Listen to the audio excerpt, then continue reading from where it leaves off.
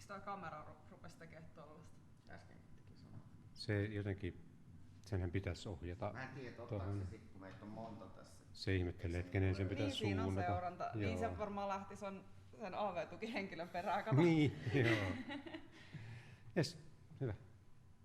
Eli siis, onko se streami on nyt kanssa menossa? Se on nyt streamin menossa varmistumaan. Eli mitä sitten, jos ne haluaa läppärin? Niin, sitten mennään tuohon kuvalähteeseen ja kokeillaan nyt tätä läppäriä. Niin kokeilet.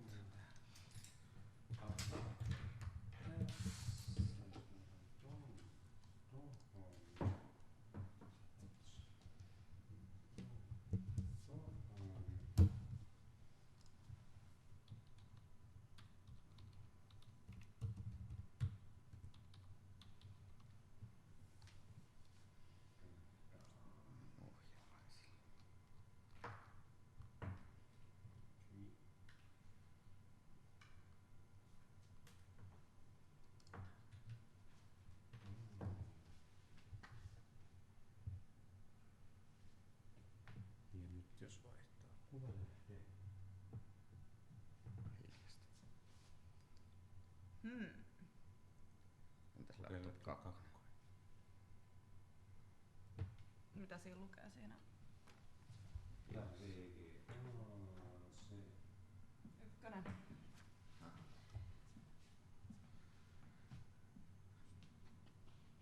Onko se sitten mahdollista, että sitä ei tosiaan sinne projektoriin saa, koska tostahan se ainakin kaikissa muissa valitaan. Ja tässä on pelkkä PC.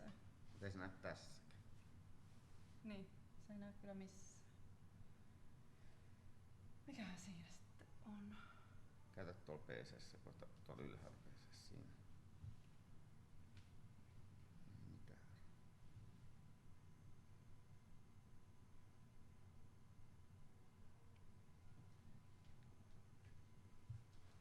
Pitäisi ottaa, tänhän voi ottaa pois. Voisinkin joo. Hei, jes. Niin, eli itse asiassa kun meillä on 2 nappulaa normaalisti, niin tässä on vaan 1 nappula, josta painellaan ja valitaan se. Eli vaihtuuko se nyt tosta? Se vaihtuu siitä. Nyt se meni niinku pimeälle. Niin siinä on 3. Ei, vaan se riippuu Ai siitä, niin. mitä täällä ylempää Aivan. on valittu. Ja sit joo. Todella raivostuttavaa, että on eri käyttöliittymä kuin normaalisti. Joo. Nyt mä painan sen pois. Noin. Eli nyt ollaan tässä. Yes. Sitten jos mä haluan laptopin, vaihtuuko se suoraan? Ei. Se pitää jo sit vielä tehdä toi. Ja sit, joo. Joo. Yes. Return. Niin toi on hassu, kun se pitää valita. Ja se tavallaan niinku varmistaa sen, että oletko nyt varma, että haluat, mutta sit se ei kerro sitä tossa. No, tää on se, että se toimii.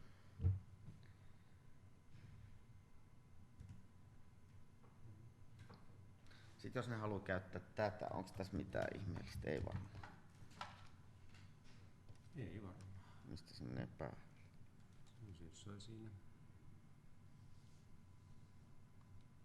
Onko se nyt päällä vai? Tuolla ainakin. Nyt siinä on ainakin virro. Joo. Yes. Huomenta. Joo, se olisi aika hyvä. Ei enää ei ole, mutta eiköhän me saada. Puhut sä tällä vai? Eikö mä voisin puhua vaan tuohon? Voit jos haluat, siis ihan miten haluat. Jos on siinä, niin aina helpompi. Miten ne haluat? Mulle mieluusti niin, se on helpompi mulle. Mikki? Niin tää siis. Hyvä. Olen tottunut puhumaan hiukan kovemmalla äänellä kumminkin, niin se on varmasti paremmin siinä.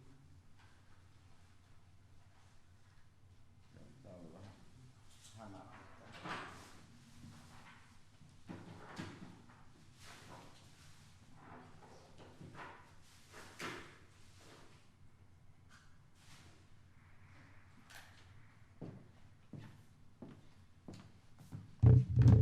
Mitäs laitetaan mihinkin?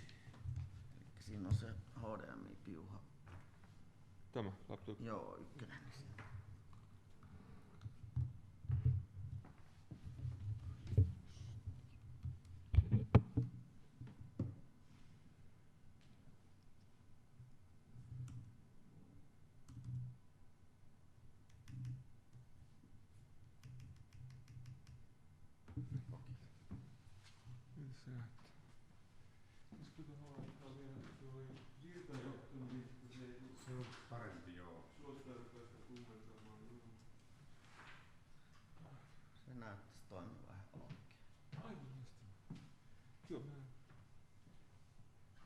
kuten sanottu, kävin täällä jo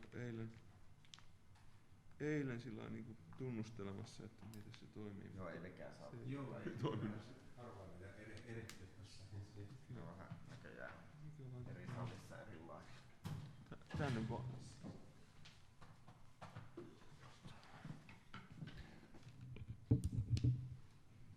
Noniin, vähän valossa.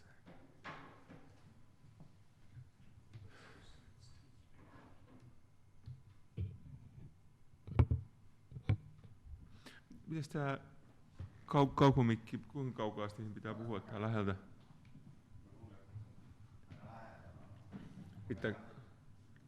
Riittääkö näin? No niin, hyvä. Okay. Hyvää huomenta. Tervetuloa kuuntelemaan. Oh, sorry. I forgot I was in Finland. So here we use English. Good morning, everyone. Welcome to listen to my small presentation, how to assert your environment. Joo, voitaisiin tuon striiminä tarkistaa pitää siellä. Joo, mä pystyn kyllä puhumaan aika voimakkaasti, mutta niin kuin sanoit, niin tarkoitus on myös, että... Siis tänne kuuluu joka tapauksessa, ei varmuus se. Tässä on varmaan ihan hyvä akustiikka kaiken muun lisäksi.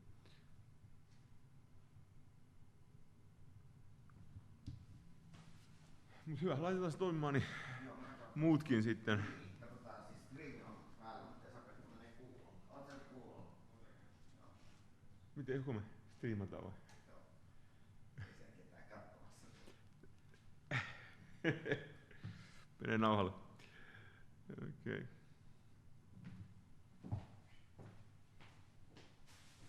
Nyt kokeillaan. Tämä puhupaa siihen.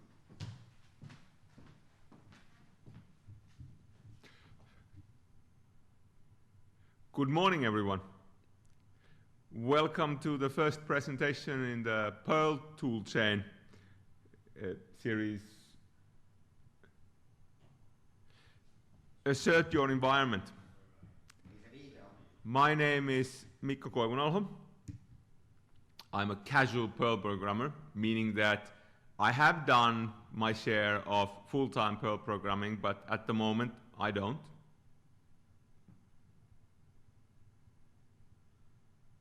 At the moment, I'm just using Perl casually, both for hobby as well as occasionally for data engineering.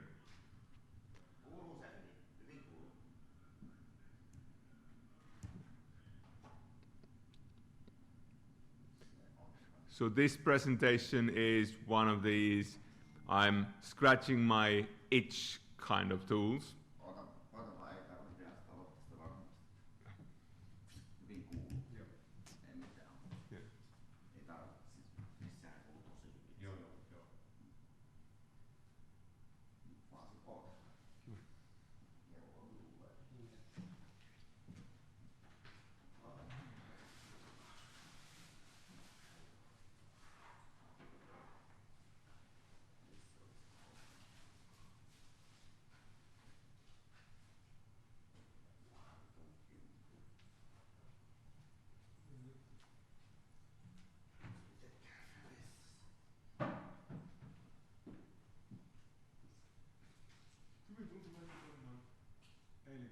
Kyllä, tää on semmoinen, täällä aika paljon ihmiset tuntee toisiaan.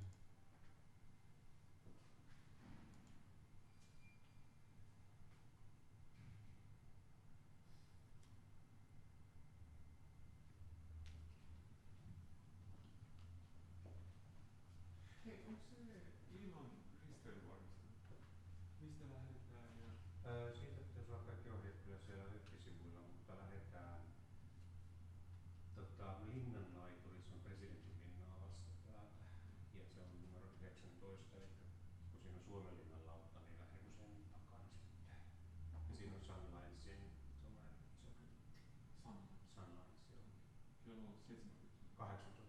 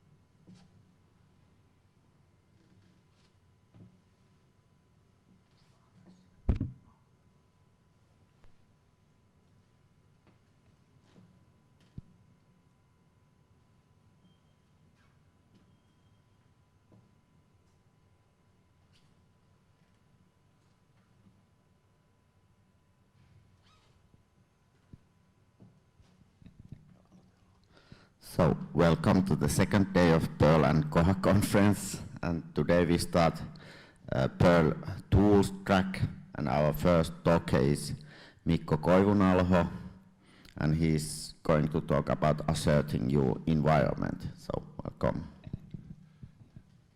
Thank you very much.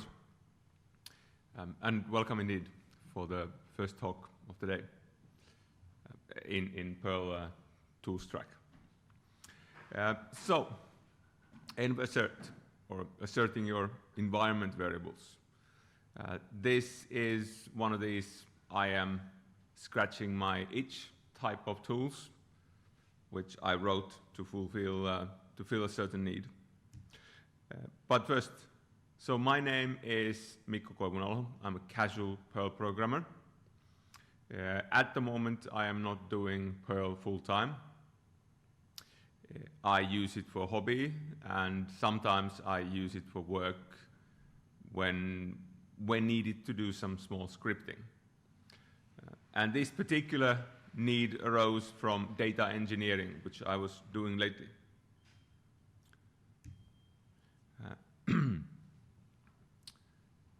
Here is a small Docker container, which I was running lately. As you can see, Perl script fetching some information, Perl script processing some information, and then Azure command used to write the data to Azure Cloud. And here's how I was running it.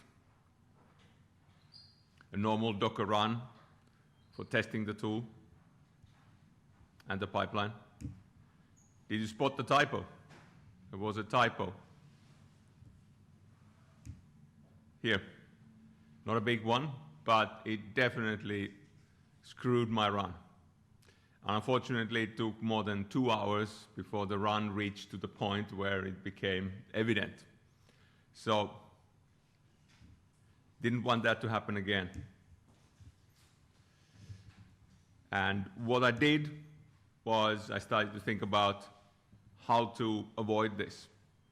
I need to find a way how to ensure that my execution environment always is as it should be, and I would also need to find a way to do it separately before I run anything else, so that the run would break at the very beginning. So, envassert, a module and a package, and a executable called envassert, and available in CPAN. The executable envassert, which is being run at the beginning of a Docker run, it ensures that the environment variables match an environment description. The environment description is essentially a file, and it describes which environment variables are required by the program. The default file name is envdesk, and here's an example. First, if we look at the second row, alert email, I'm simply asserting that the variable exists, and there is something in it. The second one, I'm checking that it definitely looks like a site URL or a URL address. And in the third one, I'm simply checking that there are word characters that would constitute a GitHub token. The .envdesk file looks a lot like a .env file, actually, when you look at it. But instead of defining the variables, it defines regular expressions which are then used to control the variable's content. I'm using normal Perl extended regular expressions, and here's a few more examples of that.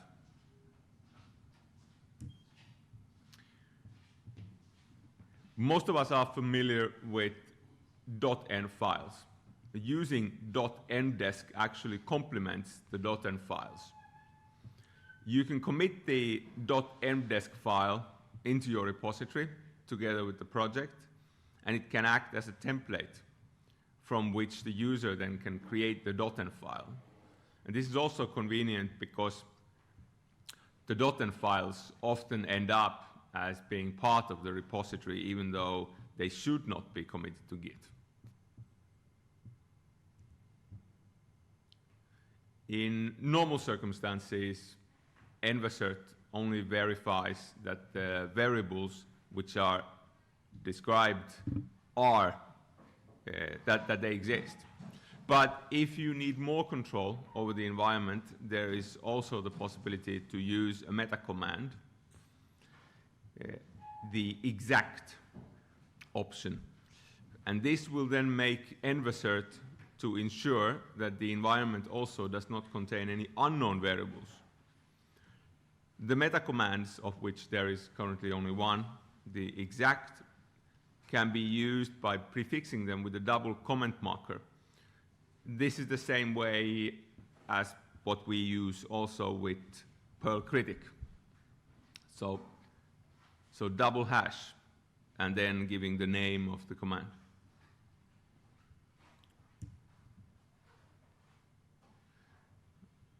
We can call the env-assert with the command line option --exact as well, and this will do the same thing as setting exact in the file.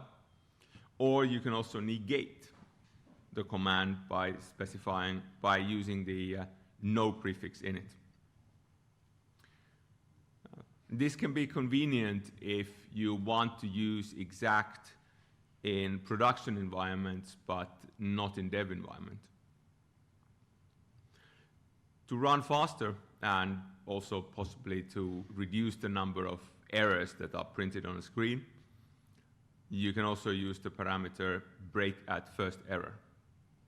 So instead of getting a list of 50 different variables which are not defined in your environment, then you will just get the first one. This can be used to create what we could say an airtight container environment description. Here's an example of how I am running it. The option end description specifies where the environment description file is, and then this is just normal bash. If it breaks, or if it returns other than 0, then the execution breaks and exits with 1.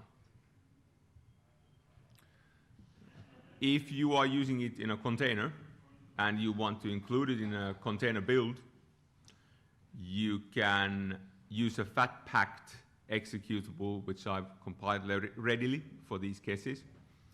If for some reason you cannot use cpan or cpan-m to download it at the beginning of the Docker build, then you can fetch it directly from GitHub.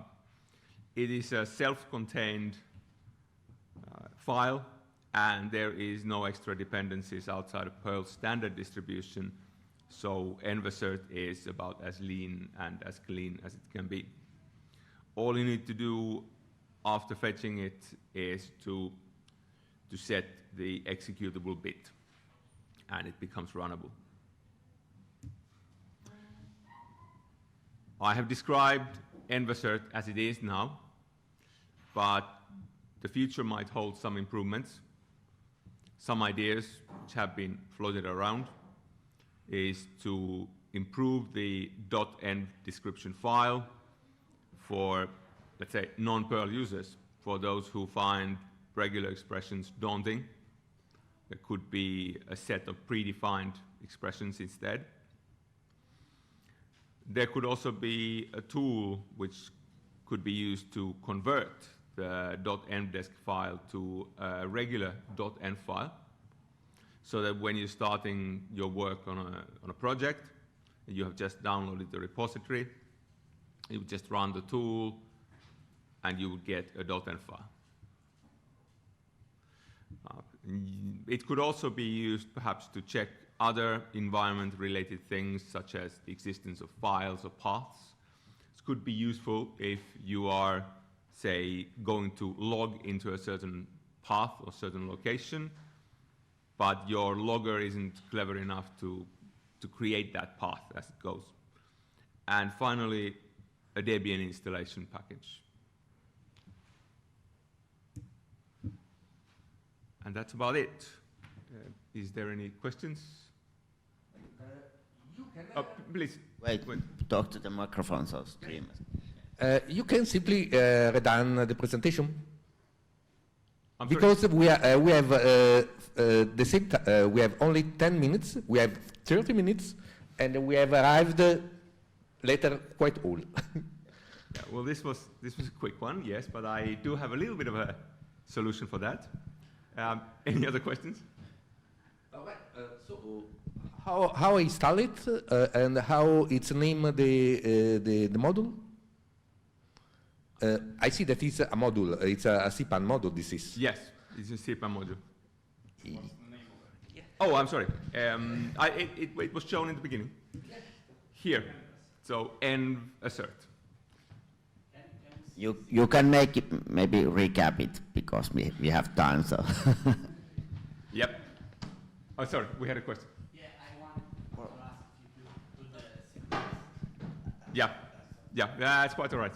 So since we started a bit earlier, so I'm going to recap a little bit from the beginning.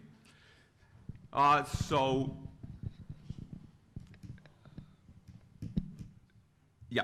here was a Docker run that I was running a while ago.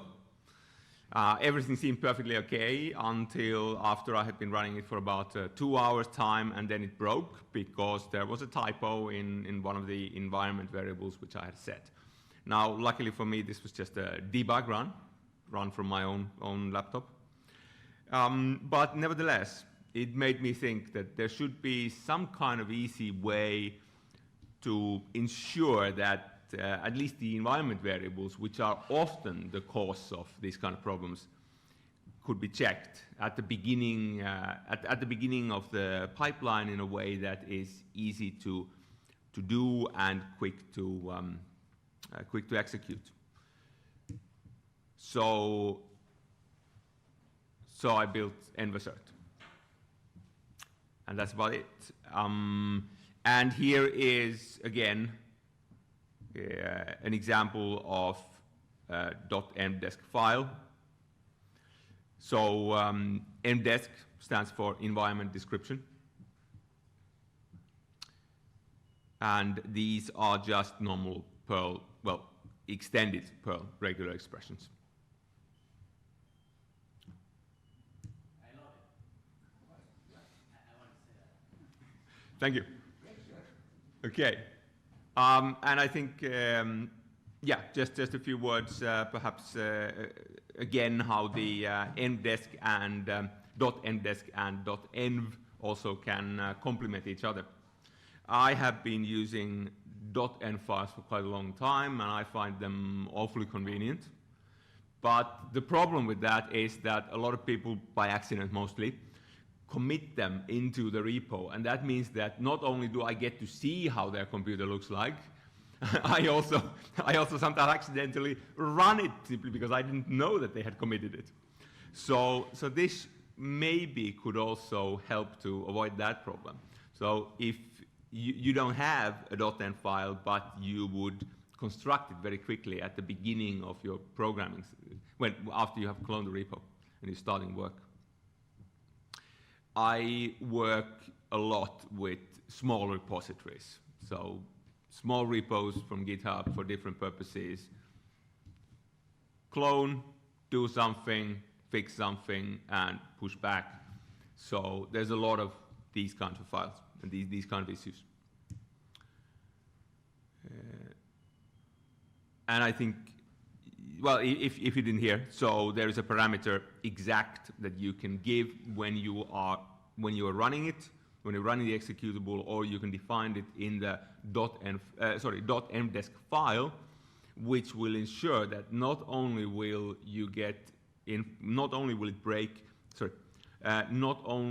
the execution break if there is problems with the defined variables, but also if there are other variables defined which you don't want to be included in the run. Docker runs should, at least in my opinion, should always be executed as cleanly as possible, so that there really shouldn't be anything except user, home, and path. Now, if there are anything else, it could be a possible attack surface. Okay, we've got a few more minutes, so I would like to present to you a sister project to env-assert, which is adequately called env. And this is just another .env, really. The world is full of .env commands, that's for sure. How is this different?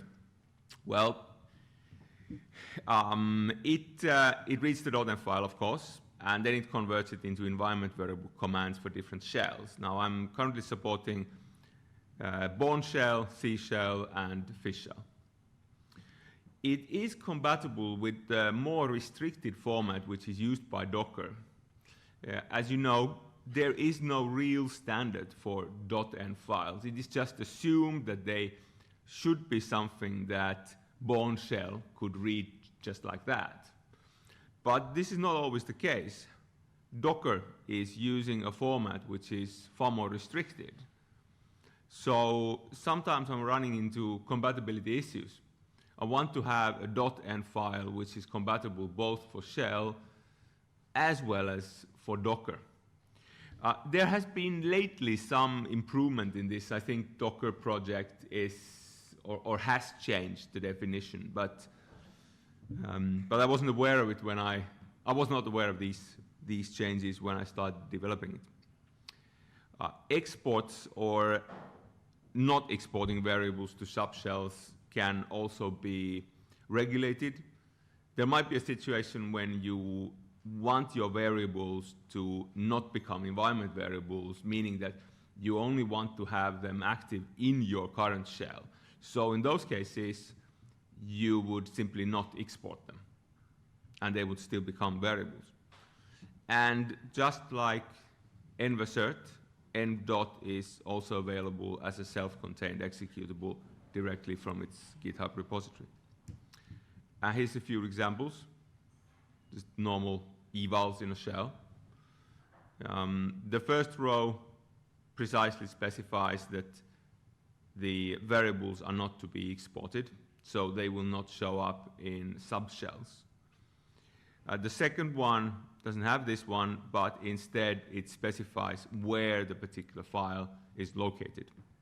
So you can read a file from another directory.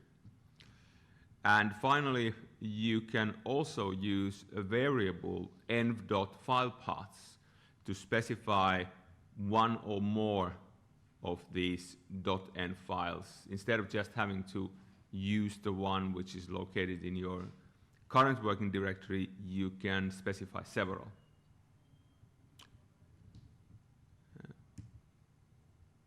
Env. Is also usable in a module. And if you use it this way, then it will not automatically break the run if .env file doesn't exist, but it will just complain that. And you can even disable that one. Thank you. Thank you for listening to my small presentation, and I hope you can find env-assert useful.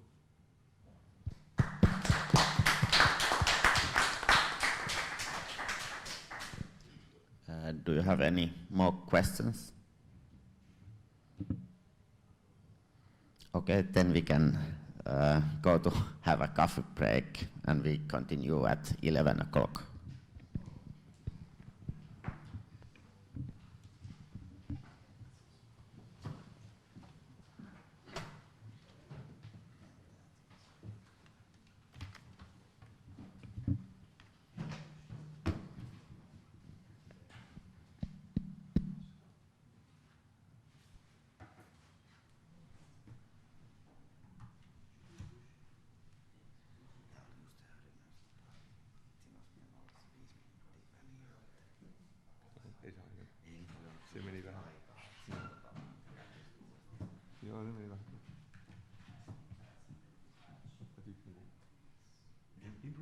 henkilöstä. Joo, joo.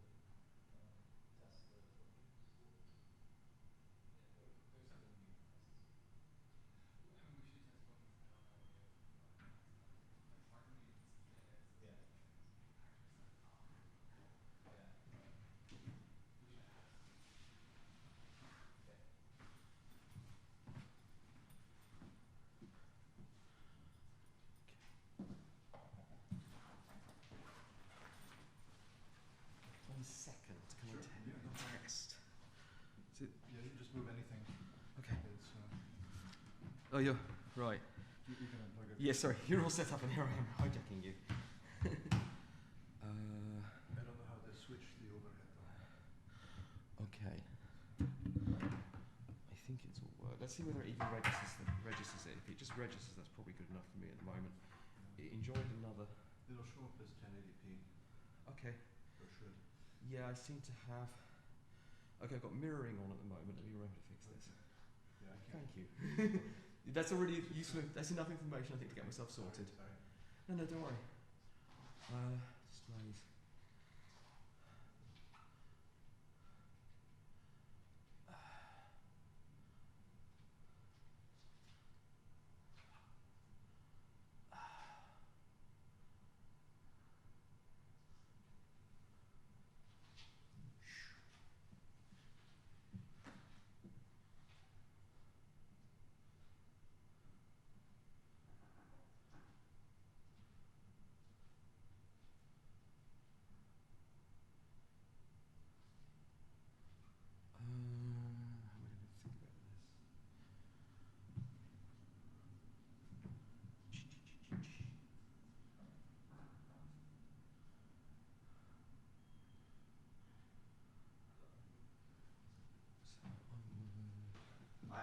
How am I going to think about this? I have. So it's. Have you connected your? I'm second. I think I'm going to be okay. Do you have you? Yes, everything's okay. I just Put the cable. the cable's in. Oh, okay. I've got to the point of turning off mirroring. The first thing it does when it finds a new display is say, I'm going to mirror. I don't want it to mirror. I want to display it. So that's probably many happy things, right? I don't want all that visible on that screen. Let's actually check the real thing. That should. Oh, bollocks. This is where I needed to practice. Yeah, you can do. So se on tämmönen hölmö, että se ei vaihda pelkästään tosta. Sitten sun pitää tästä. Nyt se meni taas tohon. Ja sama juttu kun läppä kun tosta. That's the thing I need. Is it right? No, I've got to change that. All right, that's cool. I think we're good. Okay. Yeah. There's a setting somewhere I have to remember what I'm doing. Right, that's perfect. Okay. Thank you for indulging me. Mitään muuta ei tarvitse mikkiä vaan ottaa. Sanoo puhujan sisään sillä se.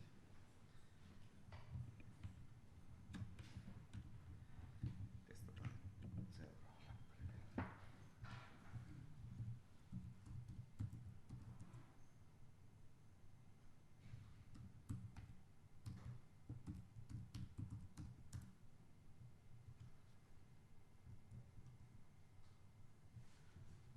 No sä voit kokeilla, niin katsotaan onnistuu. Joo, siinä. Ja sit pitää sieltä. Yes. Yes. Hyvä. Excellent.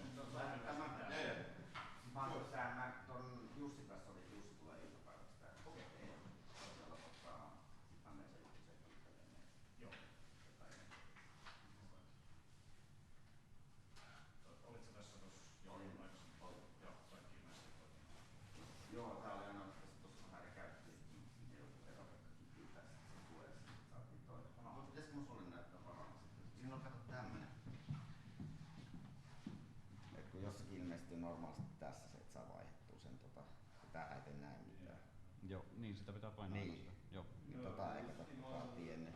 Aha, okei. Joo. Nyt se on toi pöytäkone. Noin, yes. Mutta muutenhan tuo toimii, Joo. mutta vaan tietää, niin ei tossa ole mitään. Okei. Mutta en mä. Lasse, oot sä tässä? Joo. Pystyt sä vaikka nyt liikuttaa mikkiä tässä, jos me lähdettiin noita muita vähän aikaa, niin ilmoittaa vaan, että puhuu vaan ton puhujan sisään englanniksi ja sit tuu käymään tänne, mä näytän. Joo. Ja mä yritän saada tuonne kakkoon. Mä yritän löytää meistä jonkun, jos joku on vapaan sen kakkoon. Tai itse asiassa mä voin mennä sinne itse yhtä hyvin sit, jos ei ole niin. Jos Jussi on, ei kun Lasse on tässä, niin se on. Eli tässä ei ole mitään muuta sitten. Itse sitä voisi laittaa päälle. Pitää niinku, että jos tulee kysymyksiä, niin aina pyytää tähän, koska se ei ole muuta striimiä.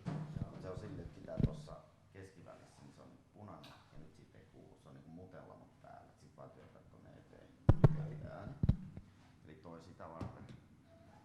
Ja nyt tässä ei varmaan itse asiassa tarvi. Oliko tässä useampia? Niin on tässä 2. Oot sä nää molemmat? Joo. Joo. Niin puhu ne molemmat sisään sit vaan. Kato, sähän näet tosta sit sen nimen. Kuka se on? Ja jos ne vaihtaa konetta, niin se toimii siis näin. Tää varmaan käyttävät oman konetta, kun ne on laittanut sen kiinni tuohon HDMI ykköspiuhaan. Ja sit jos on tässä valittu, niin tuo PC, niin kun katsot, niin siellä on nyt tää PC-kuva. Ja sit jos halutaan se esitys, niin sit painetaan tosta. Siis pitää painaa vaan uudestaan tästä. Niin sit se menee, muuta ei tarvitse, se on pelkästään tuo. Niin puhut vaan tosta, ei siinä tarvitse sanoa nimi ja aihe ja sit kuunnella. Sitten jos tulee kysymyksiä, niin liikuttaa mikrofonia. Ei muuta. Ja puhu se tohon mikrofoniin. Mä lähden etsiä nyt muita, siellä on vähän päivän pakettien kanssa ongelmia. Niin koodaalle. Hyvä, olkoon.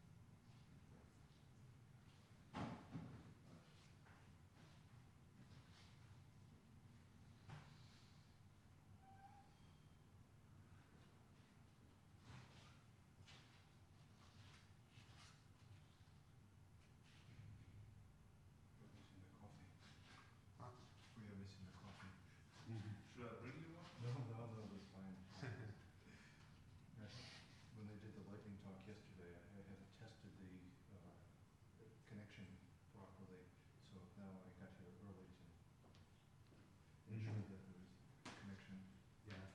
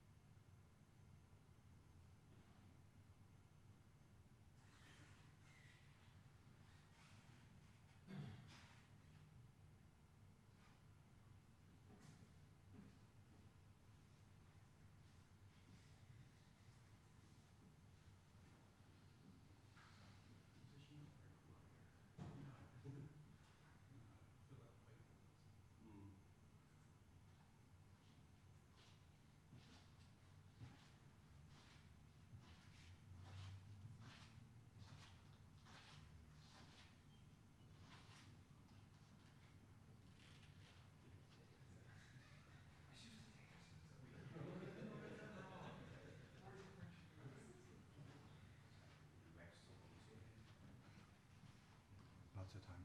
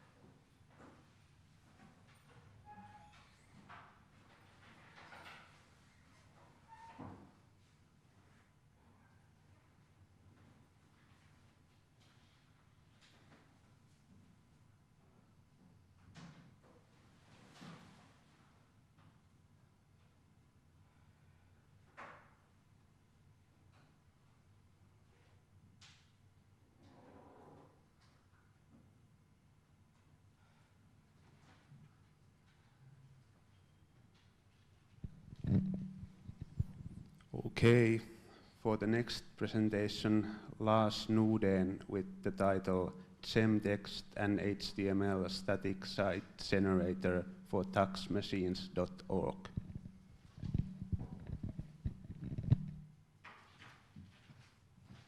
Okay, thank you. Hello.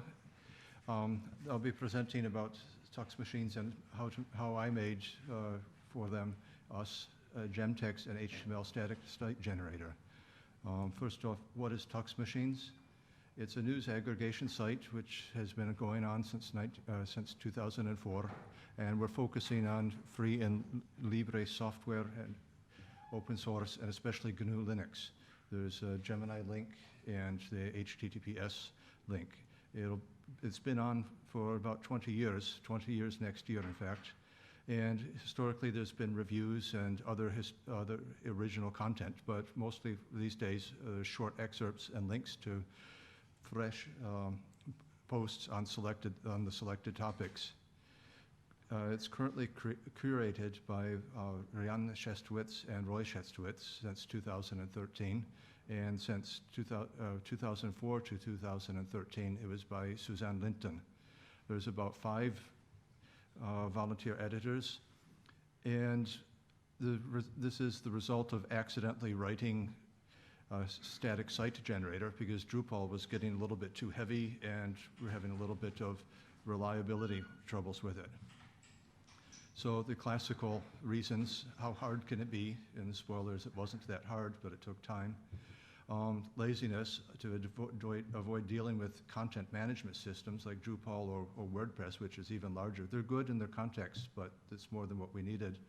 And then impatience. I looked at quite a few static site generators, and it turned out to be faster and easier to just more quickly write one. A little bit about my background. I'm formerly an electronic information services librarian. I'm now in northern Finland by way of Norway, Denmark, Sweden, and Michigan. I got my Master's of Information and Science, Master's in Information and Library Science at the University of Michigan.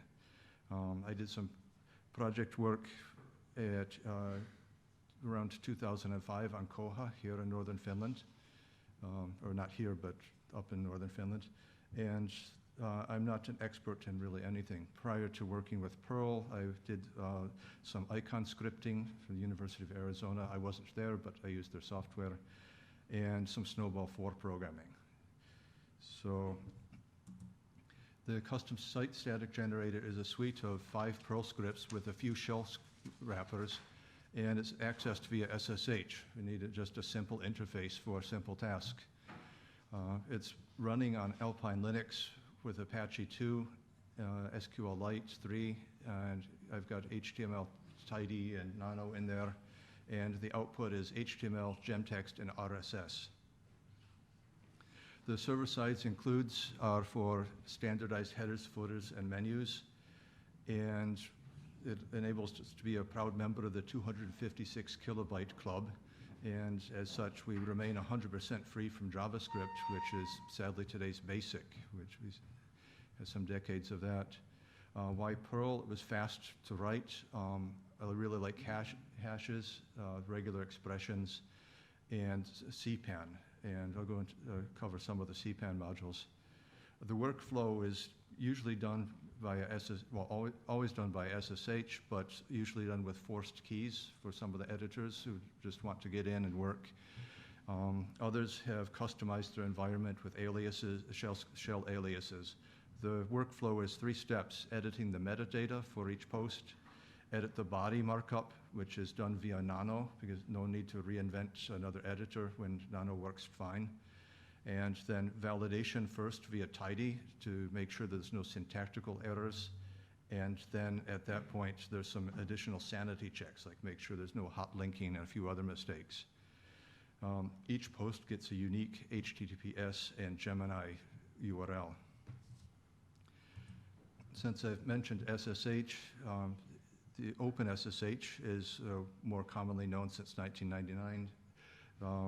That's the most common implementation these days, and that one's done via the OpenBSD project, so we benefit from their work on there.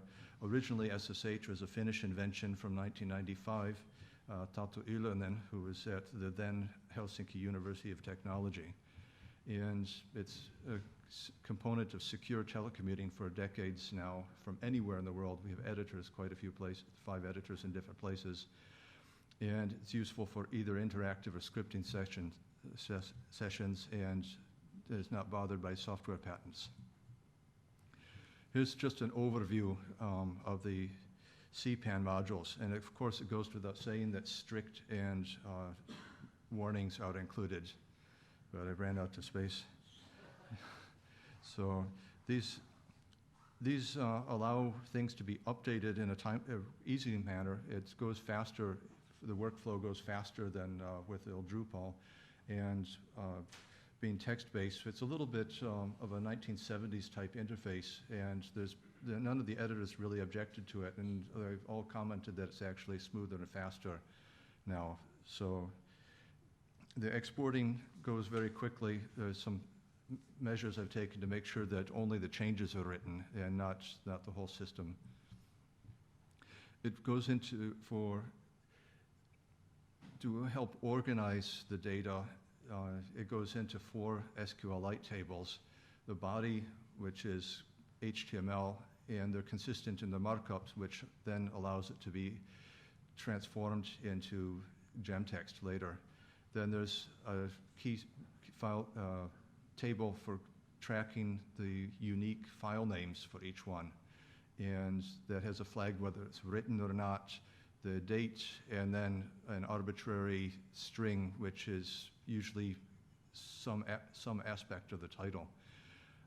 Some of the posts will have images, and I've done a primitive image deduplication because quite often the same image got posted again and again. And then the metadata is rather simple. It's Dublin core all the way through, and there's basically 2 core fields there. So you have all the tables are united by a single integer, which is a record number, and then you have the term and the value for the term. So this post from some weeks ago, or more than a few weeks ago, is the author and the date it's created. And the date parsing has been very useful and easy in Perl. The metadata is dealt with using joins. I don't know if that's a good way. I figure it's a clever way, which is probably a red flag that it's not so good, but we have a sample query, and the two tables are retrieving one record here, the metadata for one record. The important thing here, at least from my perspective, is that it's using prepare and execute with placeholders.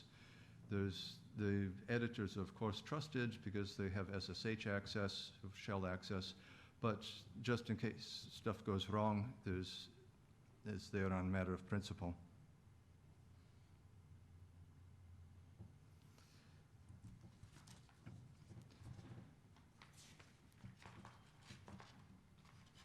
So, thought about things quite a bit first, and the joke is that a week of coding can save hours of planning, and I thought about this quite a bit and did lots of sketches and studies along the way, and that's one of the nice things I find about Perl is with the module, with the CPAN modules, it's very easy to just include them in a short one-off script, test what it's going to do, and then include it.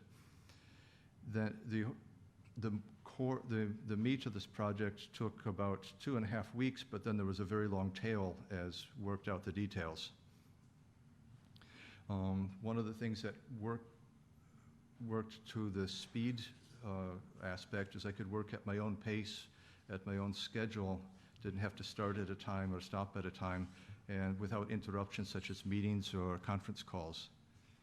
And again, the workflow is mainly SSH keys and some with the forced commands and the customized shell interfaces for others. So you have the wrapper script, and then that's the main one used by several of the editors, and then the other ones that are the more interesting ones would be the extract post, which retrieves the information from the SQL tables and puts them into files. So each post gets a file, each Gemini post gets a file, and each HTTPS document, web document gets its own file. There's a matching name, and so again, some of the modules.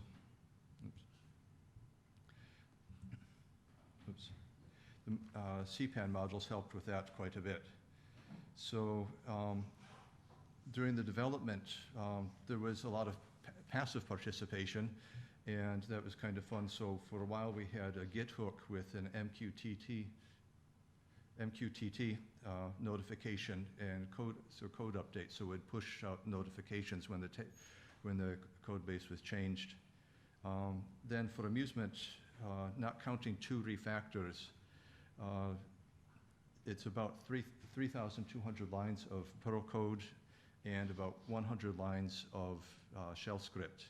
And the idea is to keep it simple. I might get around to refactoring it again.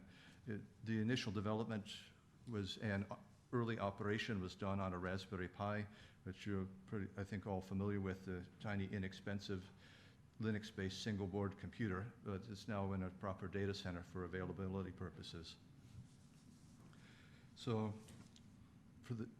from the Gemini part of the site. It's ranking at the top in Lupa, and among the top, there's a few sites that have the same number, and we get about 6,000 non-bot visitors per day back in June, but currently checking just the other day, it's the last week, it's been up to about 7. So it's been gradually growing over time. The web visitors are about 42K per day. So this is a little bit rushed. I haven't presented for a long time, but I thank the organizers and the attendees both here and online, and then Suzanne and Roy and Rihanna and Ariadne and the editors, and especially the Perl monks. They got so much help at Perl monks. So at this point, what kind of questions do people have about gem text and HTML?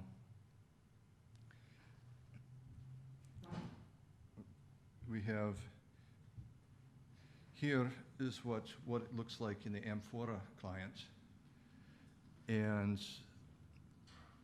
it's pretty simple. It's one of the nice things about Gemini is it's just information. There's no bling. And then a sample article from that day. It shows the title and some other information, but really you just have, with Gemini, you just have 3 levels of heading and some block quotes and links, and it's nice and simple.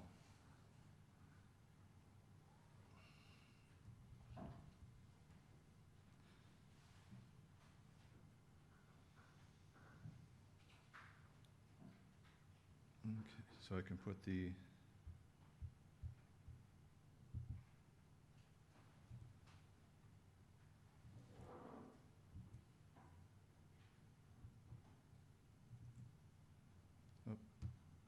okay, so that's it. Yes? Could you show the source of the Yes. Yeah, which one would you like to see? I don't mind. I really didn't know anything about this. I quickly looked on Wikipedia earlier in the talk. Okay. And it's this. Okay. Okay, That's so, all I wanted. yeah. So I'm curious. Thank you. You're welcome.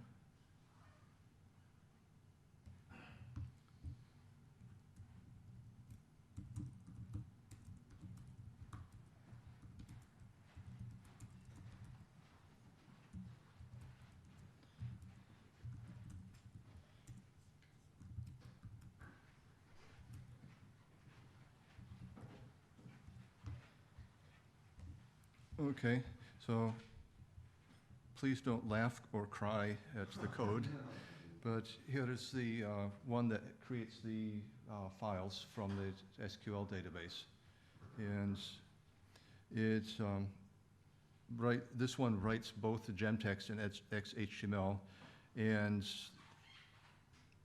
it puts it in the default directory. There's a lot of options here. I see.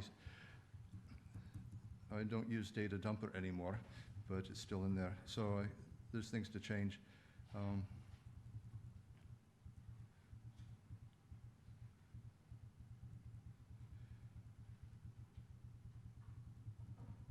So here's the usage routine.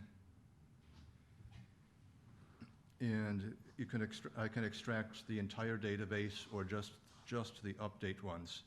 And I can do just Gemini or just the HTML, and I can just extract just the unwritten file, or the unwritten records to files.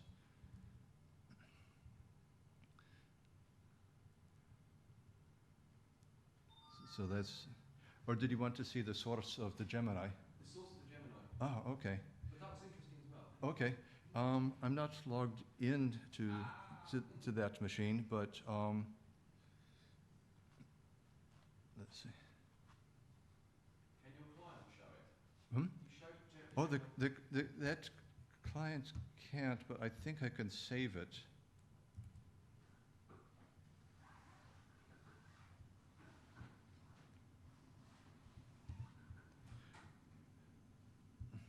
hello.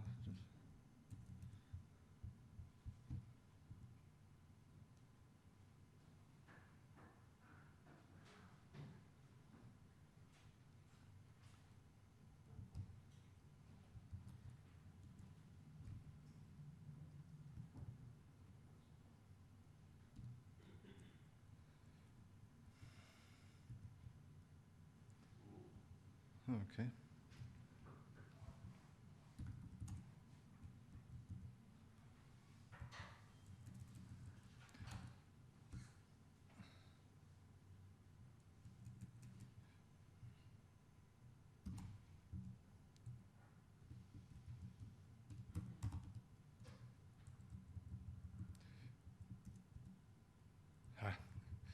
I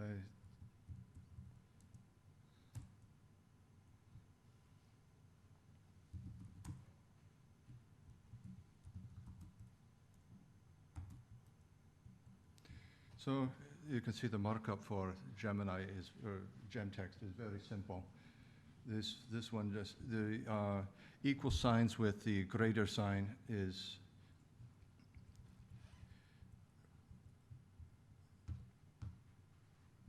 this one, these are links. And so there's 3 fields in a link. There's the indicator that yes, this is a link coming up, then the link itself, and then the text for the link. And there's not much to it. So I'll open.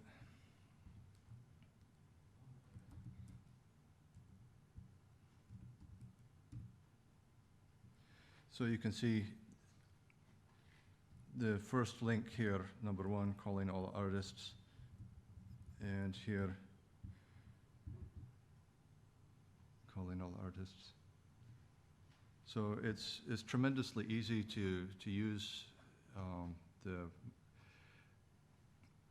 XPath. I think it's the XPath module to look up the links and other components, and then I just have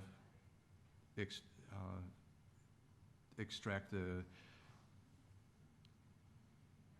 URL and the anchor and transform to this. I guess I could have done it with XSLT module, but that I think is, for me, painful, and I think for people nodding, it's painful to them.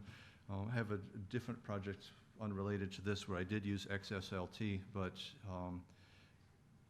yeah, so. But there's 3 heading levels, and the pound sign or hash or whatever you want to call it, octothorpe. A single one is heading level 1, 2 is heading level 2, and then 3 is heading level 3, so it's quite simple.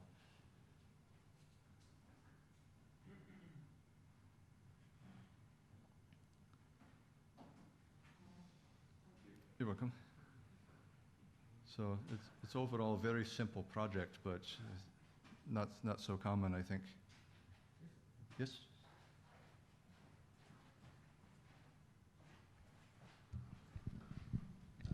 Hello.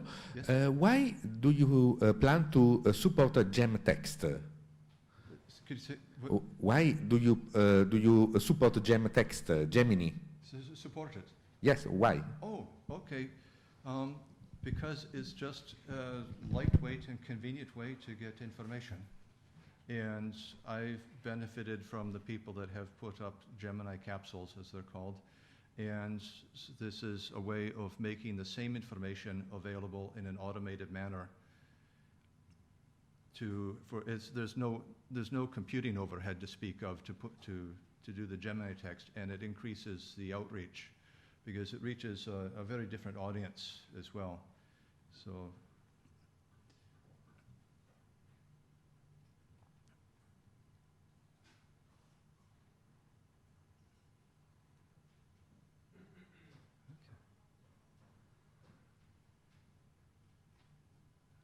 Okay. Thank you.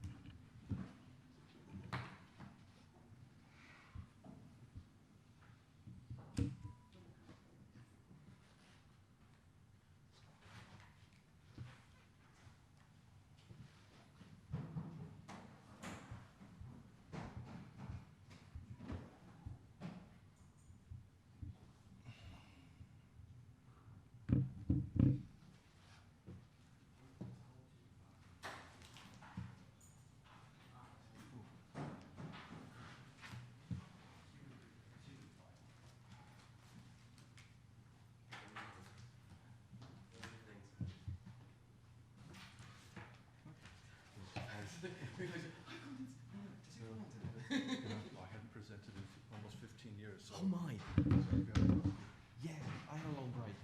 I appreciate it. It was good.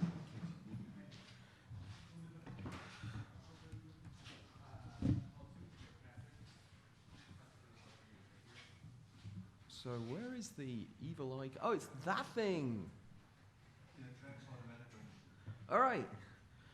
So hang on, we're quite early on the schedule at the moment, aren't we? Yeah, 7 minutes.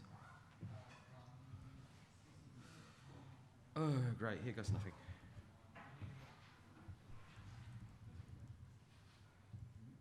I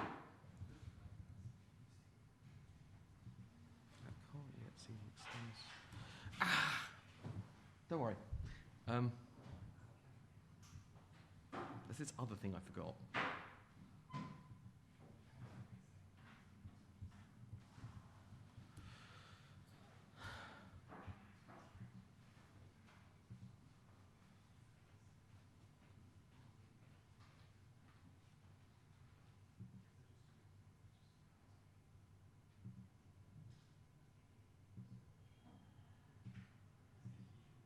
None of those things, none of those things.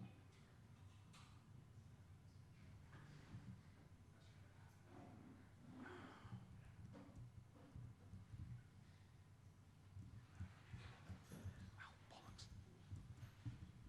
Sorry, it's all vanished off there. I've forgotten something.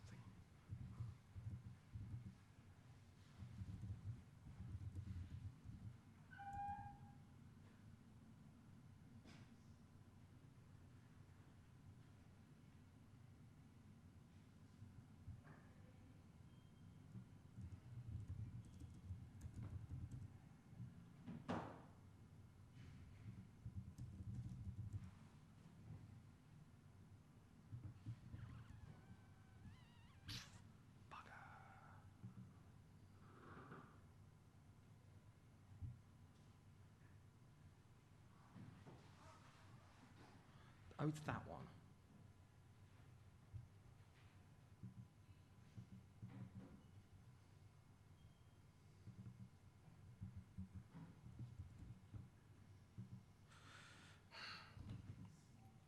So, my rant with Keynote is, the presentations thing, there is a timer for the countdown, but it's a global setting on the application, not a metadata on the presentation.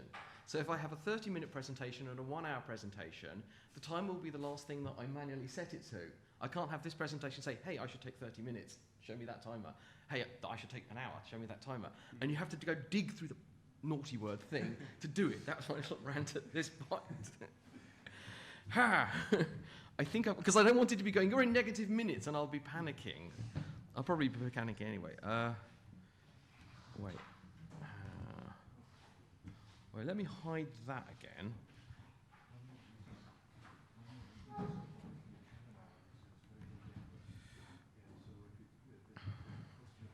Okay, that's gone somewhere.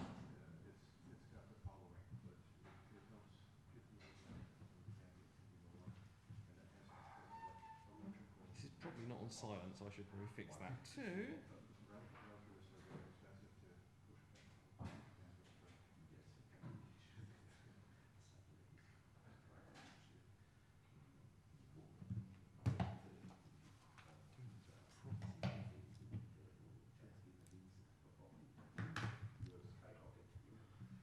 Not as sophisticated as a real pointer, but at least it's something I can grab.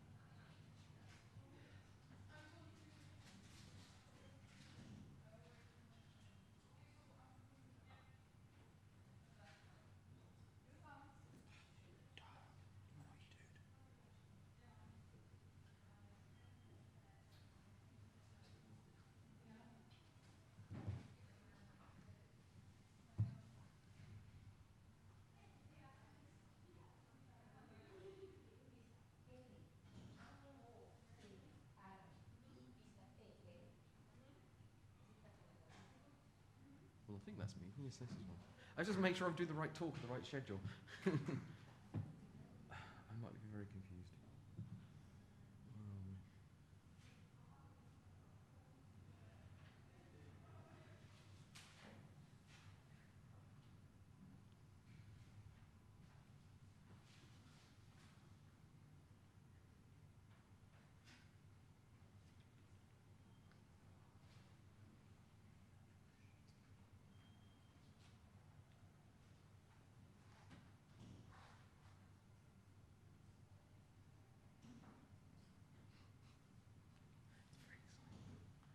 The cameras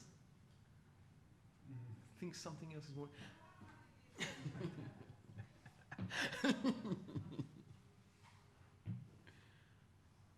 I'm assuming I should wait till the start time. I think it's another victim.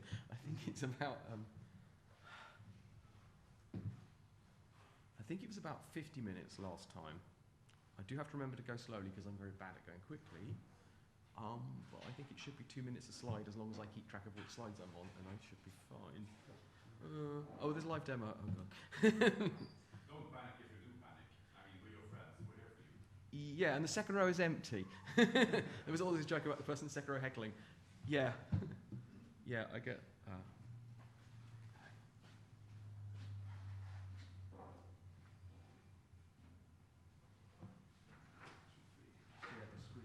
Yeah, please. Because then I can at least test. There should be nothing on that. Oh, there should be one terminal window on it. I don't know. What's the place? Right. Oh, okay. I hide my notes. Don't worry. That's the one I want. Okay. I want to go to the terminal because that is actually my. Let's try this more easily like that. Why do I put that? I like this. So full screen that. I can go a bit bigger. That was my test card. That's the terminal I want for the live demo. I'm glad I brought the mouse. I've vaguely got... I claim I know what I'm doing. I'm not. I've lost my mouse pointer. It's over there. Sorry. Oh, it's on the left. Excuse me, technical thing aside. Right. Okay. I've got a screen here I didn't realise. Now, everything seems good. Okay. Right. I think we can begin. Okay, for the next presentation, Nicholas Clark is going to be talking about cron sequencer. Right. So, as I said, cron sequencer, a module to replay cron tabs, and this is a talk about this module and the pitfalls on the way. And as I think I joked in the abstract, the first 80% is about, there was an 80% and then the second 80% is we had to do it all. Sorry, I'm forgetting my own jokes. I've got speaker notes, but not for that. Right. So, I am panicking. Let's panic less. So the abstract, the structure of this talk, I'm going to outline the problem we had at work, our solution to the problem, the point where we got about most of the way through and no plan survives contact with the enemy, had to completely redo my design, how I then used get-up-long to do command line passing in an interesting way, and certain features of get-up-long that are fairly obscure but proved to be very useful, and where we are now. And at this rate, I'm well ahead, so I should slow down and be careful. Work is on the next slide. I have to remember what the hell I'm doing. We'll get to my employer in a moment. Cron. Cron is a job scheduler for Unix operating systems. It runs commands at set repeating times. These commands are described by lines in what is known as a crontab file. There will be examples of that later. Cron itself dates from 1975. It's fairly old school. And the fun bit is that Debian, and therefore Ubuntu, which is what we're using in production, ships a variant of cron, VixieCron 3, which dates from 1996. They have added some patches, like some patches from VixieCron 4, but we're basically talking something in Perl terms of the era of 5.005_03. So this thing is quite old. So as to work, right. Maybe I should have said, my employer is PayProp. We deal with rent payments. We provide software services to agencies who manage properties for landlords. We're dealing with rent payments, the movement of money. And the innards of the system that moves the money around and talks between our platform and the banks is all done with a whole lot of batch processing on machines in a colo, and they're all scheduled by Crontab. The company was founded in 2001, originally as a charity payments company, Give and Gain, and then about 3 years later, the co-founders, two South African brothers, figured that actually rent payments seemed to be pretty much the same as charity, and they could make this thing, they could use the same code base to address a different problem. And so the code was effectively forked quite a long time ago, and the code has evolved continuously for 21 years. And, well, maybe 22 now. That means the code is certainly battle tested. There's a mature, stable business built on this, but I can't say that it's totally regression tested. Which is where we come in, because testing is my next slide.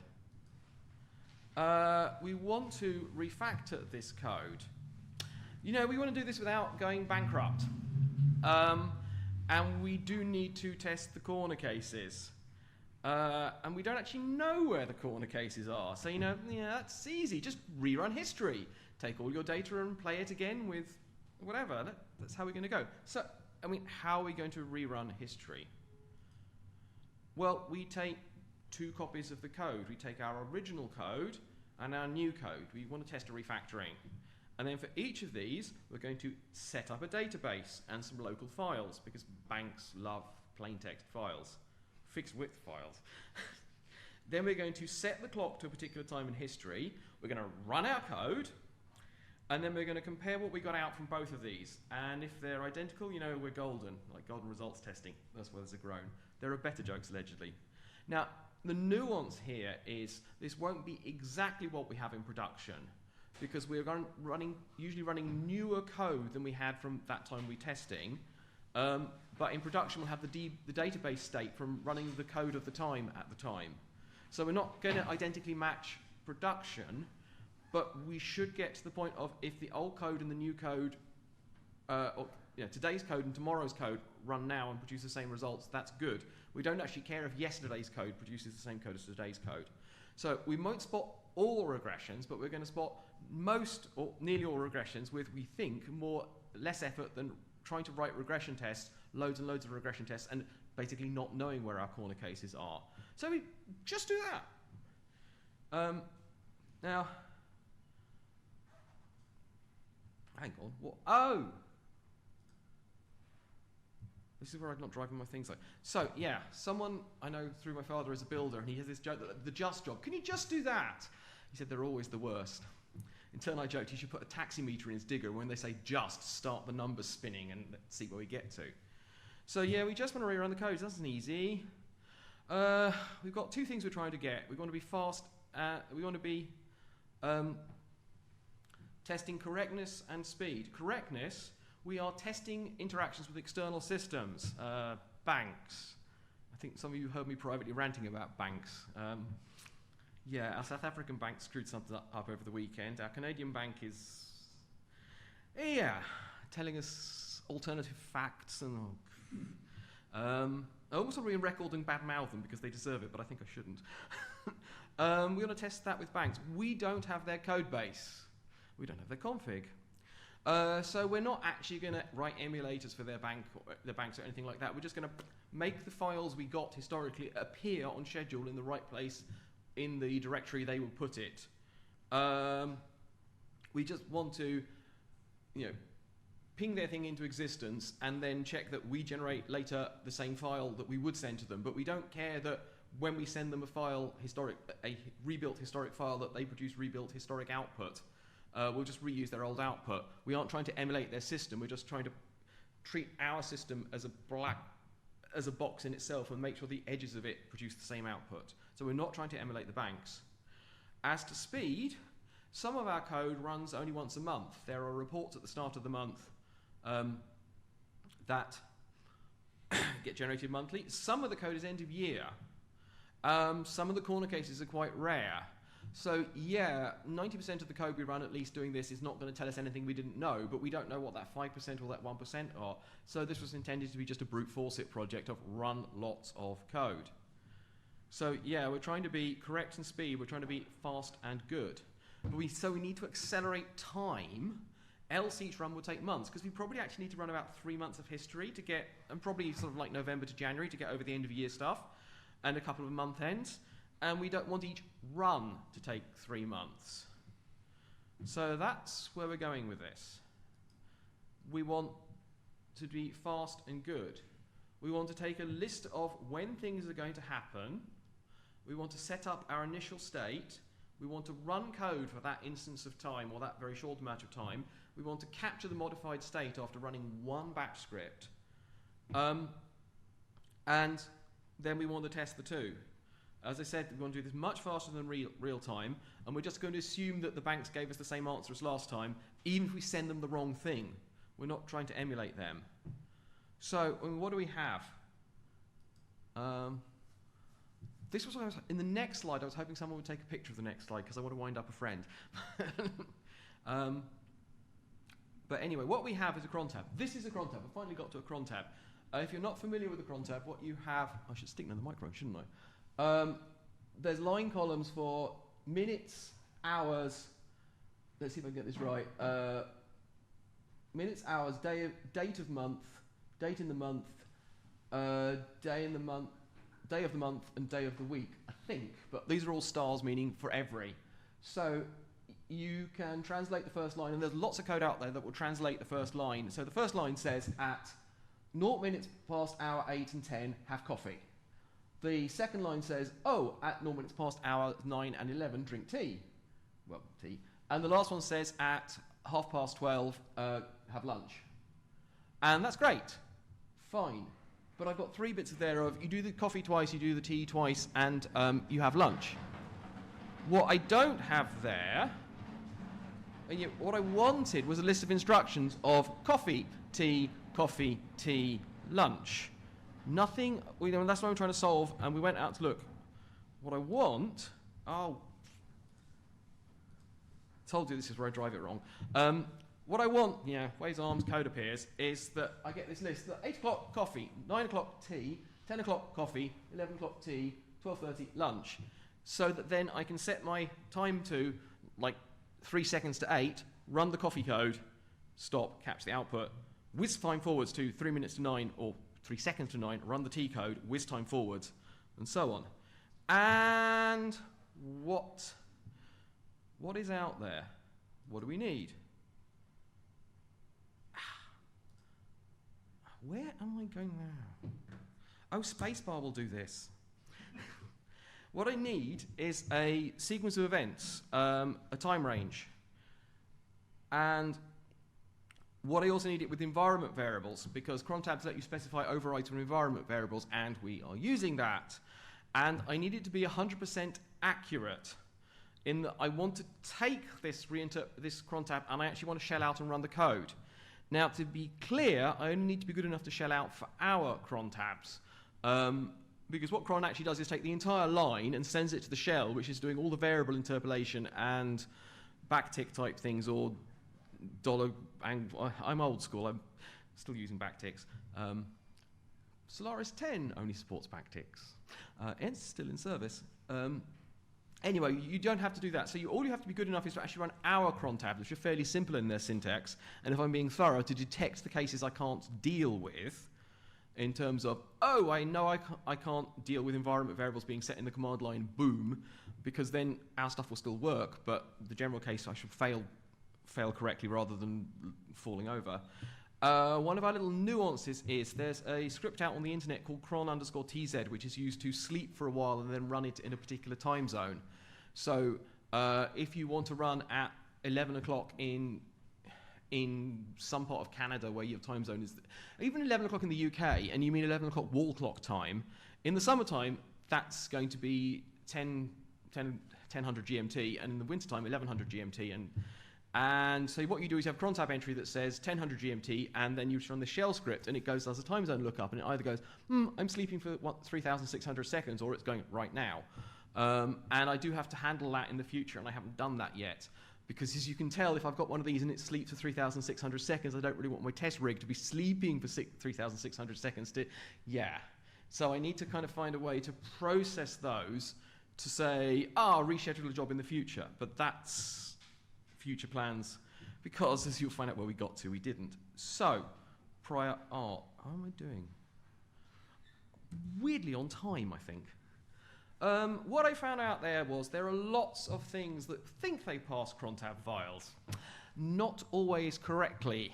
Yeah, I looked at the C source and went, that's not what it does.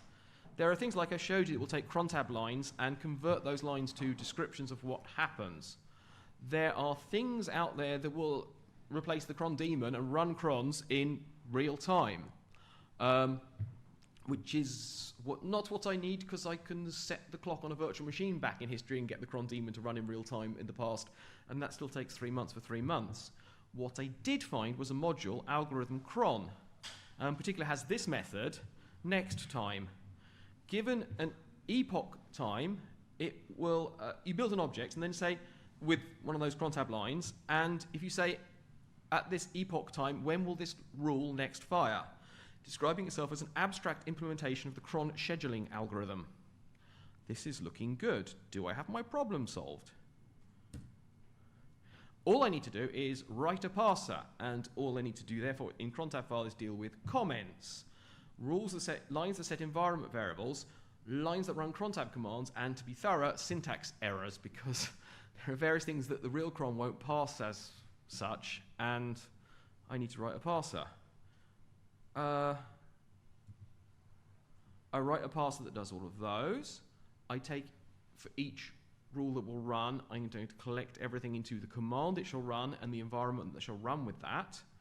And then for each of those, I ask algorithm cron, when will you next fire? I find the earliest. I set my clock to that, I run things, and then I resort the list to find the next thing to do. But actually you don't have to, subtle implementation detail, you don't have to resort. If you sort them all into next firing order, and you take the one at the front, the rest of them are all sorted. This one now says, I'm 3 hours later, you just find the right place in the list. So rather than being n, whatever it is, n squared of resorting, n log n, I think, sorry. You can do it in, I think, O(n) time. So it's slightly faster than that. We just fire things. And that'll be good. So there's no one. There's one person who's not going to get the German joke here. He's too asleep. So you get some environment variables set up, like sheep and brave, and run the drink thing. So that's my part of my command line trouble, is that I'd have to set up environment variables. So my output from this, as I made a debugging system, was what's going on, but it merely show you every environment variable. So for everything, it would show you environment variables. We have tasks that run every 5 minutes in cron. These are not very exciting, but if I'm trying to look at this to work out what's going to happen, I don't need every 5 minutes to be peppered with, I sync to this thing. I poll that system. I poll that system. I poll that system. So to make my debugging output clearer, I wanted to add features to do things like suppress the environment on output. I can assume that my path variable is going to be set to this. I can assume that mail2 is going to be set to this. Don't show me this every time. If they've got those things every 5 minutes, I say, don't show me that thing every 5 minutes. Don't show me the entry on the crontab file at line 50, because I don't care that I know it's happening every 5 minutes. Why am I telling you this? Because I needed to add those features, and they're going to hurt me in the near future. So those are our problems. Default envars, noisy repeating lines. My solutions: suppress output, suppress this command by output. We are nearly done. There's plenty of time for questions. Of course, no plan survives contact with the enemy.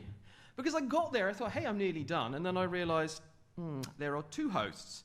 There's the processing system to talk to the banks and the batch system that is the back end of the website. Each of these hosts has a cron tab. Each of these cron tabs has noisy output. Cool, I just read into cron tab files. I lace them together. But each of these is like my file, and my environment suppression, I like ignore the environment variable on this line, is for the line number in this file, or the repeated for that file. And they're different for the two files, and they should not be confused. So now I start needing to put all of that, don't tell me about line 15, per file, and I've made an architecture where I put that in the output section, not the input section, and I pretty much had to redo it from the start. Had to rethink my design. I had to move the environment handling from the output section to the input section. I had to pass my options multiple times. I had an insight here. So this shows how old school I am. In the X server, you would use -- to separate the complete command line of the X server you were going to start from the thing you were going to start in it, typically an X term. No, actually, read the window manager. So realize that you could put -- and have a set of options to deal with some things, -- and more options to deal with some files, -- more options to deal with things. So you get what you have at the bottom here. I hope my head's not in the way a bit. Command environment variable, assume that environment variable is set to that for file 1. Okay, for file 2, ignore lines 4 and 7. And the ignore applies to file 2, the environment applies to file 1, and obviously you can have ends and ignores and that, and you can have lots of them. Right. That's fun, but how do I actually implement that? Well, there's some interesting features of getOpLong. getOpLong, for those of you who don't know it, is a module, I think it's in the core, it's a command line parser. It passes GNU-style long options with double dashes.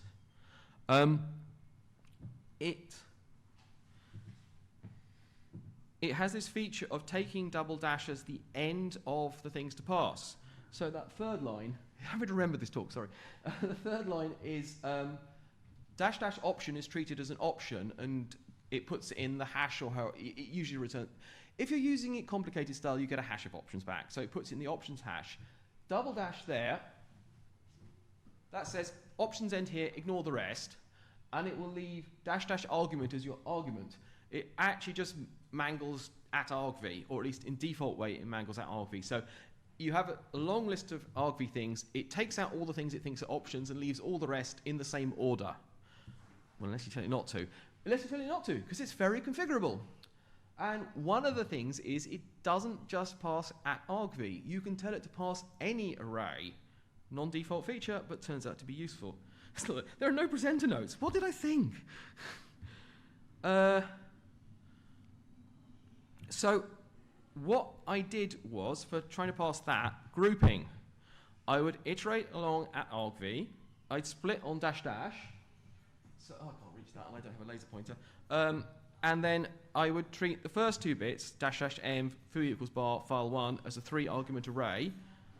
And I'd go a bit further, -- ignore 4,7 file 2 as another 3-argument array. And then I'd go around my loops of arrays.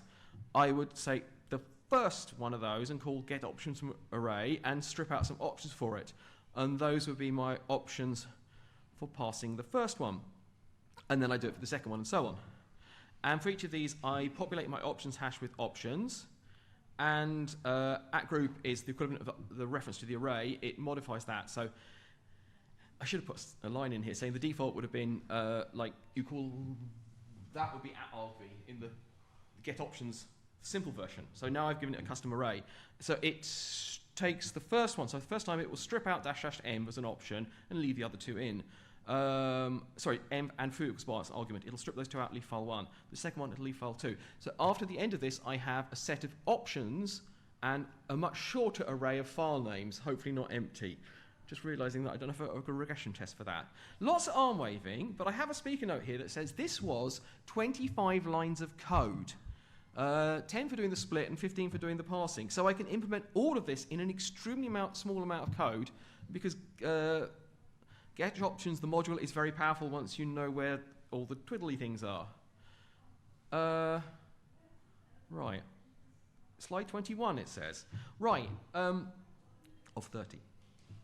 Cron sequencer. So the first one, I've got an overlay of the video on there, so it's a bit confusing. The first one is, I want to show me the events for tomorrow. That's a global option for everything output. I have some options that apply to everything, like what time range am I showing? And the simplest was show tomorrow. The default actually, I think, is show the last hour. I can't remember for sure. But show is for everything. Env only applies to that file. For this file, default to assume that environment foo has value bar. And then after double dashes, I have some arguments for the second file. This is fine. This should work. The second line down, I've moved the show beyond the double dash. I want that to be an error because you could put show date range options and other goodie options all over the place. But I want that to be an error. So how do I do this? One of the options to configuration of getOpLong is called pass-through. If you find an option you don't understand, return it. Don't throw an error. So what I do for the first one is, I have to remember this, I should have practiced this more, is to say pass-through, and that will strip out all the per file arguments, leaving you the rest. And then I pass it and take the global options out, like the show range and a couple of other formatting options. What format do I want on the output? Then I reconfigure getOpLong not to pass through. So at this point, any strange errors are really errors. So I have my global options to configure my output objects and my per group options to configure my input objects. For the first of my split up command line, I pass for both. And for the others, I only pass for output options, and by now I've told it all things you don't know are errors. I will throw up successfully. It will trap errors for the first one on the global pass. I'm not explaining that too well. But anyway, the point was I can do all of this, including making the first one work and the second one not work by fiddling with getopt, and the code is on CPAN. There might even be a live demo of this, I've got that right. So, bringing that together, we split on dash dash into groups. We tell it to, this was it, inverse route, sorry. We tell it to do pass through so that things it doesn't recognize. We pass the global options out of the first group. There must be one group. We then tell it no pass through, and we tell it to pass per file options. Anything we didn't recognize at this point becomes a command line passing error. But this is how I can have more options available at the start and only a subset of options later by doing 2 passes of options and configuring pass-through. Pass-through is a useful feature. So, stop panicking. The next slide apparently says live demo. Oh! Where did my terminal go? Ha! Right, there's speaker notes for this. Let's see what happens. There might even have been, where's this?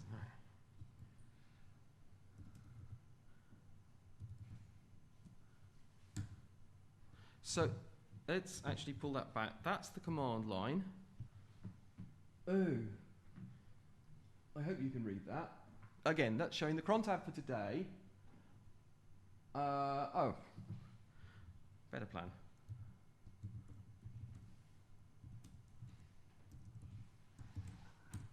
That's my cron tab. Max, you might get the joke. So we set 2 environment variables.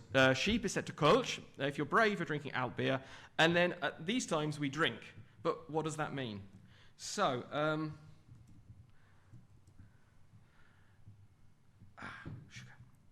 what have I just done? I thought, that was my other cron tab. That was the first cron tab. Sorry. So, cron tab shown earlier where lunch is at 12:30. Coffee has not much milk, tea has lots of milk as my environment variables. So I've got 2 different values. That means when I run the coffee command, milk we've set to little, and when I run the tea command, milk we've set to lots.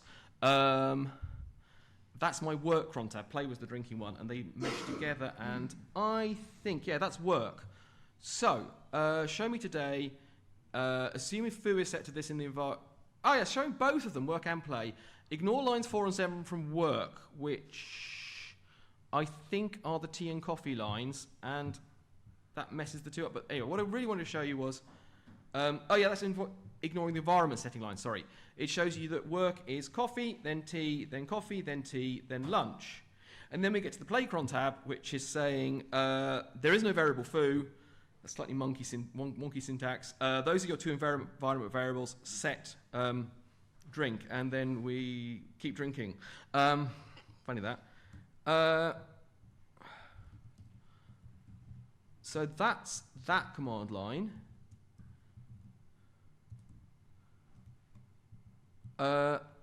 If we put show today after the dash dash,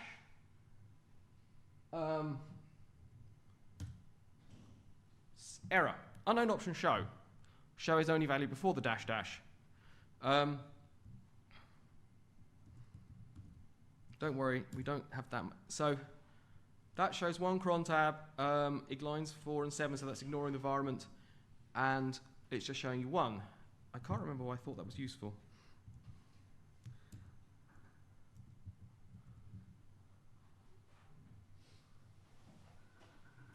Ah, yes, enemy. Meetings are the enemy of lunch. So what we have here is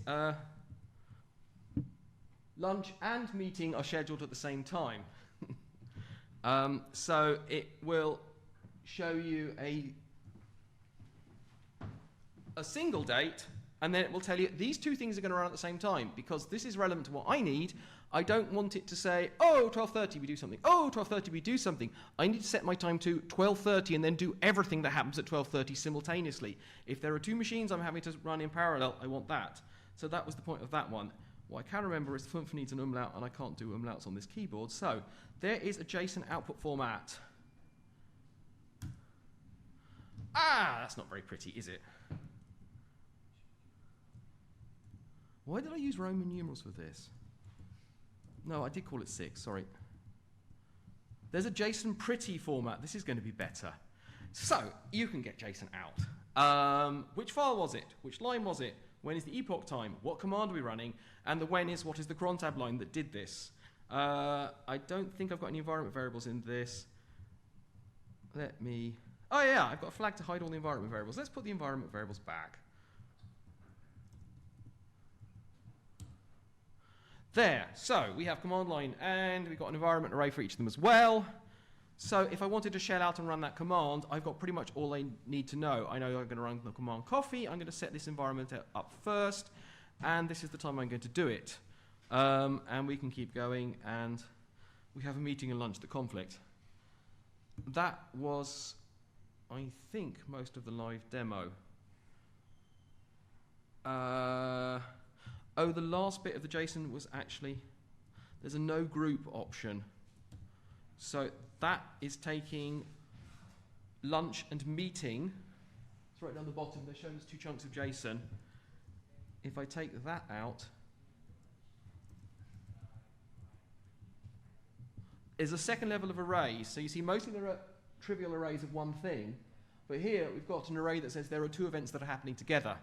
So I can use this thing to generate JSON and feed it into something else. I was assuming we were going to use it in Perl code, which is where we get to the where are we. But I made a JSON output because I thought this would be a useful tool for other things. I am sorry, I am speaking too quickly. So that, I think, is most of the live demo. Of course, we can go back to that. But let's wang back to the slides. Fix me, that was fixed. So, yeah, where are we? Apart from being quite early, don't worry. Knows plan, survives contact with the enemy. Good timing.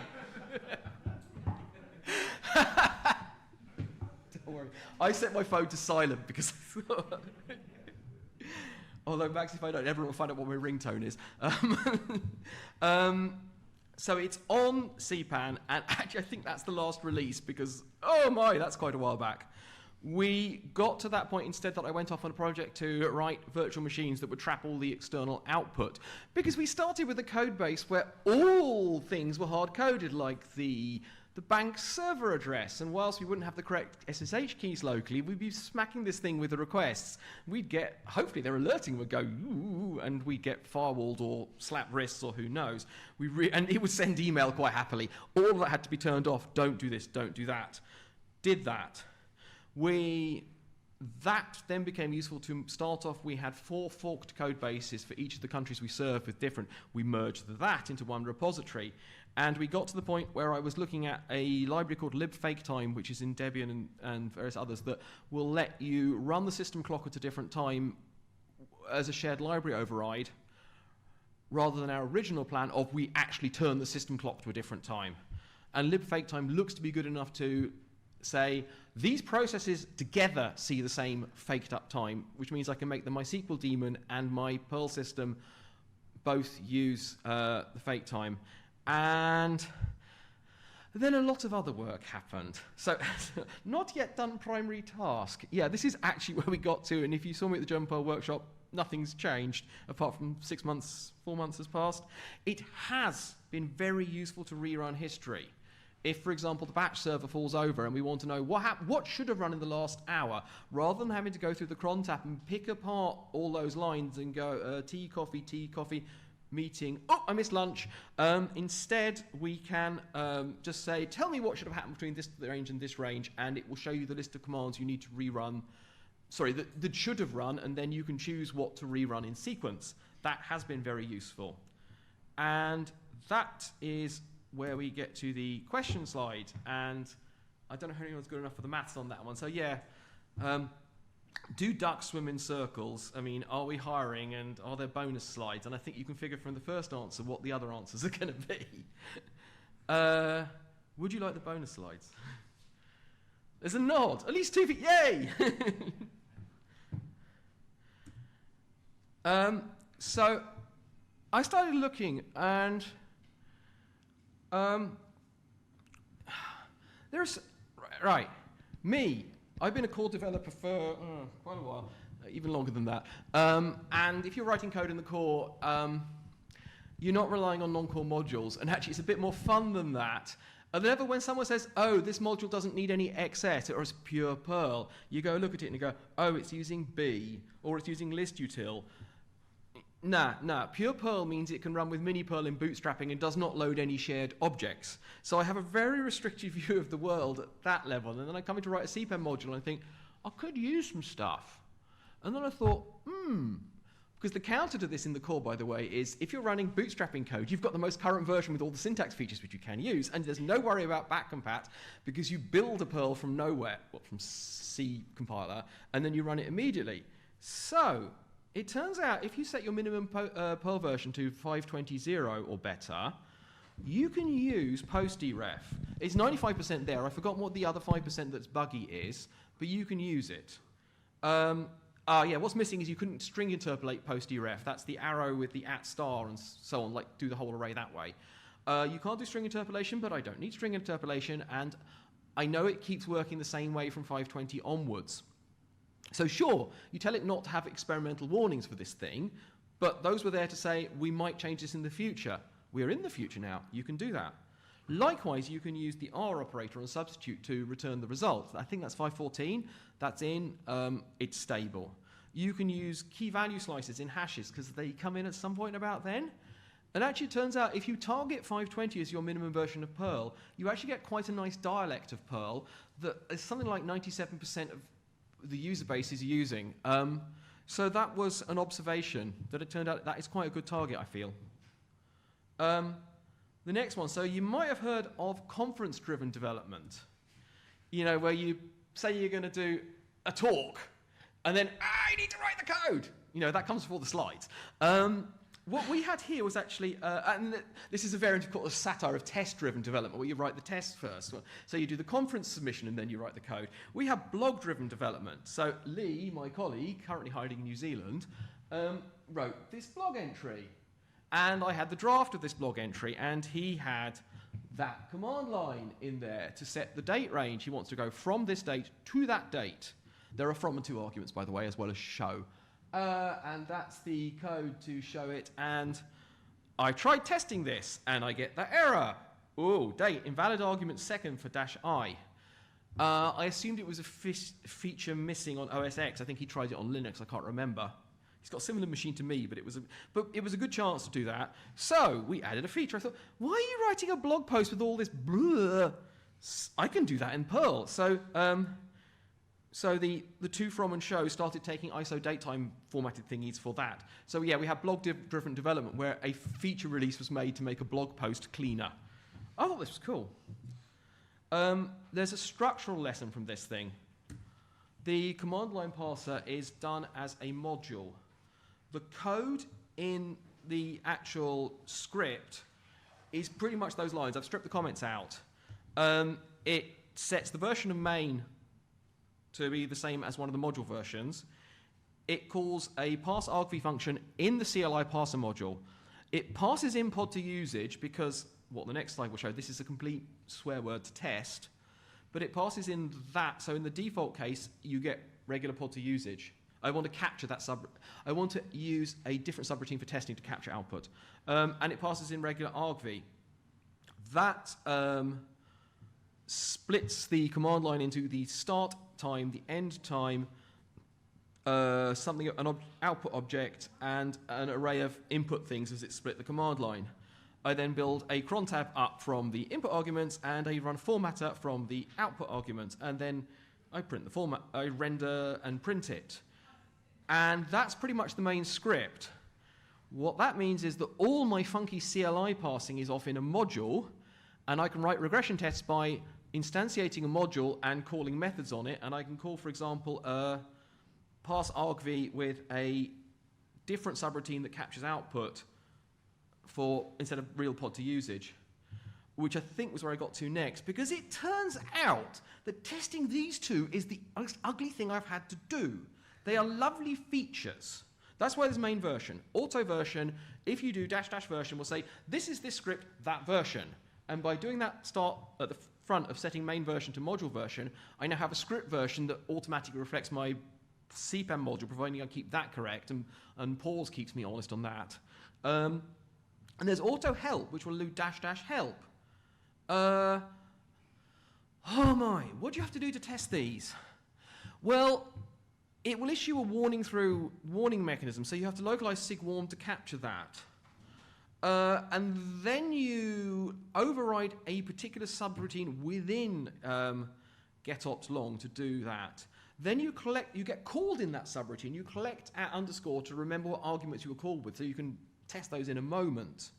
The trouble is, the getOpt_long code expects that subroutine it calls to splat stuff to throw warnings or splat to standard error, and then exit. If you override that subroutine to one that does not exit, you carry on through the regular code base and reach places it didn't think you were ever going to get to. And great. So I had to emulate exit in my testing subroutines with goto, where I go to out of the subroutine back a bit further down my code. Remove glasses before banging head on desk. And only then can you die, because if you die in the wrong way, I can't remember, something didn't work. So yeah.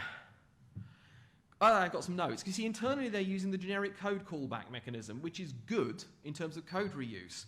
But I think the generic code callback mechanism is not expecting the code that's it. If your code dies, it says, hey, I called the callback, but it died.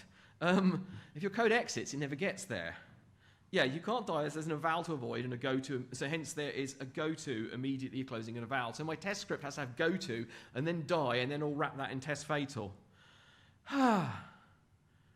And the last, technically, actually not. One of the annoyances was the JSON object. I did hit one limitation of getOpt_long. I can have a JSON command line. I can have JSON with an option of pretty. But I wanted, but the trouble is if I do that, number 2, and say JSON can take options. So I can have JSON of pretty, JSON, I can't remember what the options were, but there was pretty and a couple of others. But I want, if I enable that option, getOpt_long is too helpful. It will make these two exist, and both of them be equivalent to the previous one. Sorry, to be the, wrong way around. It will make JSON space pretty be JSON sets value pretty. But what I want is to only be allowed to set the option with an equal sign. So that if I have JSON space pretty, it means turn on JSON with its defaults and render me the cron tab called pretty. In other words, I want it to be the same as .pretty, the file pretty in the current directory, and with JSON turned on. So it has an option argument. I want to say I have options, but if you have an argument to the option, it must come with an equal sign, and I simply couldn't find a way to get getOpt_long to do this. So my JSON --JSON parsing is special cased in my code, which is slightly ugly, and I admit there's kind of a bug. getOpt_long defaults to case-insensitive parsing, but JSON is lowercase only. I think I'm going to make another release and break the world for my 0 known users by saying, tell getOpt_long that everything's lowercase, because I don't like mixed case parsing. So that is all my bonus slides, and I have taken 43 minutes. I can stick up that, which apparently does work. I talk too much, but are there any questions, or has everyone just gone, whoa, yes? Oh, wait, microphone coming. I hope that works. So, two things. Two things that I noticed about the whole cron thing. Cron supports a TZ variable. Yeah. Instead of the TZ sleep thingamajig that you mentioned. Yeah, this is reasonable. I think all our 4 machines have the time zone set to be GMT, and I think we like it that way. No, so in the cron tab you can set TZ equals Canada, and then the times in the cron tab are interpreted as Canadian times, which probably would result in you having to special case TZ. Yes. But then you can avoid the whole sleep stuff. I wasn't aware of that, but this makes sense, but I'm trying to test the existing cron tabs. Yeah, but I mean, yeah, you guys can eventually port the cron tabs to not sleep. But yeah, man5 cron tab. Thank you. My other thing is, well, GitHub does support case sensitive, so there's I hadn't turned that. option. Yeah, I wanted to do that. I hadn't done that, is what I meant. Yeah. And I only realized that when I came to write the JSON parser and went, oh, my parser's case sensitive, and oh, actually all my other options are already case insensitive because that's the default. So I don't know if I'm mangling your question, answering it, or explaining what I did. I know that getOpt_long can do that. I didn't realize it wasn't the default. I would have liked it to be my default. Yeah, definitely. It's like every time I use getOpt_long, I have a whole bunch of options that make it sane, basically.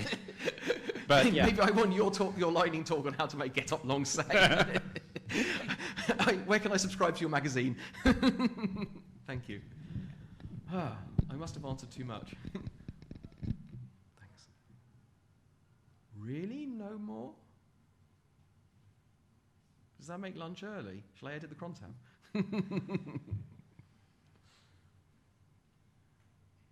I think we stop.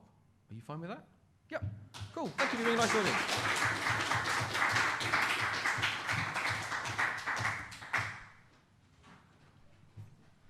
If I pull that, or do you want to... Does it switch automatically? Oh, it goes black. Okay.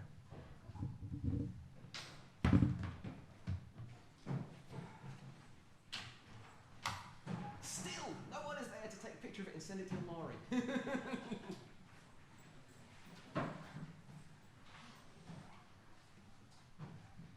Wait, I shouldn't do that. No, I just want to check. Yeah, you're checking. I know. I realise what you're doing because I did mine. Yeah, you're a good experienced sleeper too. You guess so, yeah. I think the guy in charge of the room must be reasonably. I hope you're reasonably happy they're all being good. Thank you for running the show.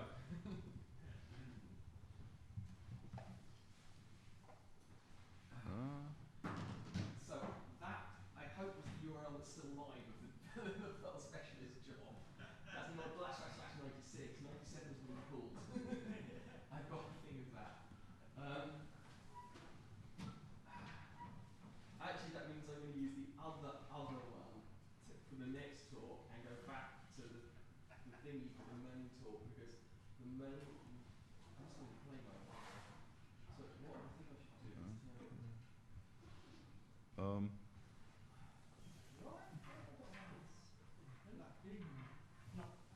What? I thought I had the HDMI in. You have That's used enough. the touchscreen to drive that to there. I think it's one of those. If the dude with the mic. No. No? Well, put it back to the one you had it first of all before you fiddle with it. Does your machine even register the projector? Because mine did, even though. So this, for me, saw that there was there at 1080p or something. The switcher is still showing the schedule, but my laptop knew there was an external display already. If you don't have a laptop showing you an external display, that's the first thing to diagnose.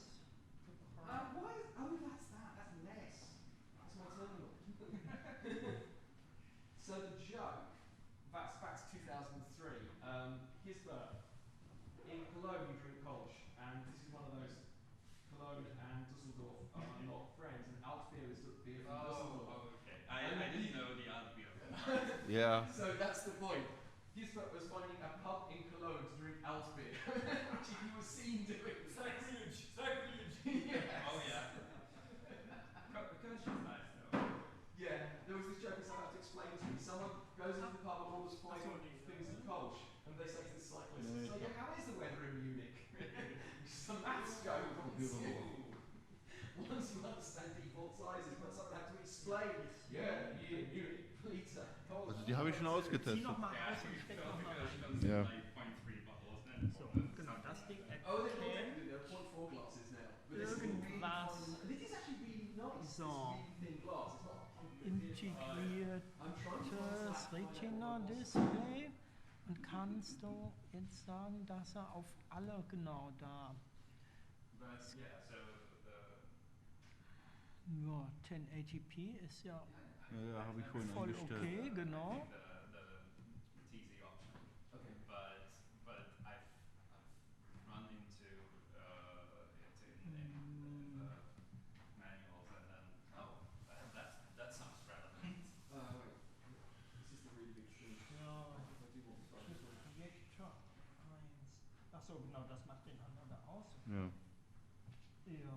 Und die Unterreihe? Ja, die haben wir ja. Nee, Dokumentenkamera. Aber nee, das ändert auch nicht. So this is our Canadian Crontab, for example. And so yeah, we set all of that. They got one to one day of the week. Yeah, Keine mostly that Ahnung. one is every 25 Ah, da, minutes okay, or das ist das But the sleeves Gesamtbild, are flat. So was some of them rausgeht. Ach so, Laptop. Also zur Not, ich habe auch einen VGA-Adapter. Also zur Not gehe ich über den. Ja, nee, hier, Laptop 1 HDMI. Ja, ja. Aber You can do Ja, aber ich meine, wenn das eigentlich geht, ich probiere mal meinen Adapter. ja, aber ja. which is very you have to be in Canada time. Yeah. You can put that in a separate cron file to make it more manageable because it's a different concern. So maybe you can split High-tech. up some files in certain concerns, certain regions, and that kind of thing. And then you have all your Canada Eastern and all your South Africa stuff in. Well, there are 4 machines. So Canada's somewhere in a Canadian data center. The US is somewhere in an Eastern data center. So sind wir auf L2? Laptop 2? The UK is in the UK, and South Africa is in Ireland because they intend to migrate to South African AWS. Ja, es hätte auch keinen Sinn gemacht, weil wenn das eigentlich geht. The machines are definitely, Ich UTC, hab das that's Gefühl- what they should do. But, Oh. but like Oh. your crons can just Sorry, Nick, you made it work. What was the point again? What? Why did your laptop work? I don't know. Okay. I know that when I plugged the projector in, the laptop was recognizing it, and then. Oh, but I was plugged in on HDMI. Yeah, I did too. That was only to check if that is an option because I just had it before. If you But pull the HDMI. Right. What is display preferences? So that sees both?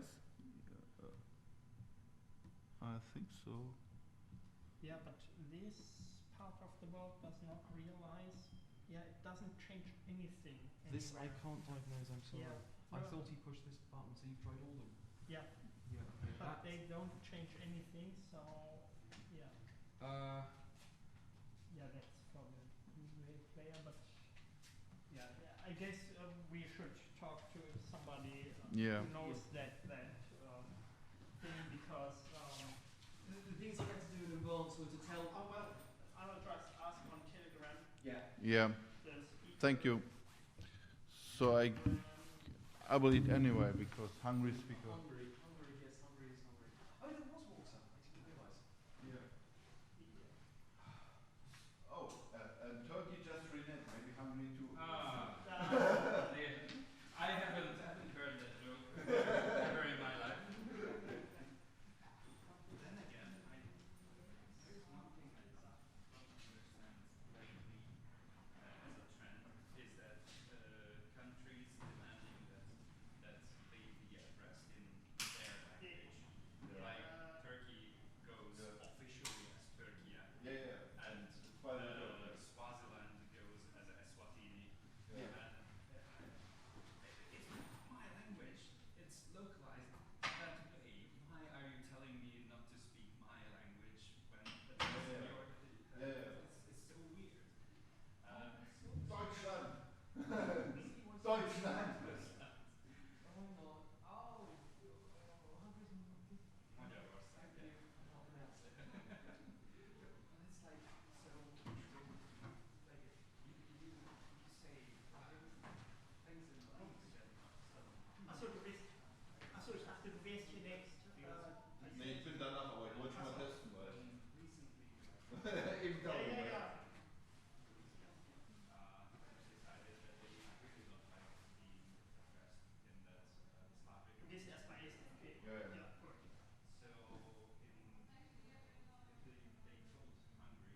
stop calling Georgia, and we're gonna say Georgia, which is written exactly the same as Georgia, and so it's fun.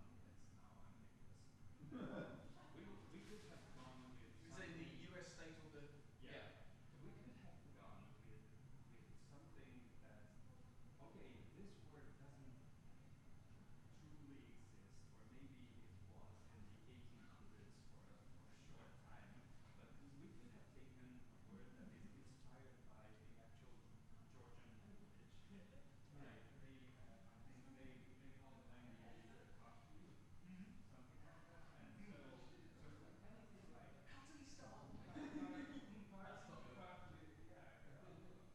Armenia is Kazakhstan in Armenia, so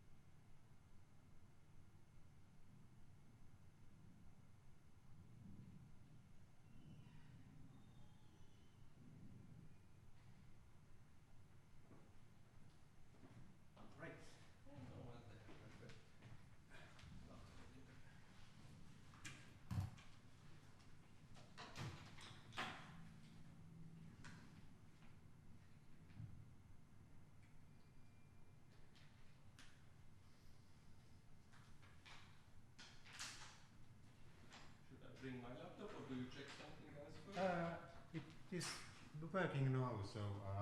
Yes, that looks promising. Although maybe it could be a bit brighter. Or the lights could be. Yeah, I don't think I can do anything about that, but. Let me see what I was supposed to do next. Should I prepare it here? Yes, put it here, and there's so where is the. I think I just need the plain HDMI. And maybe the cable is a bit sensitive here, I'm not sure. But let's check.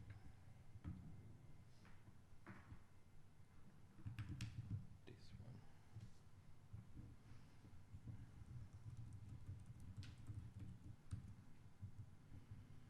I don't think it would auto-configure.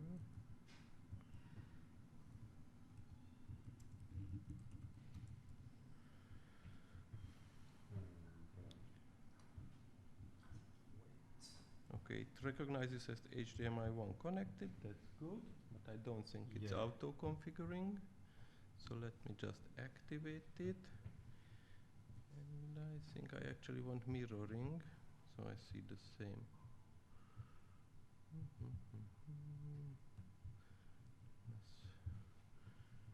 not primary.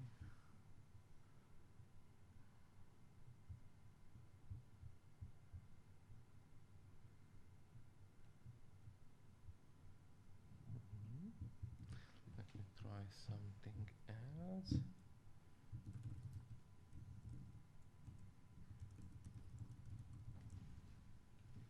But it, yeah, maybe it does not get signal now.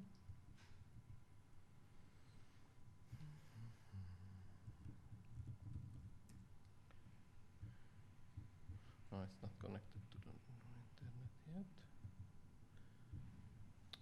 But I try to figure it out. I might need to.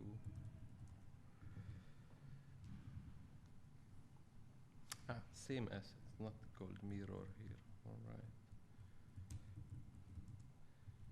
So if I set output HDMI 1 the same as the internal, I think that should work. Let's check what it Yes, thinks the thing about is it. that it doesn't come on. Let's see, go back to PC. It.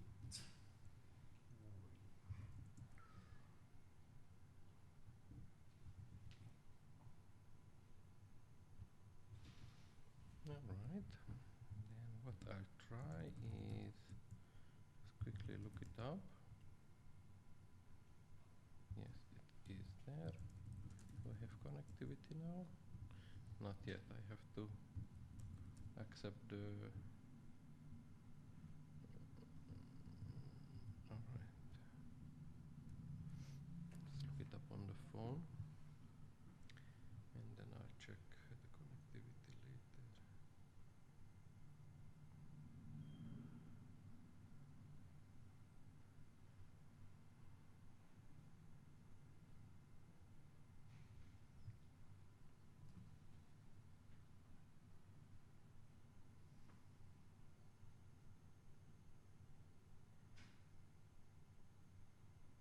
It said I was running the correct command.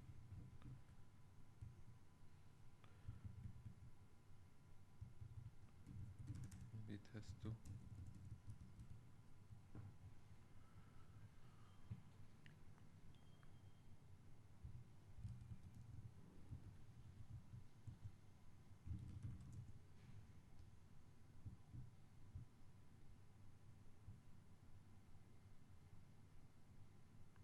Okay, let's try extending the desktop first. Maybe that works better. That is on the Yes, now screen. it Yeah, shows so I can that see screen. what's on the projector Yes. right there, right? Okay, so this part definitely works. Let's check. I think I just found the problem. I had a typo. Now it should be good. Yes. Coming up, and and that means if I don't need all these and just try to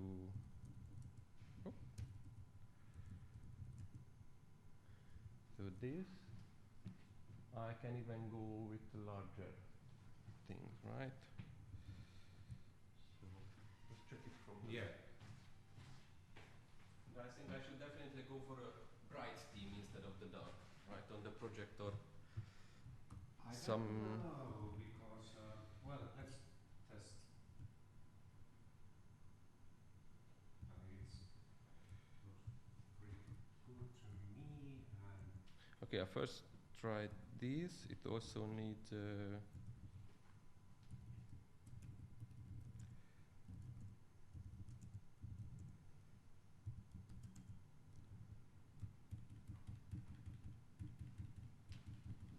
hey. Right.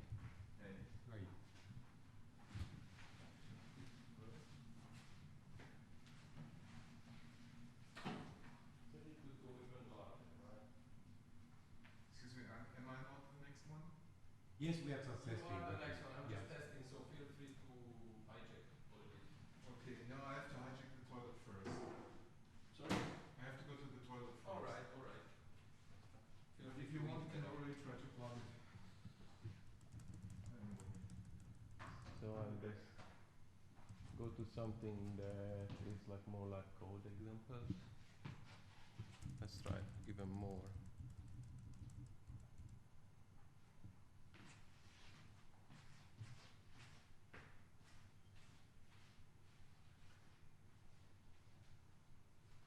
Yeah, I can see it fine from here.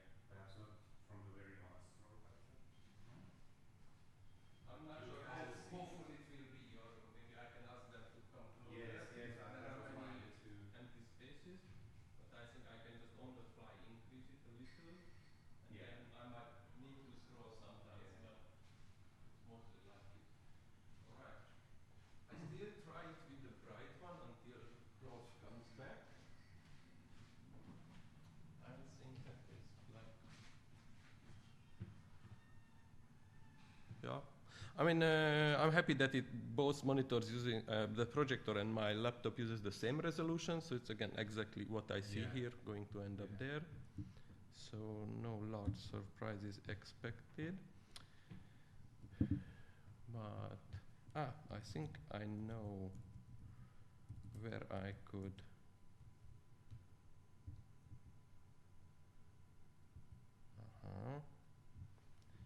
So I tried.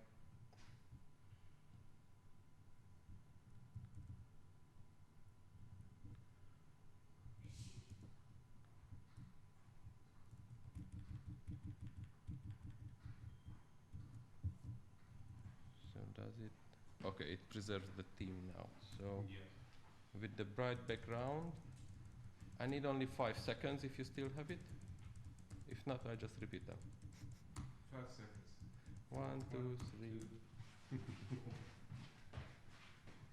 That might be more readable, I guess. What do you think, sir? What do you think, sir? Is it readable like this? It's good with the white background. I think it's bright is better. Yeah. Better, right? Yes. All right. I will keep this setting then for the presentation. 4, 5. 321, 352. All right, thanks for the check. You're welcome.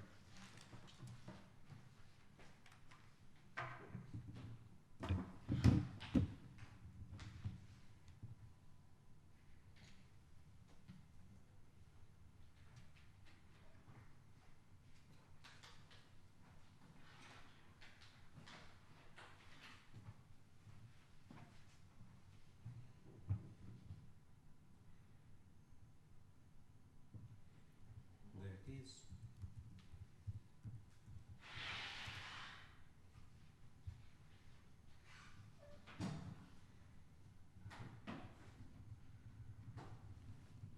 Great.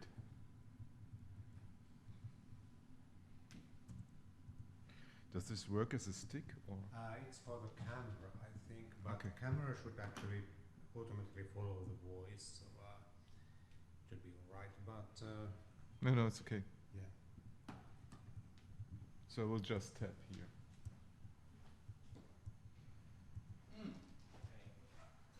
Magic! Your laptop works. Yeah, you know, Microsoft. Right. Just joking. Did you have problems with this? Yeah, I had tested before and it didn't work. Yeah, but it's not the laptop, it's this system. It's very intuitive in what buttons you need to. May I check? Sure, sure. If it's correct to use. I think we have enough time now. Yes, we are.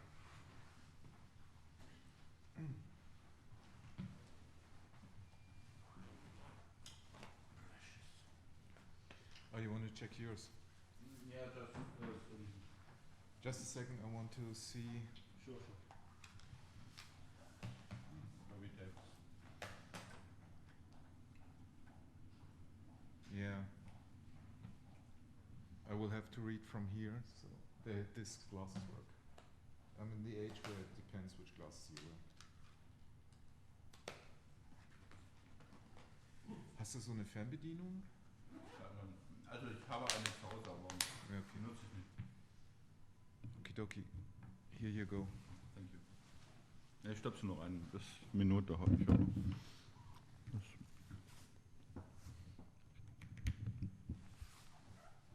Ja, sieht gut aus. Ich denke. Ja. Ah ja, das hier, mach mal aus.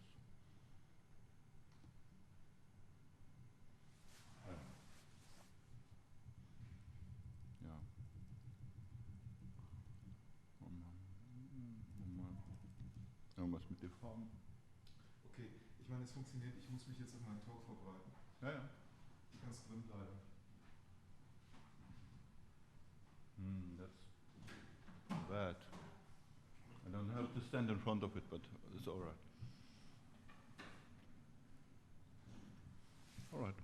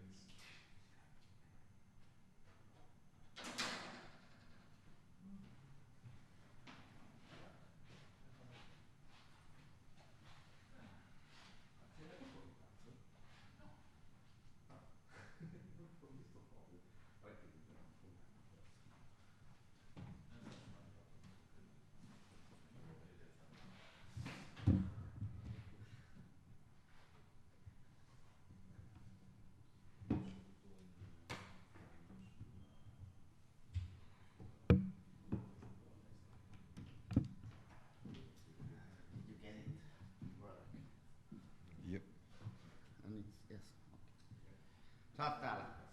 Joo, hyvä. Sitten en. Mä tulee itse asiassa varmaan kodon jo.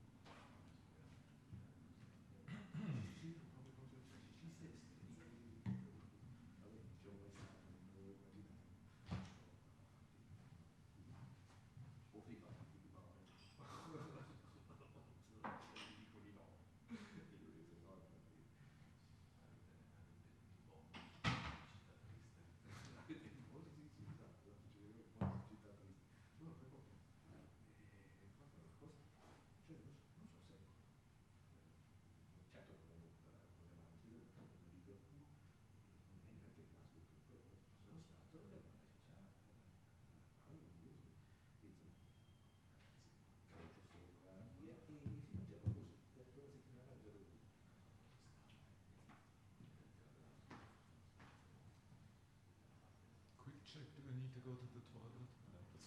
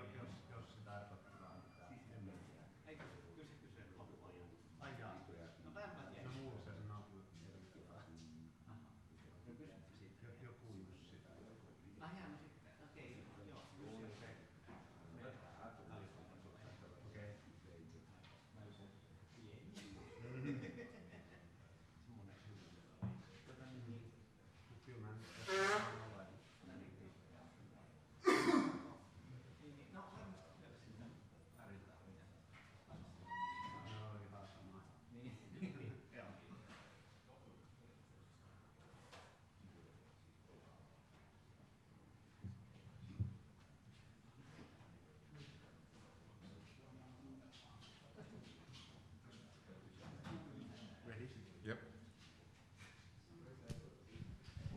All right, next, Rolf Langsdorff is going to give a presentation on extrapolating variables.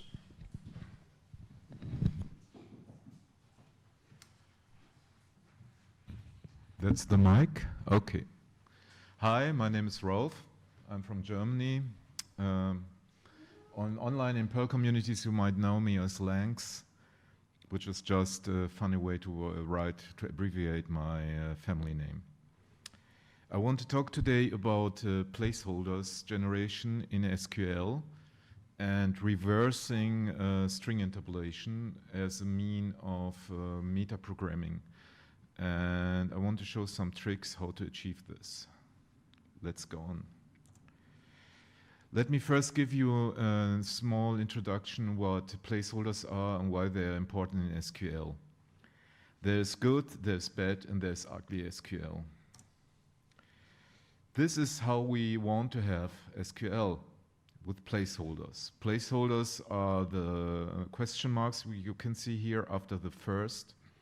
And if you do a prepare of the SQL statement, and then you do an execute, and then you introduce a variable for every placeholder so that it gets put into the SQL. And there are reasons why this must be done. Then there's bad SQL. Bad SQL is, Perl has a built-in templating mechanism, a Pullman templating mechanism if you want, which is very handy, but which can be abused, which is variable interpolation.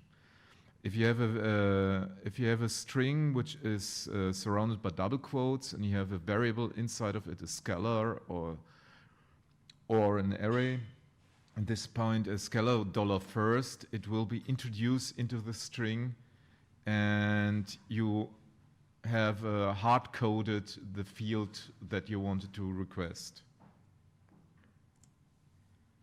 Now, why is this bad? Why do we need placeholders? There are three reasons. First, performance. Secondly, it's auto-quoting. And thirdly, it's security. Performance. If you prepare every time a new SQL statement, like for Clint, for Sawyer, for Ribasushi, the good, the bad, and the ugly, then it's not very efficient, because the prepare is internally doing a lot of performance optimizations and lookups in the tables of SQL. So when you do the final execute after a prepare, and the variable are then put in, it's far more efficient. The prepare is costly. Then you have auto-quoting. Suppose you have a name like O'Reilly with a single quote, and you introduce it by variable interpolation. It will break the single quotes around $last as a last name. So you need to always care about quoting it. For the DBI has, I don't remember the function now, but has a quoting function, but it's not so reliable, and it's much better to give it to the placeholders. The third argument is security, and this is the best one. There's a classic from XKCD, Bobby tables. You just introduce a string, which is, you see here you have a single quote too, and you're hijacking the SQL by not checking what is inside the variable, and then you have a totally different SQL, and you have a security issue with that, which is, I think every one of you are aware of this. I hope so. So that's why you have to use placeholders. Now, my talk is about, is the best of both worlds possible?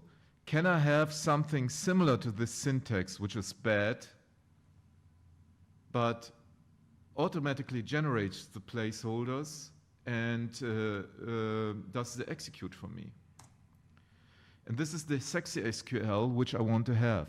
And you can see what I introduced here is just a function HMP, which is hold my place. And the single quotes disappeared here as a single, and it should then do the prepare with automatically replacing the variable with the question marks, and the execute should automatically include the variables which were in the question marks. So this was the introduction. Now, we need a lot of magic for this. Small magic, bad magic. I had no time to prepare new photos. I wanted to have here pictures of Harry Potter fighting against Dr. Strange, and maybe next time. So the first idea is we need to return an object which is encapsulating all this magic. Then we have to inspect a code block, and then we have to patch DBI to do what we want. Let me go into details. First magic, we return an object. This function HMP, which you can see here, is not returning a string. It's returning an object.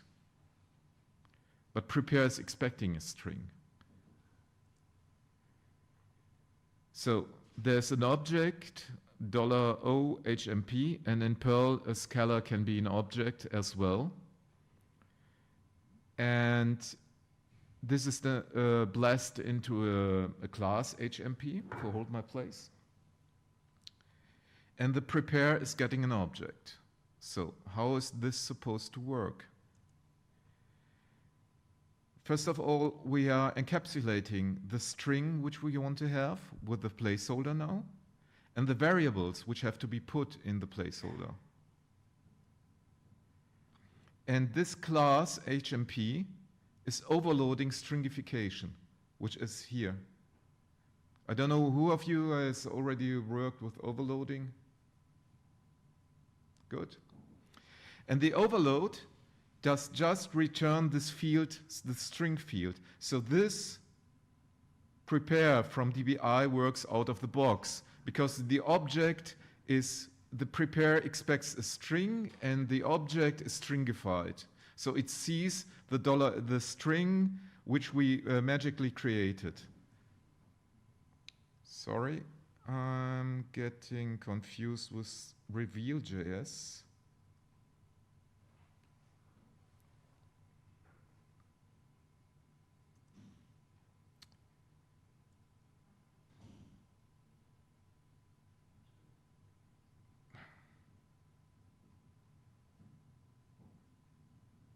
Yeah, we've been here before, yes? Okay, so and the prepare works out of the box. Second magic. This was Harry Potter. Now coming to Dr. Strange, reversing the interpolation. What we want to achieve is that we have this query and we want to have the question marks where the scalars are, the variables. And we want to get the references to the variables. The point is that HMP is not just a function, a normal function, it has a code prototype, which means the first argument is basically a code reference, which is, with the code prototypes, you get this effect that it sees what is in the curlies not as a hash, but as a code block. Now, the point about code blocks is they can have closures. And the variables which are seen inside of the HMP are actually from the closure. This is here. Here we have two levels of closures. $var2 is 2, $var1 is 1, and we have, when we print this subroutine, this is an anonymous code reference, we get exactly this result. So this is how HMP sees the code block. And thankfully, we have a module on CPAN, which is called PetWalker, and PetWalker gives us two routines, closed over, which gives us all variables which are closed over, like which are just this $first and so on in the SQL. And it also gives us a routine set closed over. So we can manipulate these variables. Furthermore, we need to know it's not enough that we replace these variables with question marks. We need to know in which order these variables were executed, because afterwards when we do the execute, we want to give the parameters in the right order. This can be achieved by tying the variables. So which $var was executed in which order, and tie_scalars gives us a special fetch which solves this. So when we override, when we use this fetch, we get the first argument is the reference to the variable, and we can push it to vars. So we know the variables in which order they appeared, and then we return a question mark. So HMP at the end, this is HMP in the nutshell. we call a routine which goes over all closed over variables in the code reference which we got, and puts them the references of the variables in in the array vars, and we execute this code block. And since the variables were overwritten, vars will be filled in with all the, when it's executed, the question marks are returned and the variables are listed. And then we restore what we did so that we don't have funny side effects. And then we return the object with a string which has the question marks and the variables. Third magic, Dumbledore, or I don't know, Gandalf. Patching DBI. Now, DBI gets an object, not a string, and has to handle with this. And we want to patch DBI in a way that is backwards compatible. We still want to have normal prepares, which doesn't use our HMP solution, to coexist without breaking. So we don't want to sabotage legacy code. I already showed you that we don't need to patch prepare because a normal string, because of the overloading that I showed you, the string overloading, it's prepare will only see a normal string, and the HMP object stringifies to a placeholder string. And the nice thing about DBI is it's working with objects, and the STH object, which is returned by the prepare, the statement handle, has a field, if you go into the documentation from DBI, which is called statement, where it stores the statement. And this statement is actually our object. It's not a string. So we can still reference the variables which are stored in the object. So when we do the execute, we need to effectively patch the execute so that an execute, when in the statement handle there is an object of our class, it will expand all the variables to bind them. And DBI offers callbacks. DBI does this out of the box. It has callbacks and it has child callbacks because the STH object is a child of the DBH object. And we have to override the child callbacks, and this is what I did. Child callbacks execute, there I have my execute hook. I can also override the prepare, but I only need this for debugging because I already showed you it works out of the box, but I can do my debugging with that. And with the execute hook, I expand my bind variables. And in a nutshell, it looks like this. My execute hook gets the handle as the object, the $self, the name of the method, and the handle. And I do nothing for legacy code when it's not my HMP object. If it is my HMP object, I continue and I bind the parameters with the bind variables which I had in my HMP object. That was the talk in a nutshell. We have, whoa, it was quite fast. You can, I hope it wasn't too fast. You can ask question or I can give you bonus slides now.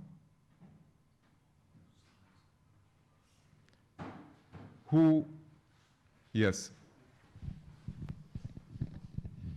Yeah, can you come back to the tie aspect or the fetch? It was not quite clear to me how the tying aspect of the variable enter the picture.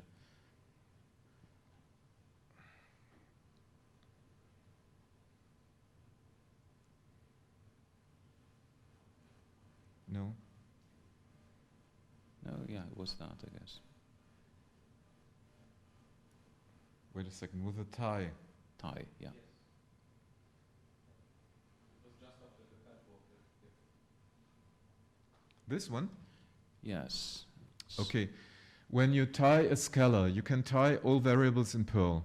Mhm. And the variables become secret objects. So from the outer interface, they look like normal variables. They are used like normal variables, but when you access the variables, they act as objects with special methods like set. No, store. Store is for setting the variable, and fetch is for retrieving and other things. If you have an array variable, there are more methods, but for scalars, it's quite simple. It's fetch and store, and I think delete, I don't know, yeah, something like that. So, and we need the fetch because we have to call every time the variable is interpolated, we need to know in which order it was interpolated. So every time we imagine an SQL statement with 3 variables, $first, $second, $third. And for each variable, one fetch is called. And this fetch will get all the information which is stored in the object, finally.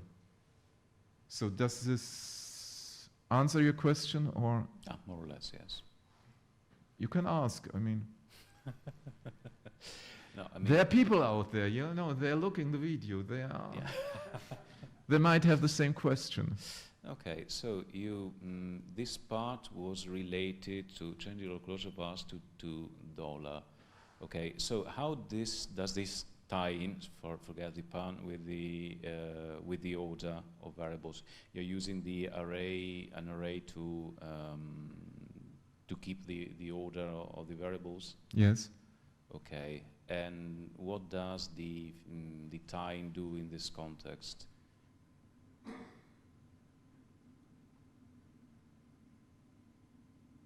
Well, okay. Yes. You have the variables are tied. I'm looking into the closure, I get the variables, and I replace them with tied variables. So every time it is accessed, which is of course in order, in the order they appear in the string. Every time the fetch routine is called. Yeah, it's fetched, and the fetch routine calls, and as a side effect, it just stores the variable in. The fetch returns a question mark. And stores the variable. But it also records the reference of each variable in the array vars. In the specific order they appeared in the string. Okay. Okay. And this is good encapsulated into the object. If I understand well, this is a CPAN module named HMP. It's correct? It's not on CPAN yet. It's an ongoing project, sorry. Yeah, I'm notorious for this, giving nice talks without having the code on CPAN. But I have a good excuse. I'm in the process to be unhired. So it's quite stressy, and good friends for years become a little bit bitchy. So I didn't have much time. I gave the same talk at the German Perl workshop half a year ago, almost the same. I just fixed some typos. And I wanted to have it on CPAN already. I can show you the bonus slides with the things which are also to be considered. But I learned a new word in this conference, which is MVP, Minimal Viable Product. Yes. And I have the tendency, one of my devils is my perfectionism, that I want to cover all edge cases. But I think this edge case alone is, this case alone is good enough to justify a CPAN module. And there are more cases. It's not only SQL where you have interpolation, where you're interested in automatically quoting and avoiding injections. Are there more questions? Otherwise, I go to the bonus slides. Questions? Okay.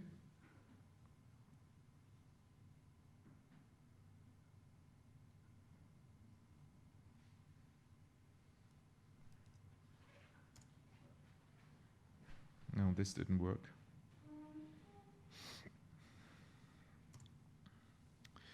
So I showed you perfectionism. I showed you the solution with simple scalars, but what if we have deep data structures? So we don't need only a fetch to tie scalars, we need to tie arrays and hashes too. than non-placeholders which need quoting. We can have variable interpolation at places which can't be used with placeholders. For example, if you have a table name or field name which is interpolated, you can't use a placeholder in this. This is an SQL thing, unfortunately. So in this case, I need another syntax. I have to guess from the variable name if this is supposed to be a placeholder or not. Let's say it's all caps. So if it's a variable which for table, or it starts with T for table or F for field, this is a naming convention. And then I have to deal differently with them in the fetch. But this is a thing that I don't know exactly how to do the interface. I will give a default method and leave it to the user to say if you want to have a prefix like F or T, or if you want to have it all caps and things like that. Then nested interpolation. And now it gets really nice. Because we are dealing with objects now, we can have subqueries which are processed by HMP, which return an object. And if HMP sees its own object inside the interpolation, it can expand them and expand the placeholders in the right order. And of course, I have to care about performance and caching, because sometimes all this process sounds very expensive.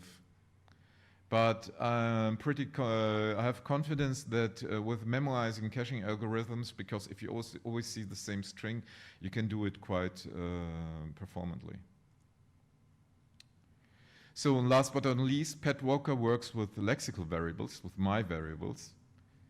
If I want to deal with global variables, so I can tell the user, don't use globals, don't use our, don't use $_. Otherwise, I need B modules to pass the op tree. So it's not foolproof, it's not idiot-proof in the way. It's not a way that I can say, the manager can say, oh, we use HMP now, and now our idiot programmers can't do injections anymore. So for this to do, I have to pass the op tree of the subroutine. And this is really nifty thing. I'm not dealing with a string, I'm dealing with a code block, and this goes into functional programming. The funny things I can do with the nifty things I can do with code blocks. So, more questions? We have 5 minutes left. Yep.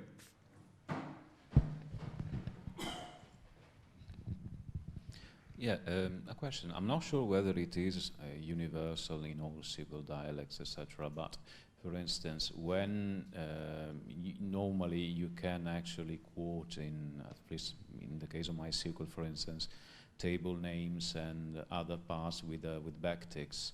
So perhaps if one forces that in as a requirement in the string to identify non-value objects like parts of the schema, etc., that might be perhaps a way to differentiate the two kinds of placeholders you want. No, because when the variable is interpolated, you don't get what is in the string around the variable. You just get the variable name. So it would be best that you don't introduce the backticks yourself, but that the HMP knows by the naming convention this is an identifier which is not a placeholder, and introduces the backticks by itself. Yeah. Okay. Also, this is we mentioned the idiot programmers. If I make if I give you a solution where you just drop in your old hazardous SQL and it spits out a good one, it's too good.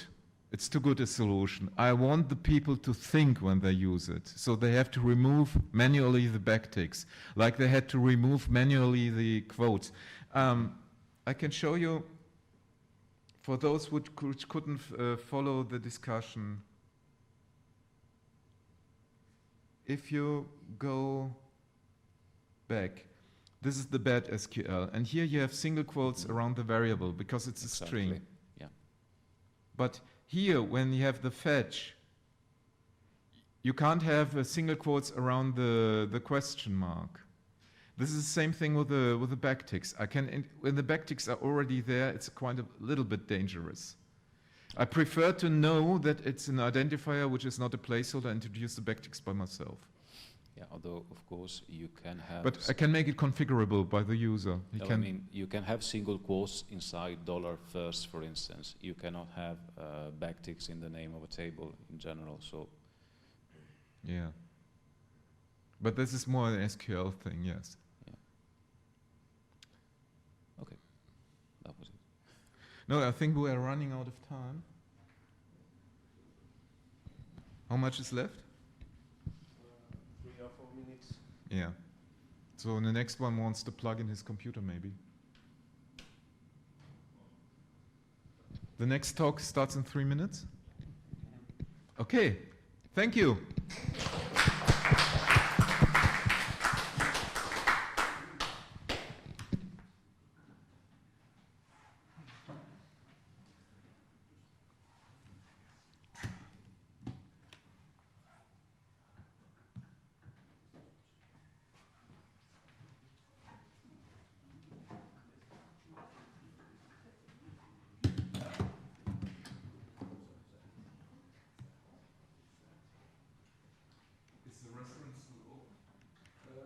Mensa meinst du?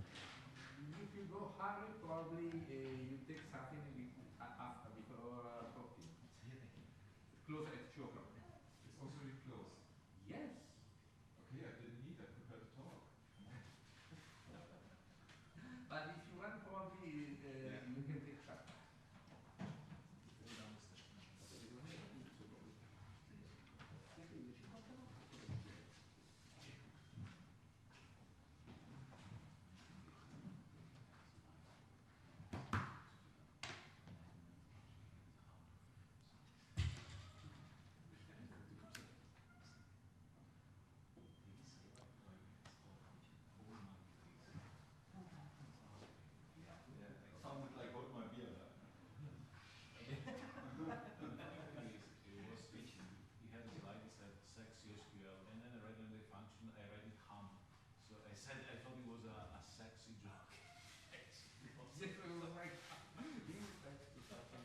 But it was a cool idea. Yes. All right. Want to start on time? Oh, great audience.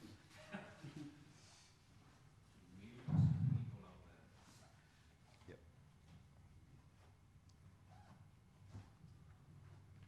Come on. All right. Ready? Yeah.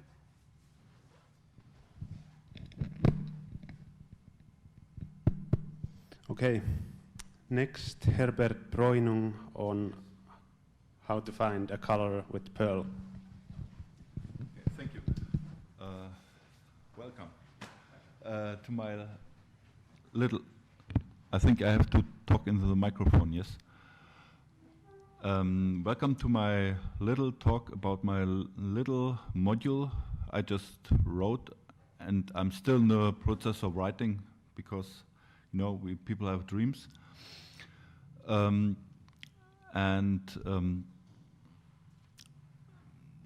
You can, from the name, almost see all what it's about.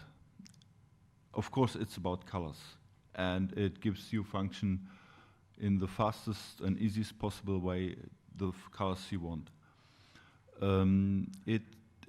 Purpose is quite narrow for screen purposes. So if you do on the computer stuff and you do it for the computer stuff, not if you are working in the textile industry or some illumination for some events, that is not the purpose, because I am diving quite deep and also reading the literature, and there are a lot of phenomena about color which are not as easy boxable like people wanted to have. There's a reason why we have CMYK, and and all these problems are not in the scope of this module. This module will help the guy who seldom sees the sun just look at the screen and want to get solutions.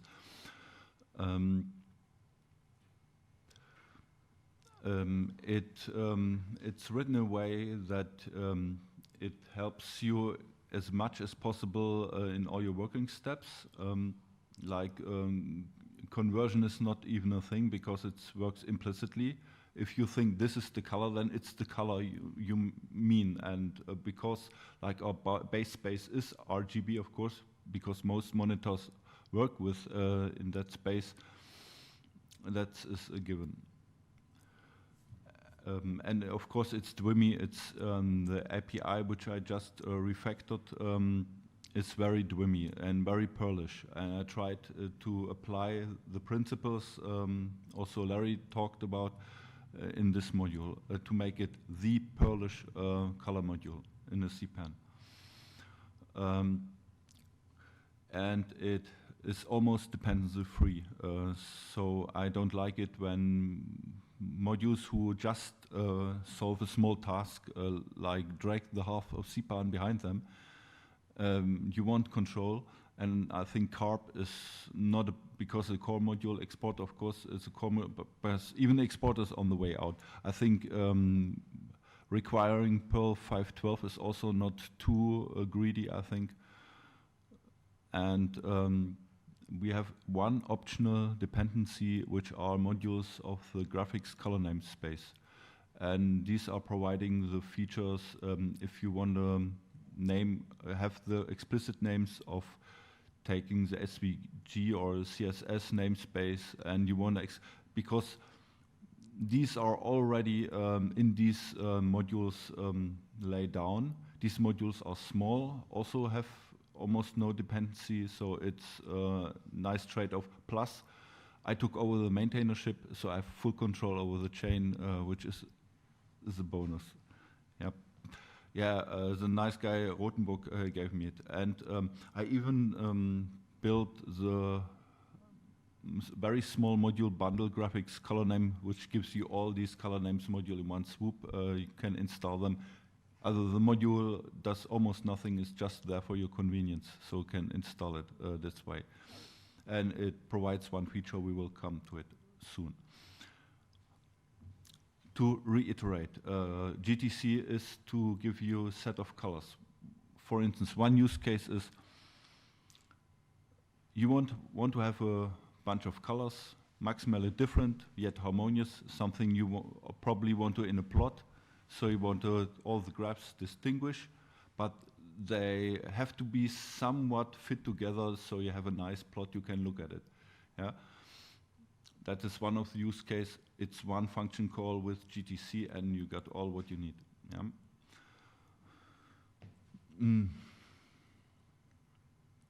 And another use case is, of course, why you use scripting when you react to your surroundings, and so you probably don't even know beforehand how many data sets you will have. So maybe you want to have 3 or 4 fitting colors. What do? You just at runtime, when you have the data, call the function and get your 3 or 4 nice colors, or even have to react to a color you're just given by the user and have to compute something fitting to that. That's also a possible use case for GTC. Yeah, and of course, I took some care for the defaults, so it always gives something useful and almost prohibits to give in parameters which don't work, but fitted. We'll later see in one case where I took care that the parameters, almost all the range which is possible to put in, also give you something valuable out. Okay, and you can also measure results. You will see it. Another use case is give ranges. You will see it in a nice picture. And one next feature which I wanted to have implemented is color both. I couldn't set up the deployment environment in the hotel, so it will be shortly after YAPC. Or self-defined patterns. We will see when we talk about the modules. We already talked about the graphics color names. They were maintained by Robert Rothenberg, now by me. Color RGB is does almost nothing. It's a classical RGB TXT, but it's a subset of what we have. It's even a subset of what, in most cases, you don't even need graphics color names because GTC has its own set of defined names, constants. But there is, of course, a huge set of modules in the CPAN who do almost the same. But most of them are just about conversion. They are more or less pretty nice, but it's the problem we have with CPAN. There's everybody scratches his itches and then passes on. And really the nice round-up solution with nice tests are sometimes there, sometimes a little, sometimes more. And nice documentation in all the package in the way you want it. It's almost not there, and it's even my aim to deliver that, because you maybe remember yesterday that was the cell graph, and you guess what function gives you this nice overview. Of course, it's GTC, yeah. Or we have no, or we have the harmonograph. Here you have also an overview where I can set colors and which go, here the gradients are already also computed with GTC underneath. Yeah. For instance, color fade gives you such faders too, but almost nothing else. Yeah, that's the problem with these modules. They are quite good, but do almost nothing else than convert. Some do a gradient, some do the complementary, which I did. Almost no one does both, no one does none, and even not all color spaces. I also not support all, but once I get the architecture done, I just can steal their code. I mean, it's open source. Come on, it's not even illegal. Yeah. And so you have all the color spaces in one place, and if you want to convert in that space, you want that module, and you want to convert in that, you know, it's not ideal. That's why I said the green, the first, even you maybe noticed they are sorted by age. Even it's the oldest, it's one of the best module, the color object. But it does almost only convert, but it's a very good module. But almost the best is by Philip Jenert. Like I said, a lot of spaces, even the names, but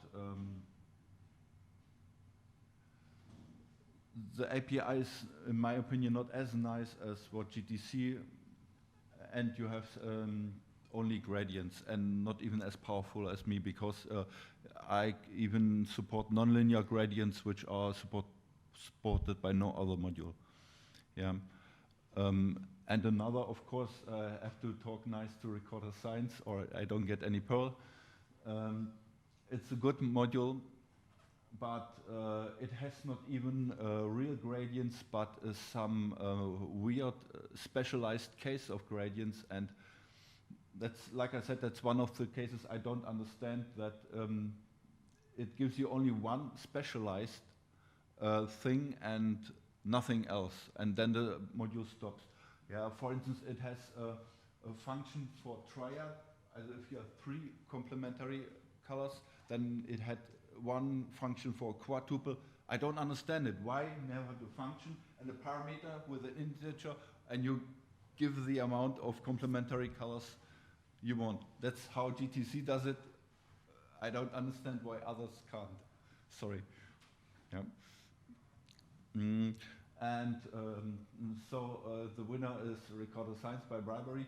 And to the Hall of Shame, really, I have to honorable mention the module Fig Island from 2004. It's really, really awful. It may be useful to animate, a Fig is a GIF, animated GIF. It's maybe useful for that, but it stole the namespace color just for itself as a byproduct, and therefore it deserves to be tiered or feathered. And no, this is public shaming, and it's good, really. Okay.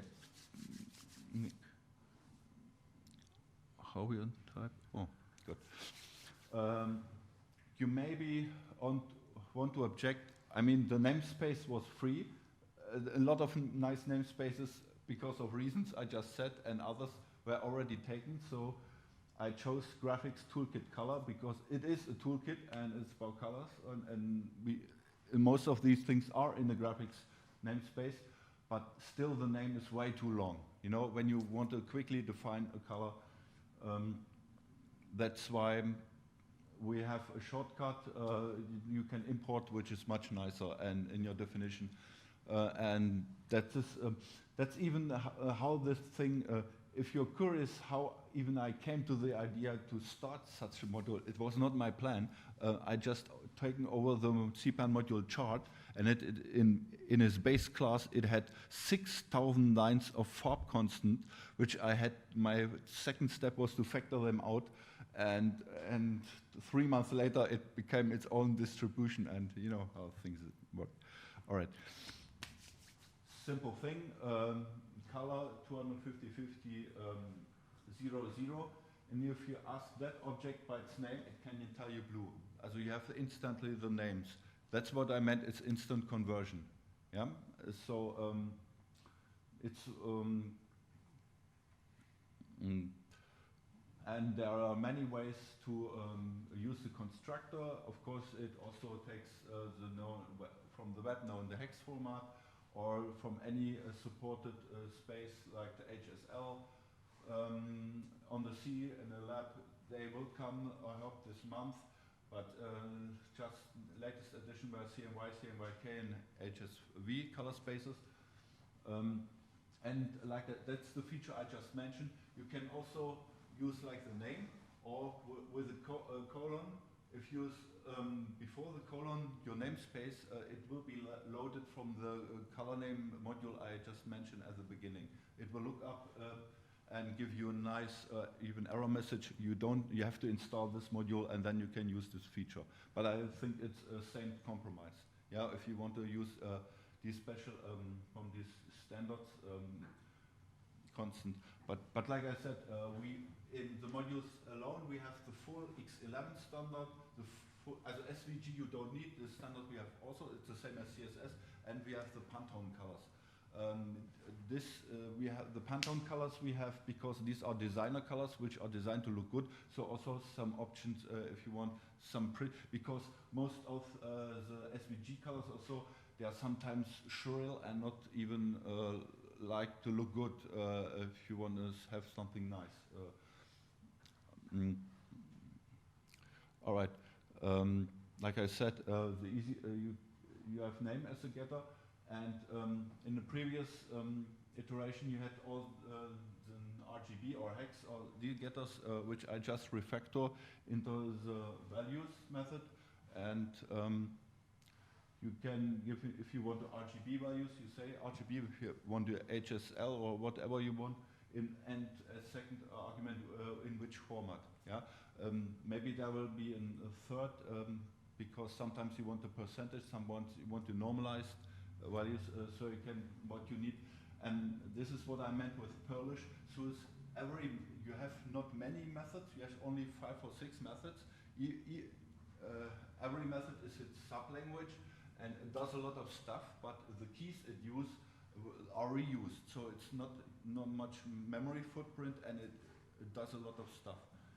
That's how things should be. For instance, here's one. One use case, for instance, you want the CMYK with char hash. Also, char means you have just the abbreviation, not the full name, and then that's where your output you will get. I think that's the full comfort you can get. All right, of course it can compute distances, like I said, from that color to that color in HSL. And if you want, you can, these both are optional because it's for that operation default space, only SNL. If you say no matter what the color is, I care only the saturation and lightness, the difference, so it computes only that. Yeah. And like I said, and that works for all supported color spaces. And here you see you really need the strengths to be really powerful. That's why I can't incorporate other modules. I wouldn't get this feature set.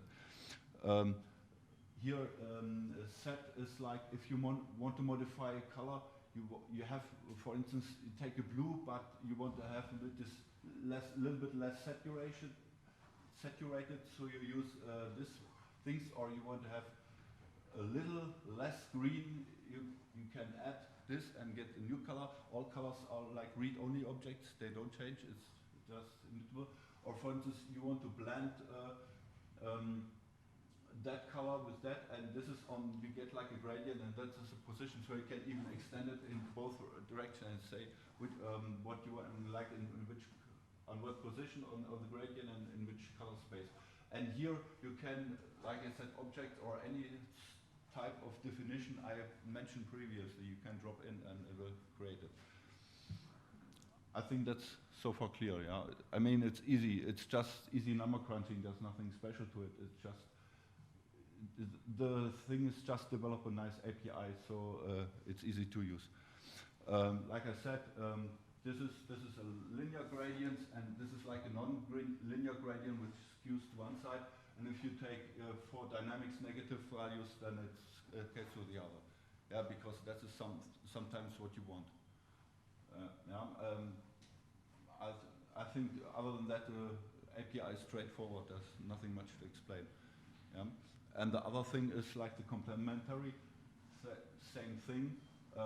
That's the only which I'm not translated yet in the hash syntax. This is like normal complementary with all the same light, also from the computational.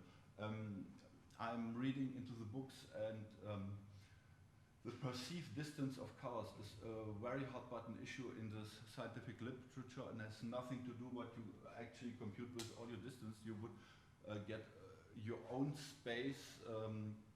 I'm working on that too, and I could easily have a 1 hour talk if I want to talk about that. And there will be some other functions, but for now I want to just mention it so you know I don't forget it. But it's when I do it the right way, not just hastily. You know, when I say give me the distance in HSL, you get the distance in HSL. This is what the Euclidean what you expect, but it's not the human thing. But what you can have now is just you have a certain tilt. You see the colors in the middle get a little bit lighter, and also this is the delta you can put as optional.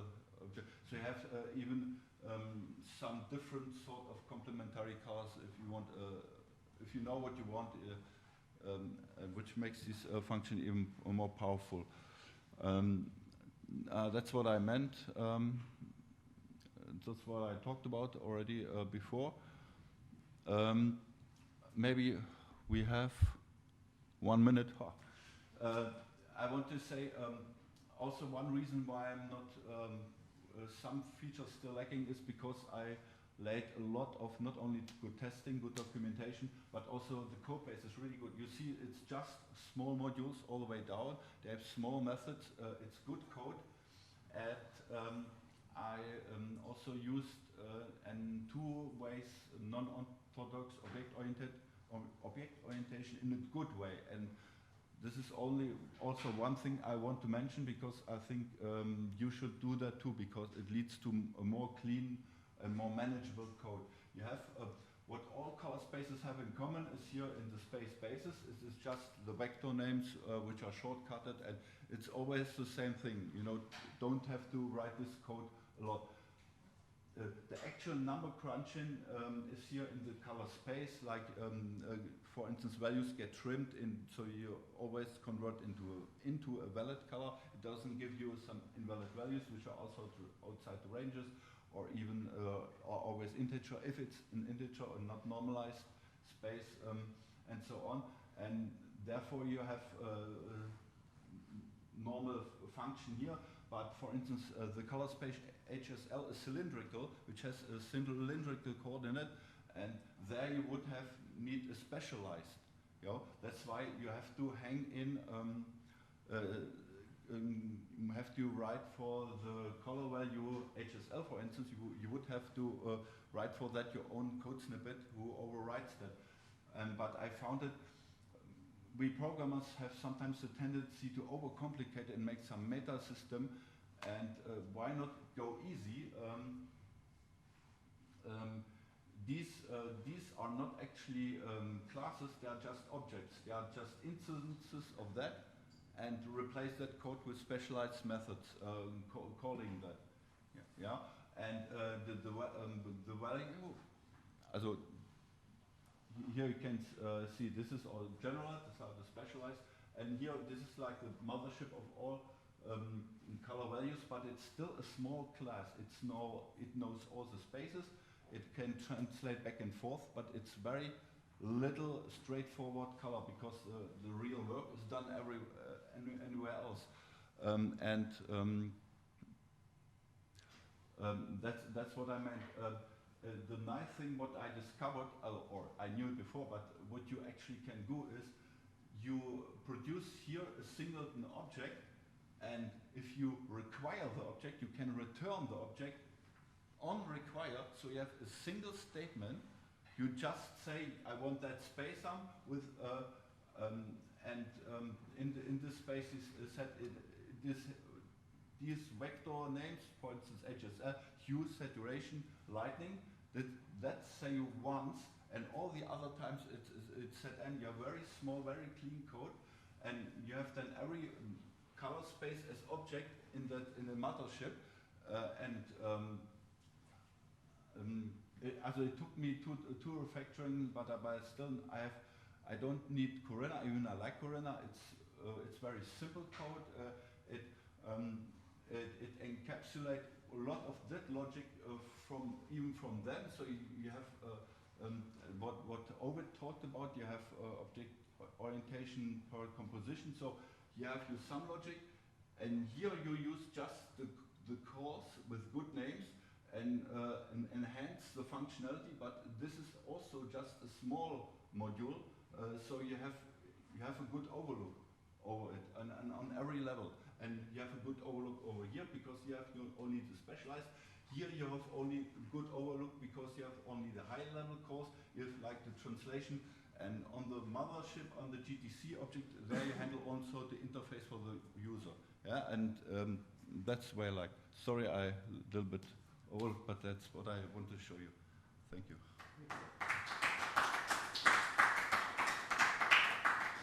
Thank you. Any questions?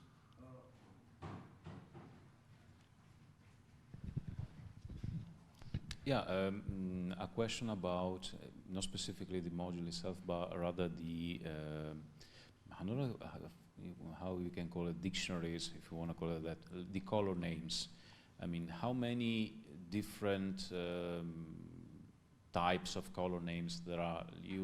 I've seen CSS, SVG, X11. Yeah. How many are supported, and how many have you seen in general?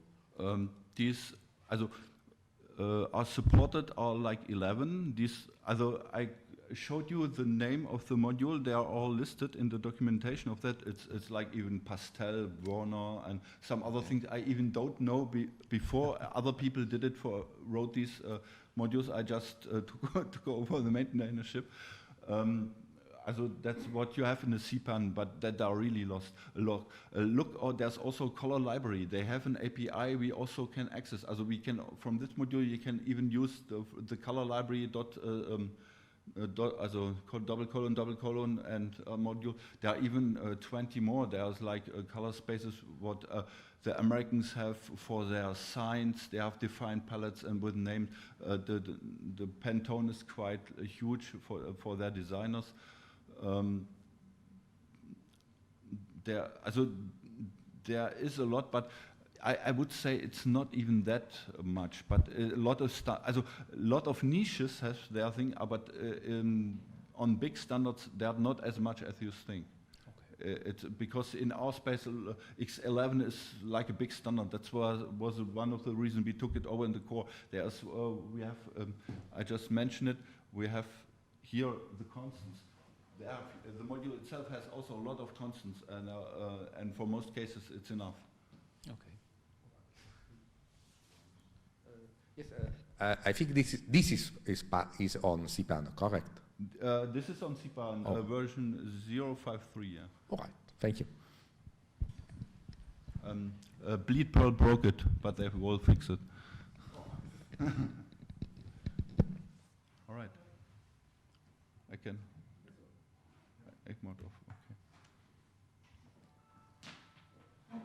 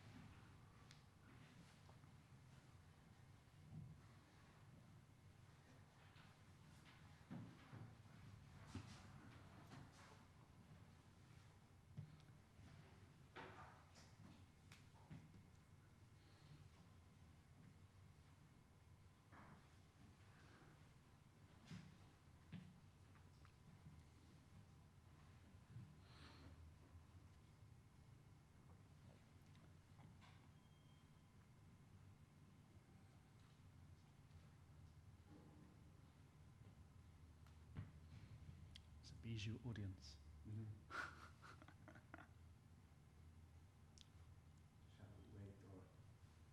Better wait until 2:30 just in case somebody wants to start streaming.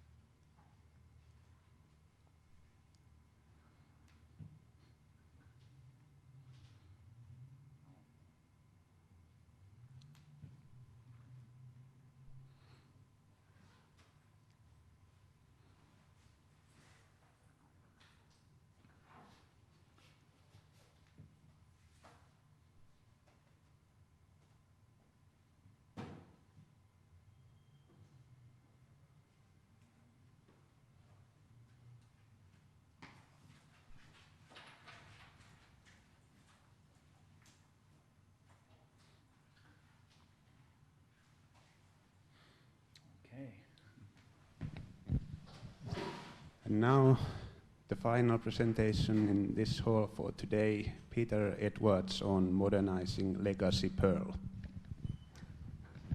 Thank you. Welcome everybody today. I'm going to be giving a talk about modernizing legacy Perl. It's a nasty job, but you know, someone has to do it. And of course, you do get paid for doing it, which is always good. You don't get to play with the nice shiny new stuff, sadly, but we'll talk a bit more about that.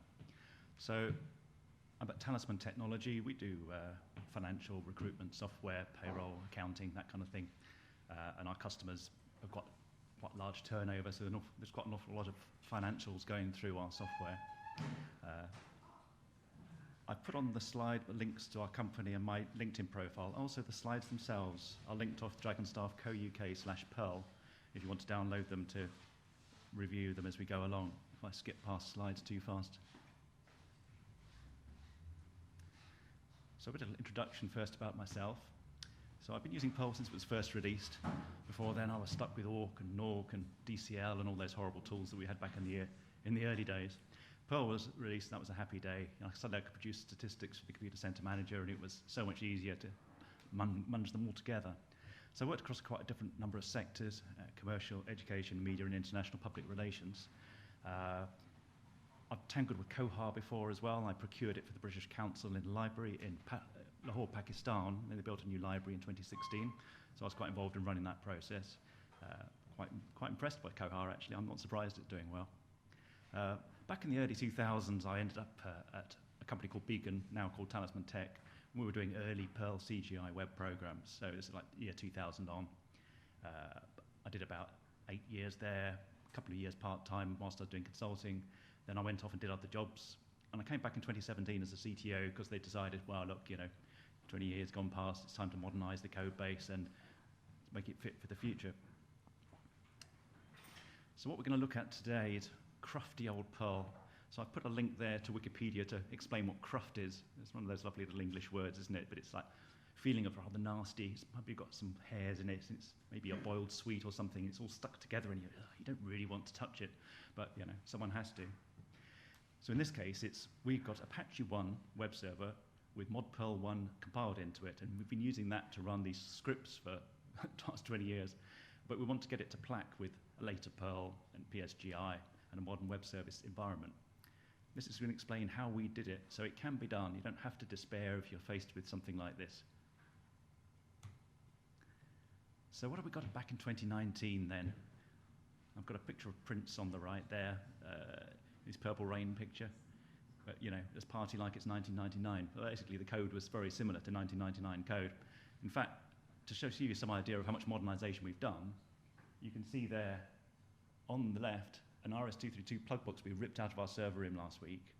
Finally got rid of it because you never know. VDUs might come back. You might need terminal serial lines to wire in terminals, maybe. No, we ripped it out. So this is what we had before. So Talisman Web, it was a recruitment CRM, pay and bill, and accounts. And it was a CGI protocol coming off the Apache web server. It's using the lovely frame set and frames in HTML4. Oof, remember them?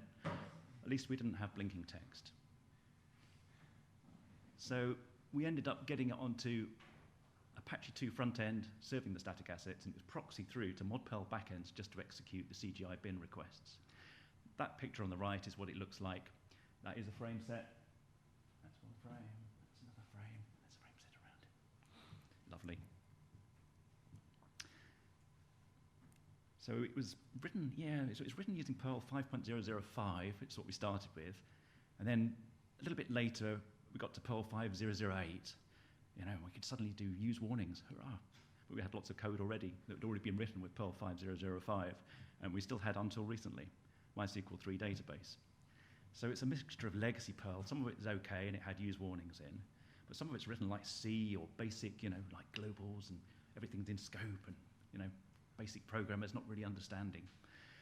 We had some green screen 4GL code and CISM database. And by green screen, I mean, if you think about Infomix 4GL, it ran on a terminal and it's like character based, but it was we were told it was going to replace programmers, The 4GL, anybody can program. You don't need to be a geek. You don't need to anyone could do it. It was a complete lie, just marketing. But, we still had some of those running until recently. We finally managed to get rid of it. Our old payroll was still running in green screen. Finally managed to get rid of it just last year. We had a decent business object layer I put in. I thought, well, we can keep that and build on it. We had some badly behaved scripts some of the other programs had written who hadn't really sort of followed the Perl guidance. So these don't really tidy up after themselves. So basically you have to fork a new Perl executable every time you want to run them, because at the end, when the Perl dies, it tidies up and does the garbage collection. If you don't do it, you try to run the script repeatedly, the code dies nastily or unpredictably. But most of it was running under modperl 1 for speed and on-premise servers, because back in the day I used to get in my car, I'd drive out to the customer, I'd wire up the server and put it in the machine room, and I'd wire up the VDUs and install the software. That was the way it was.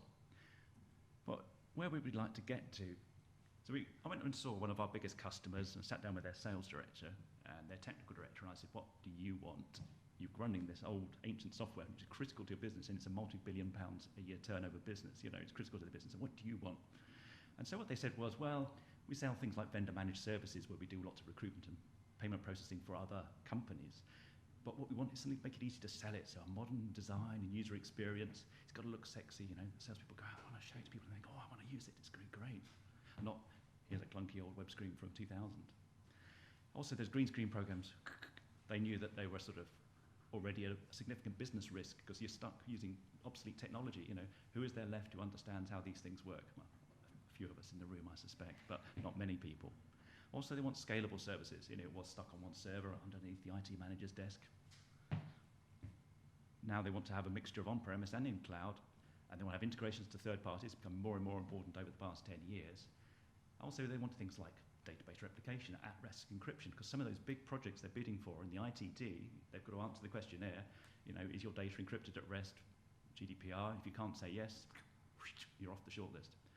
Pretty important. The other thing they wanted was single sign-on integration. Previously, you go into our web screen, there's a login form, type in username, password, and you're in the application, but it's only for that application, or our suite of applications. But there's loads of other products they want to use with single sign-on. So what do we want to do as a company, a tech company? Well, number one, supportable.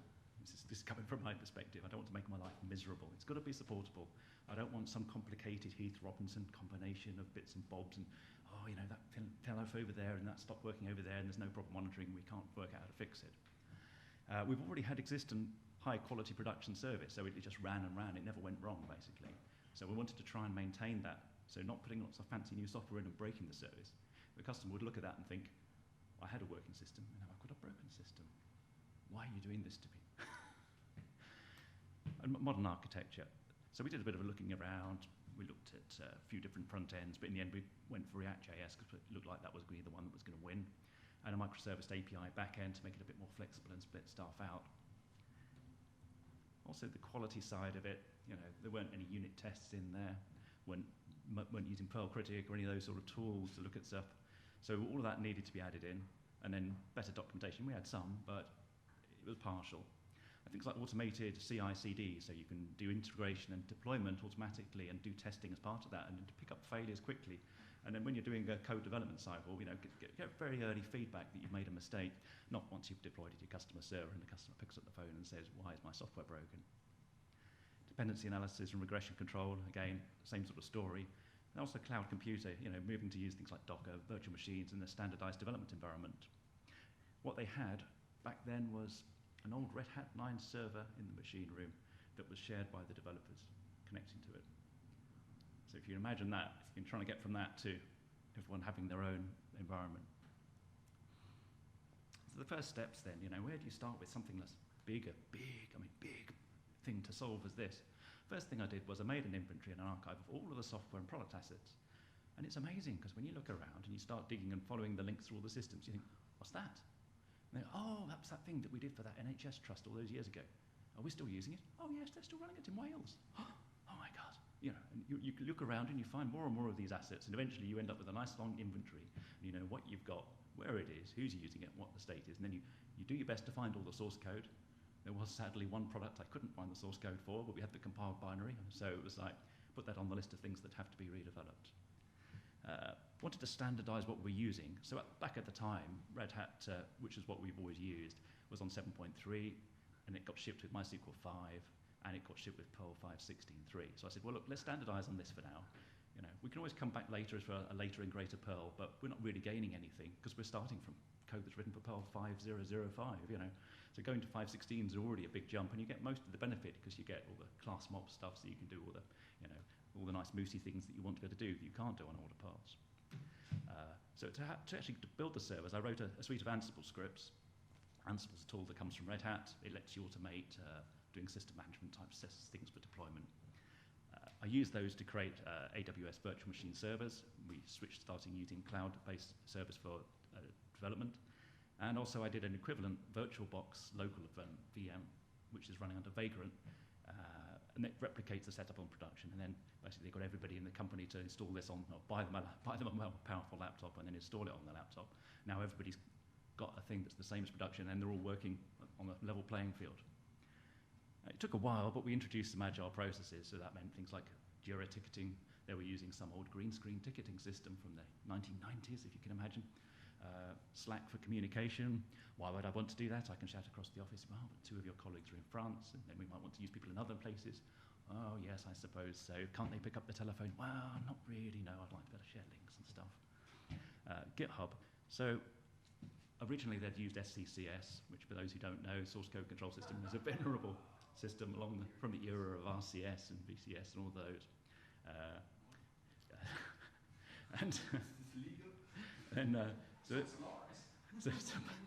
So back in the early 2000s, we switched to using Subversion, and we still put checking against Subversion.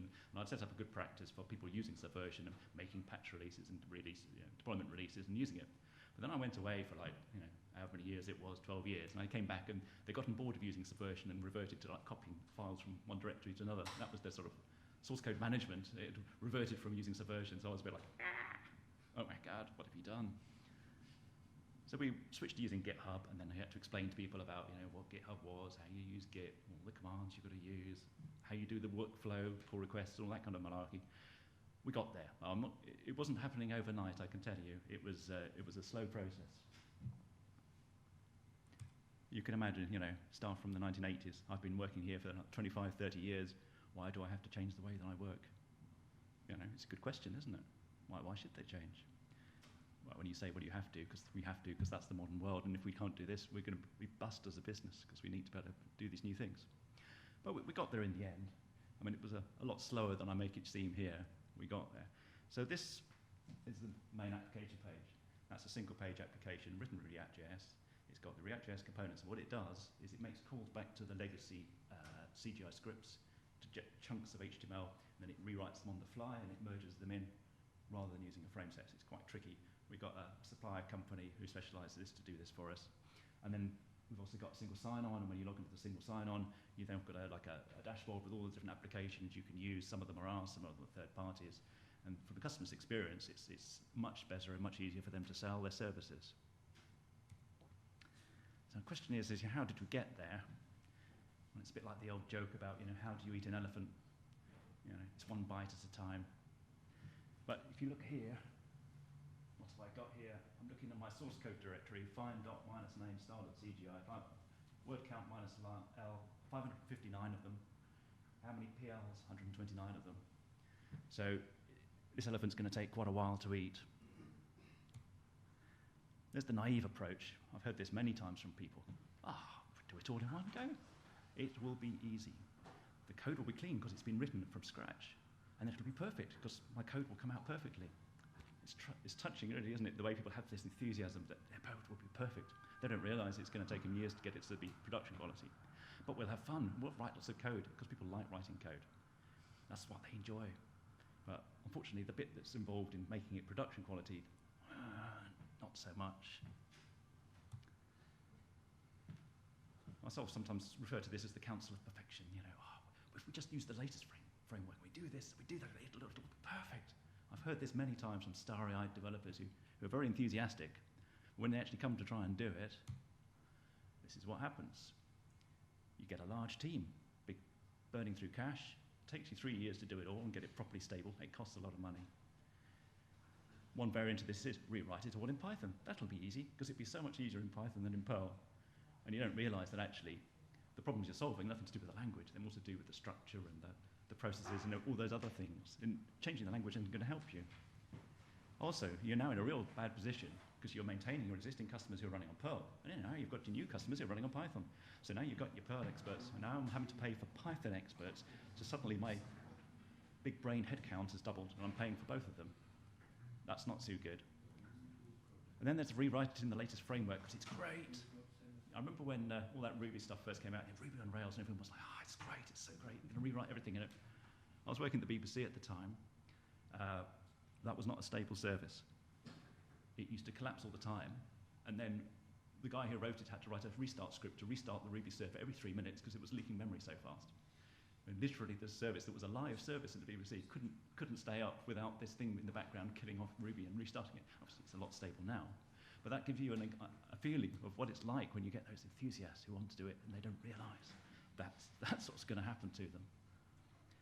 And also, I list the frameworks. So let's see, I could put in a Catalyst. We did a bit in Catalyst back in the early 2000s.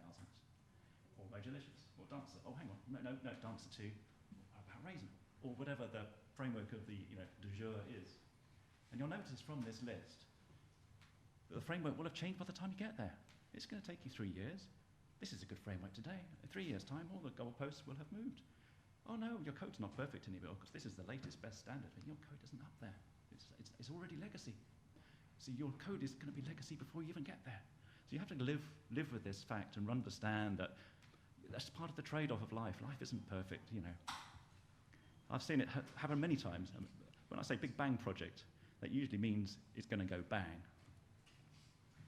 So how do you go about it? I would recommend a gradual approach and make it expert-led. Don't imagine, if you're a director of a company, don't imagine that you're a big brain box and you can work it all out yourself, because you can't. You'll make stupid mistakes. I guarantee you will. So what you do is you get an expert in. So I've listed a few here, like Gabo Jabo, who does the Perl Maven site, Dave Cross, Andrea Shitov, who ran Perl YAPS EU for quite a few years, Curtis Poe, who's here, John Noviakovsky. So there's loads of other people. Just ask around. But get yourself a proper expert who knows the state of play of the community and the frameworks and everything. Also, then, you see, they can come in and have a look at what you've got. They can look at it, have a think about it, advise on what the best new tech to use is, and then think out how to leverage your existing production quality code. That's really, really important, because that's money, that's working code. It's a valuable asset in your company. Don't just throw it in the bin. So what we did is I went via a recruitment company owner called Matt Geppert, runs Open Select Recruitment in London. I've hired loads of developers of him over the years, mostly not in Perl, but like Drupal and other languages. But I got this guy, he's a Perl contractor, Dave Lamley. I asked his permission to put his link up here. He helped us sort it all out. He's pretty good at Perl, knows what he's doing. And he even gave a talk. I don't know who he's mentioning in this talk about software necromancy.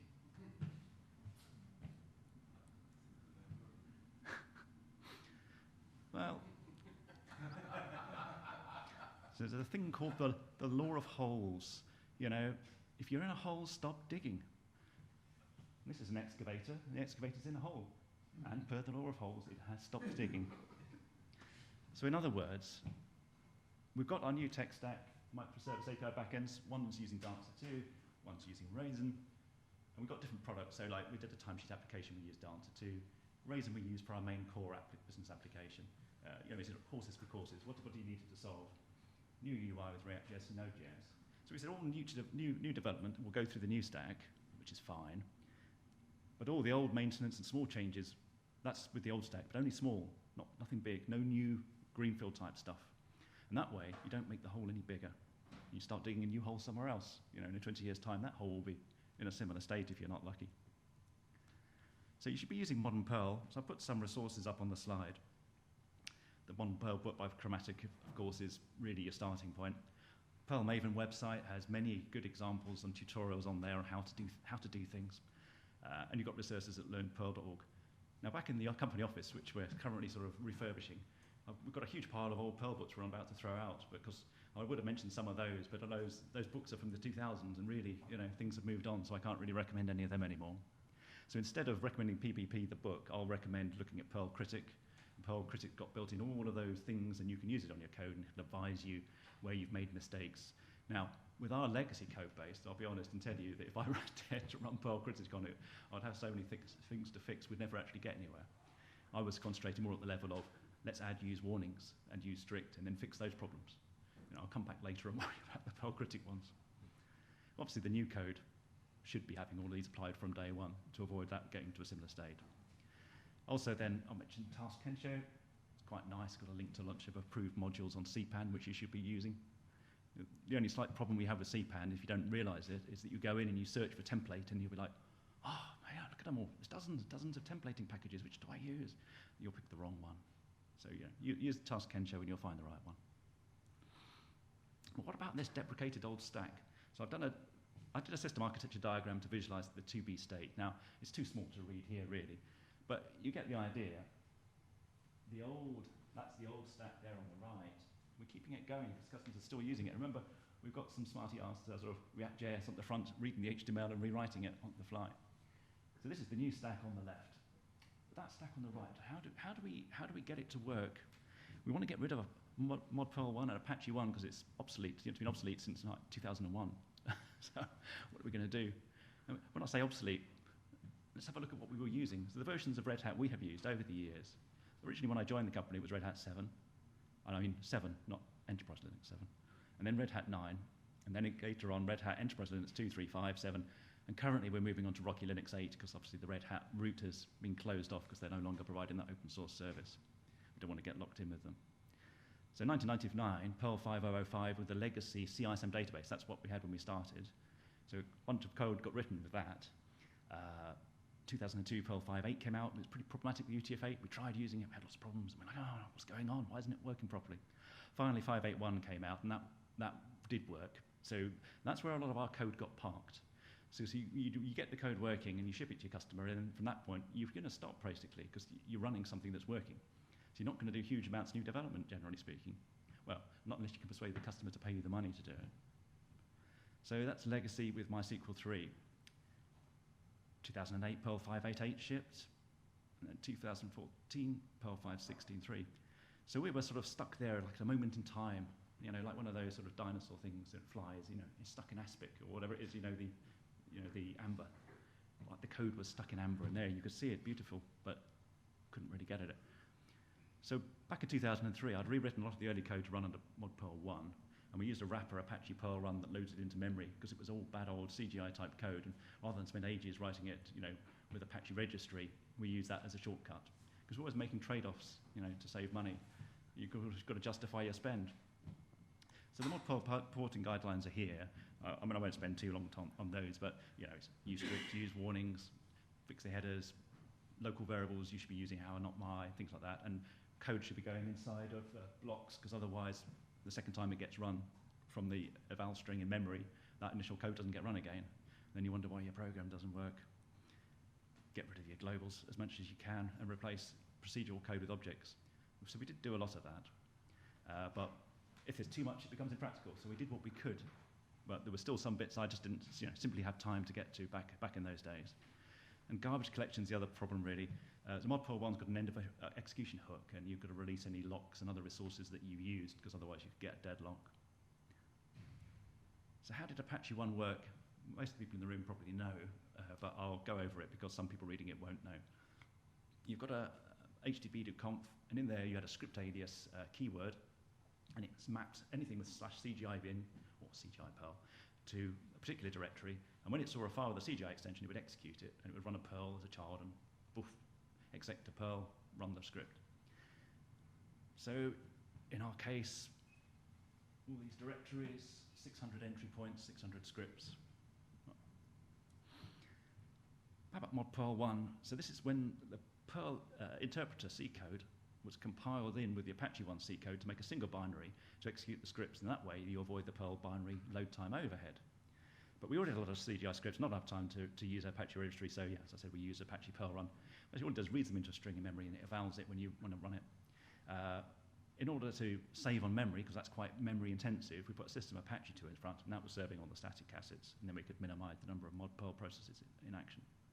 But it was pretty fast, and it was solid for 20 years. So we couldn't justify the cost of rewriting it to mod Perl 2 in 2005, you know, because it was like, it's working, the customer's happy. Shall we rewrite it all to mod Perl, to mod Perl 2? Why? And then you go, but it's newer, it's shinier. And then of course the management go, but it costs us money. We're not going to do it.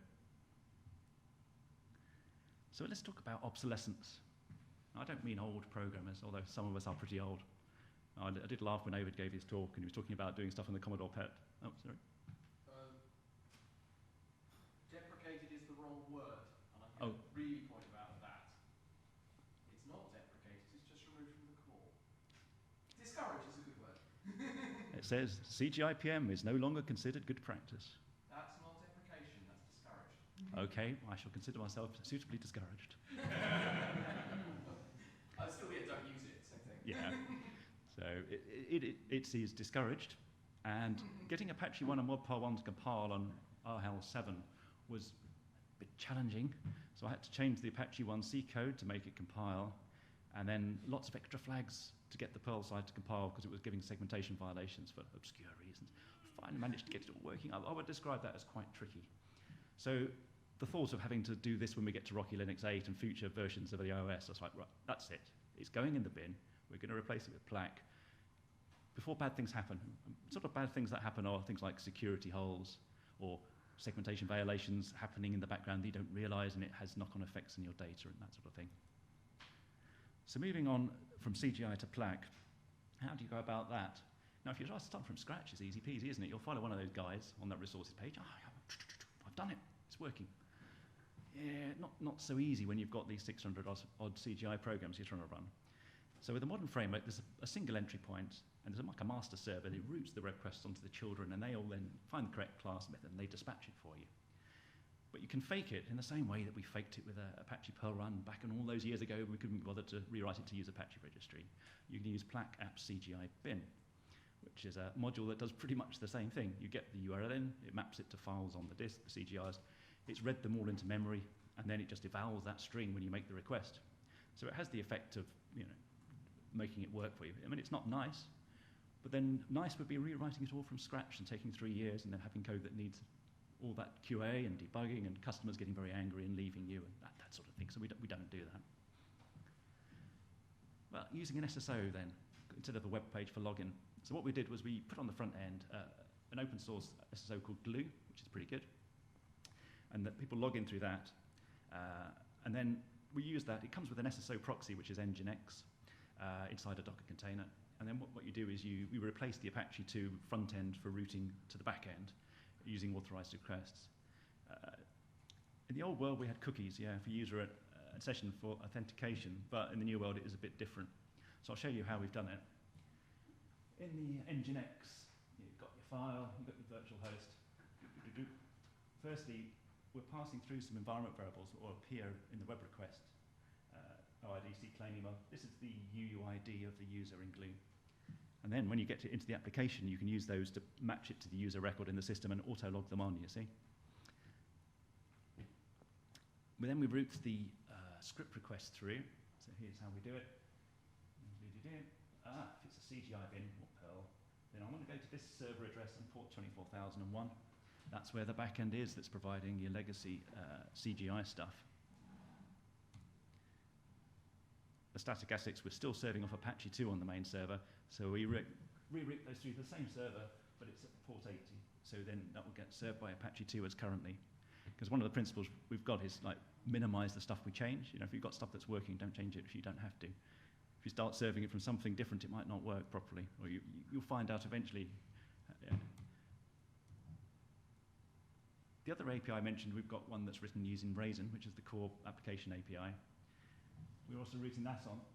So from the React.js front end, it's sending requests, RESTful HTTP requests to this sort of endpoint, and they're coming in as JSON. They're getting response in back as JSON. Sorry. Question: why are you saying Nginx proxy configuration when you know Apache configurations underneath? This is the one I got out of that file. Oh, so what do you mean? Good question. You're right. It's Apache, isn't it, inside the Docker? I think what it is we put an Nginx in front of it before it gets to this stage. That's it. I should have gone back and checked the architecture diagram. So again, it comes through. This one's on port 17339. So we've managed to get the different services listening at different ports on the same server, and then you can split them all out. And then the single entry point that we're coming into for the legacy HTML page stuff, that's here.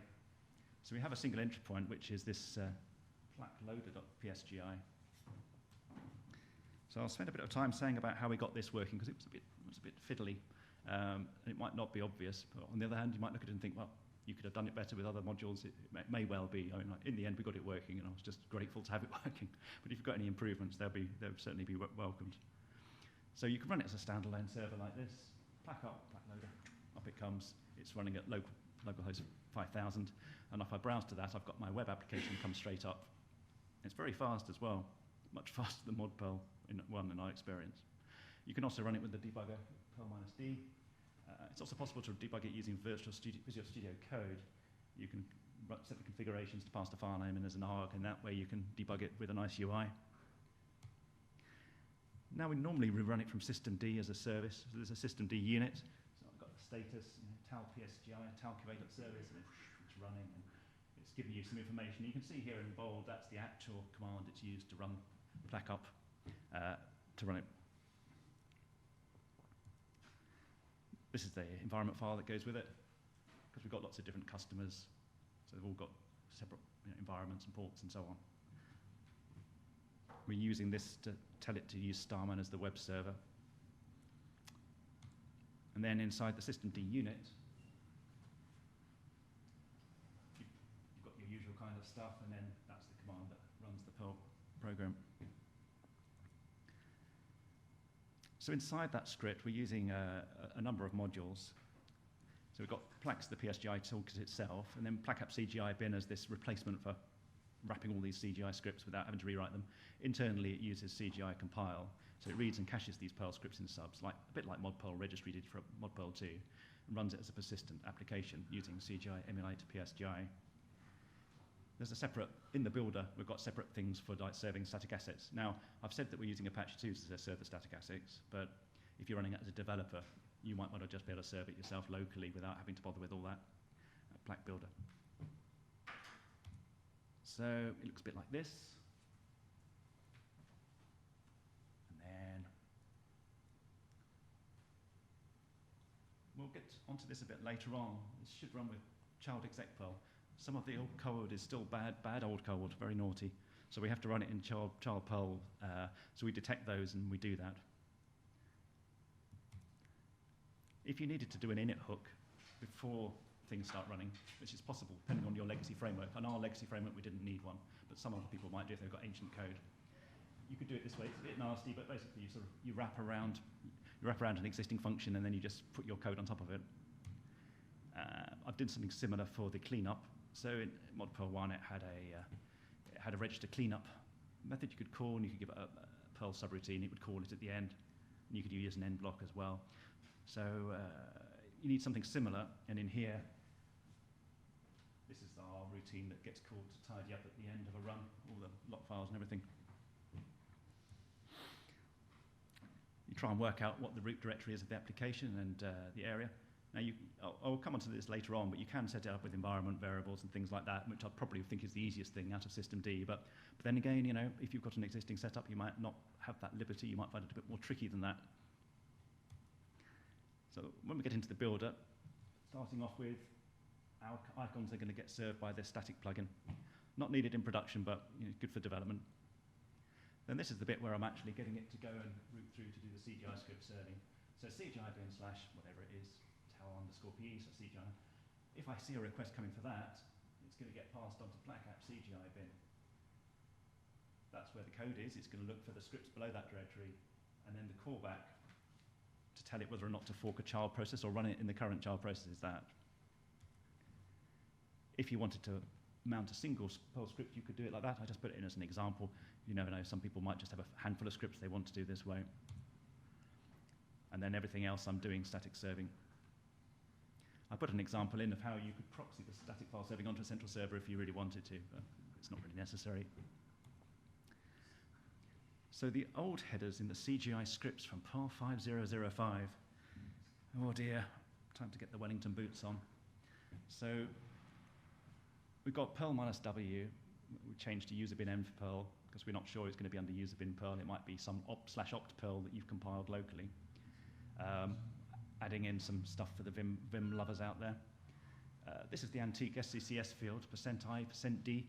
When you check this file out from source code control system, it would replace those things without the date and the version number.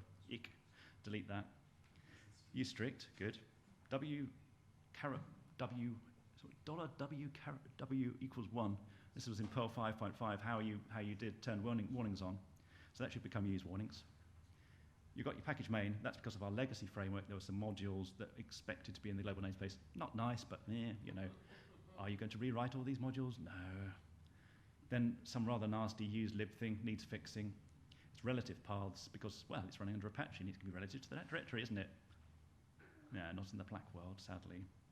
If you run it through VS Code as well, you'll find you're not in that directory. And finally, this thing, which was like cobbled out of some old kind of CPAN standard header standard. So it's a standard, non-standard header which needs to be deleted. This is what it looked like afterwards. A little bit of explanation about what's going on. This thing here, I did try using findbin, but it gets a bit confused when $0's got something in like Starman space worker, and then it croaks on you. So that wasn't terribly good. And it's difficult because we want to run it under CGI and interactive and mod Perl, and you want to run it under Plack. And you get different variations of things. I tried using things like the underscore file and, you know, base dir on that. But they all seem to come with some gotchas. So we wrote a module to work all this out for you. And then we set the library to our application root CGI directory. And then I've got a single module that does everything. Now, I only found out about this recently, but I'll show you how that works. Basically, it turns on all the strictures, all the features, adds all the library paths, and includes the standard application modules in one line. So this common include header is something I got off a recent blog post from John Napier-Korsky. Wish I'd seen it before. He says, I create a syntax module in the root of my project namespace and use that to set up all the features I want. So here's what I've got in our version. This is John's idea. This will run from Perl 5.6 onwards, amazingly. I was quite surprised. I did try it out on old Perls just to see. So that's our thing that finds the directory. And then the standard use libs to add in our Perl libraries. This subroutine is where you declare what you want to import or set up. And it returns a list. So you see I've got some features and pragmas, UTF-8, strict warnings, feature 5.6, which gives you that nice set of enhancements. I put an example of how you could add on a single feature if you wanted to, like a say, or other ones here, but that needs Perl 520, and remember we standardized on 5.16.3, so we don't use those. And then these are our standard application modules, so it loads all of them up. So that, if you imagine you had all that lot at the top of your 600 scripts, now you've just got that one line.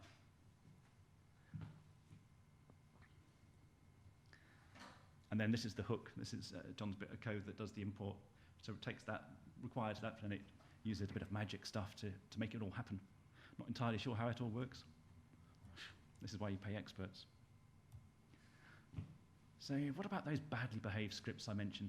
I won't go into details about how nasty they are, but you have to fork and run new Perl each time. So currently, originally we had these kind of rewrite rules, and some of the old accounts framework, which is a different framework to our legacy framework, was an even older, nastier framework. So it would fail. So what it does is it detect them, and then run it under the Apache 2, and it forks off a Perl for you. So it's a bit slower, but it means the code works, and I don't have to rewrite that ancient code. So when we're doing it under Plack, what do we do? This is the thing we saw earlier. We've got this callback we set up, exec cb, and it will call that with a file name to say, should I run it in Perl on, in a forked Perl or not? So inside there, I've got something like this. You see, this mirrors what I had in the. I'll go back to it. I can't find it now. I had those Apache rules to say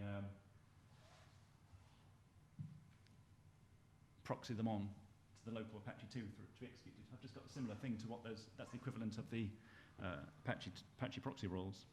And then in that case, I said, yes, you should execute a new Perl for those. But if it's not matched and it ends in CGI or PL, in that case, run it in the current Perl, not a child. So I mentioned about finding the application root, which was a bit problematic. You've got a few options I've listed here.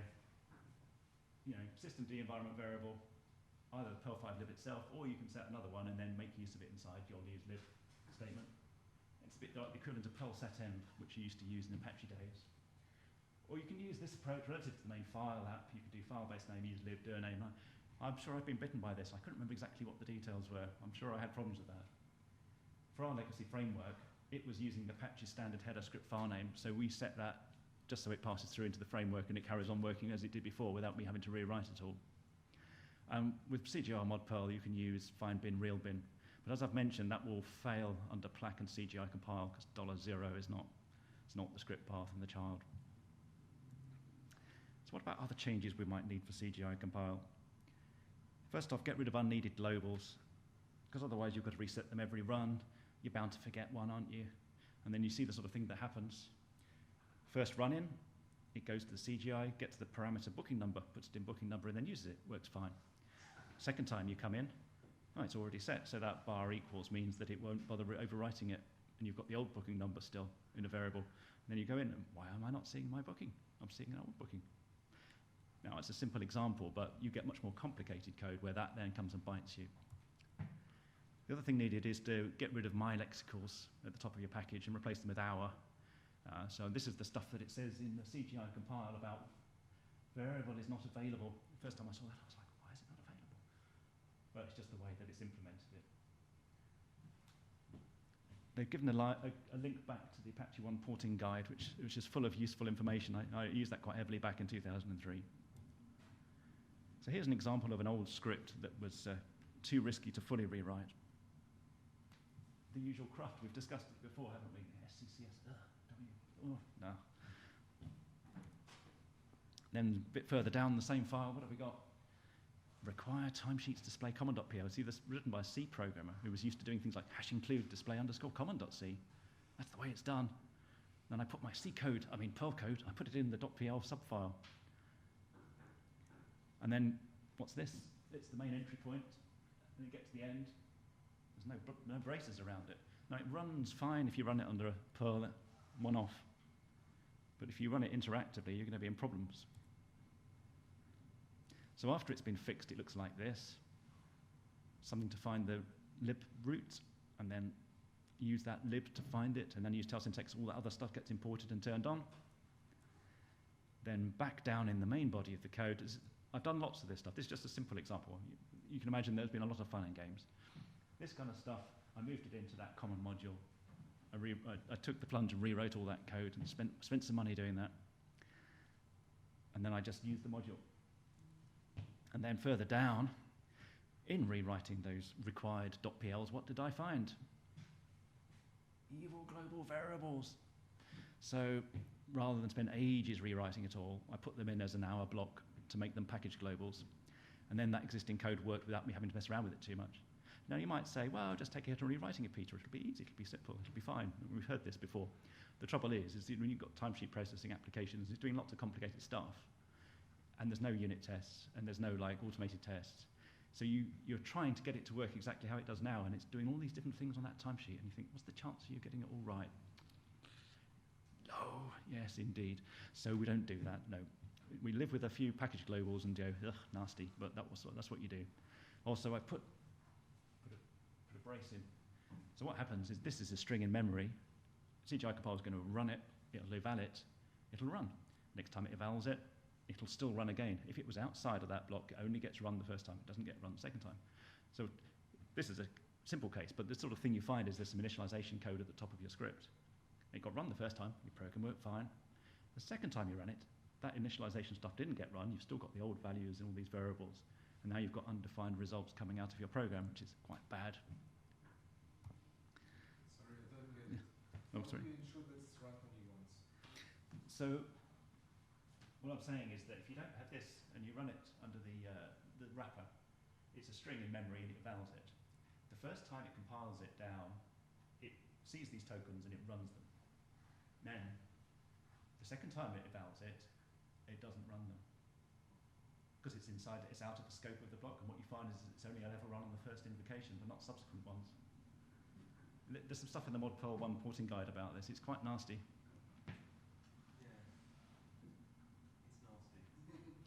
And by doing this, because it's made a string at the top level, you see, and it's within the scope of the program that's running it. But by doing it this, you're putting it within an anonymous subroutine, so it's being run inside it, and then it gets thrown away when you get to the closing brace. It gets thrown away, so then it gets made the second time you come in. So why is it an anonymous subroutine without a sub declaration? You don't need a sub. You can just do that, and that's like an anonymous subroutine block, No. isn't it? Not an anonymous subroutine, it's just a do block. It's a do block. It's a block. A block, yeah. Actually, internally it's a while which runs only once. Okay. But yeah, what I guess the thing is that SM Common and the others set up global variables with values, with like or equals and stuff. And so if the block is not there, they will remain. That's right. And if the block is there, then they go out of scope. So the next time it was run every time, but the variables were already set, so they wouldn't be reset. And we are So probably it's about the side effect of it. Yeah. It's. I just think of another one of those nasty things. It is, but I can't remember the why it's used. Just don't. Let's call it magic. Magic. I think magic's a good word. Okay, so that's it. The link to the slides is on my Dragon Staff website. Are there any questions in the room?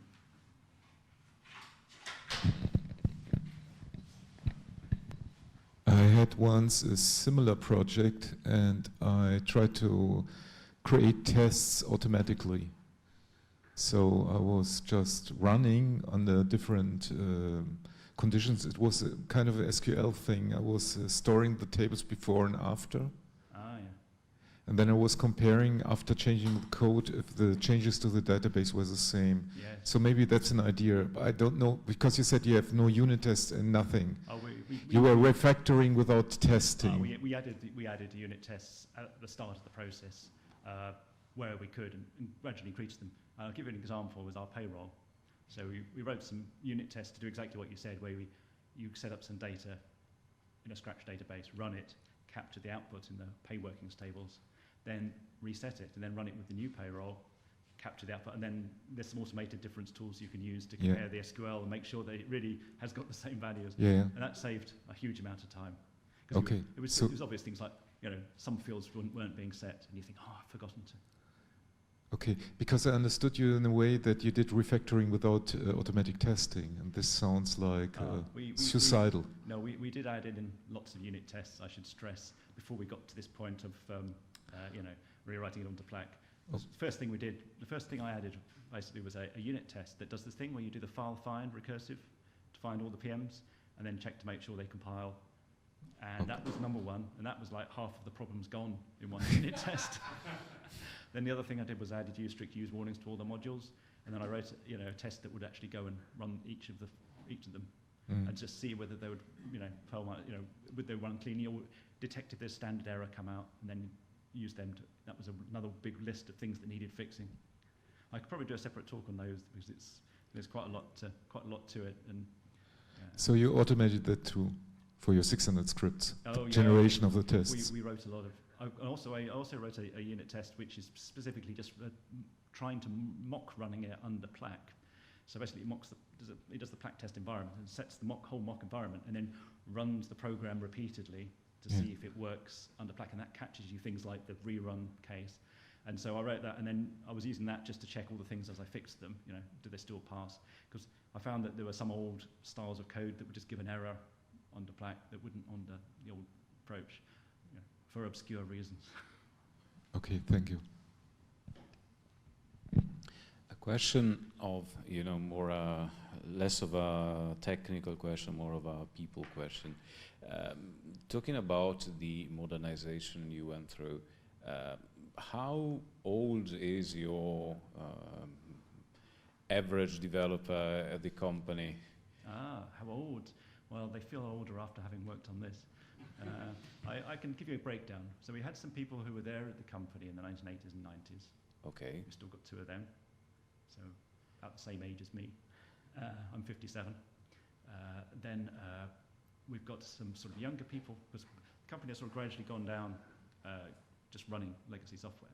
So when I came back, part of it was with some investment to put in a new management team, revitalise the company, redo the products, build up a new development team again, and get it all going, which is what I did. So as part of that, I did a deal with a partner company to provide developers in Romania. And so we have got some people we hired in the UK in our office, and we had people then we hired with the partner company. We got a mix. It was about 50-50, I reckon. And the average age of them is quite young generally. I mean, probably their oldest guy, he must be about 40 something. You know? Okay. And got a few people in their 20s. Whereas the UK side, I had a walk-in who was in his 60s. He was great. He worked with me on the payroll. Who'd worked at another company in the UK, but wanted to work close to home. It's mostly like, you know, where I'm from. It's will be mostly, you know, companies that work on AS400 compatible systems, etc. They have all those legacy software from the 80s. They keep on doing, just modernizing the environment a bit. So it's it's a pretty legacy environment you went through to modernize. Well, there is another tip about that though, in that the new stuff we wrote using Raisin, which is quite nice, it has a declarative style, and you're putting the keywords in, and you're putting rather than writing a Swagger IO spec or an OpenAPI spec file and then using that to mix methods, it's got a declarative style that lets you put the structure of your OpenAPI in the Perl file. So it's self-documenting, and it self-generates the reference information about your API, in fact. So what we did was, these sort of younger guys in Romania, we put them on that. They get the exciting new Perl to work with, lovely shiny new Perl with the modern framework, whereas some of us older people, we end up looking after the older framework. Okay, so they became caretakers basically, in many ways. Okay, thank you. Well, I approve of this talk. Can I just say something to add? Yeah, mod Perl and registry in Apache, the detail is the evil. So CGI is a relatively clean idea, just expensive. Fork and then do that. But the whole CGI module is assumed that the world is thrown away at the end. That's right. And then mod Apache registry comes along, it's the one that runs the CGI, and it takes your script and it literally puts sub randomly generated thing code, and then it puts it at the other end. So it wraps the whole thing and makes a subroutine reference.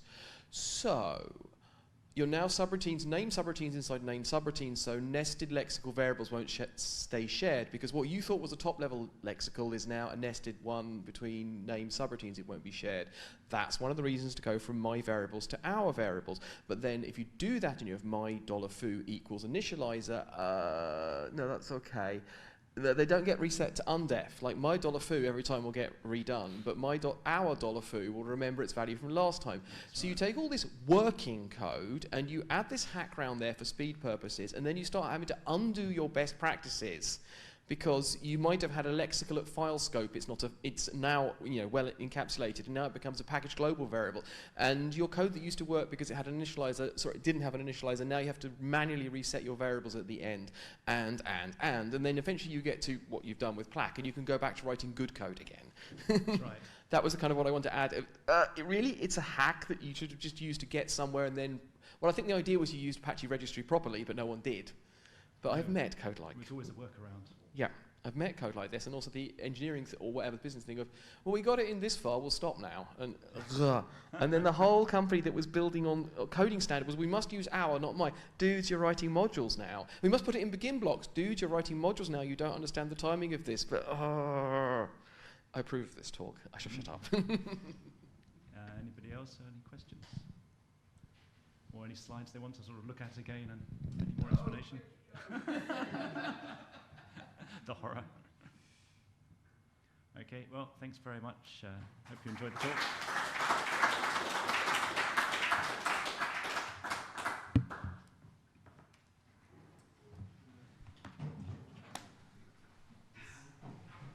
I now realize why I had 6 minutes left. It's actually the original copy. Okay.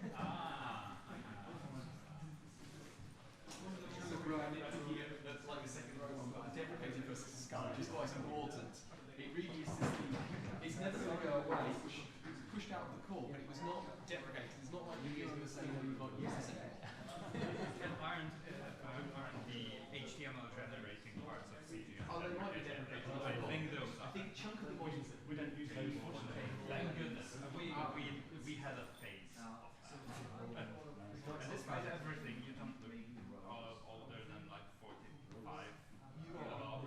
I don't know how you do it.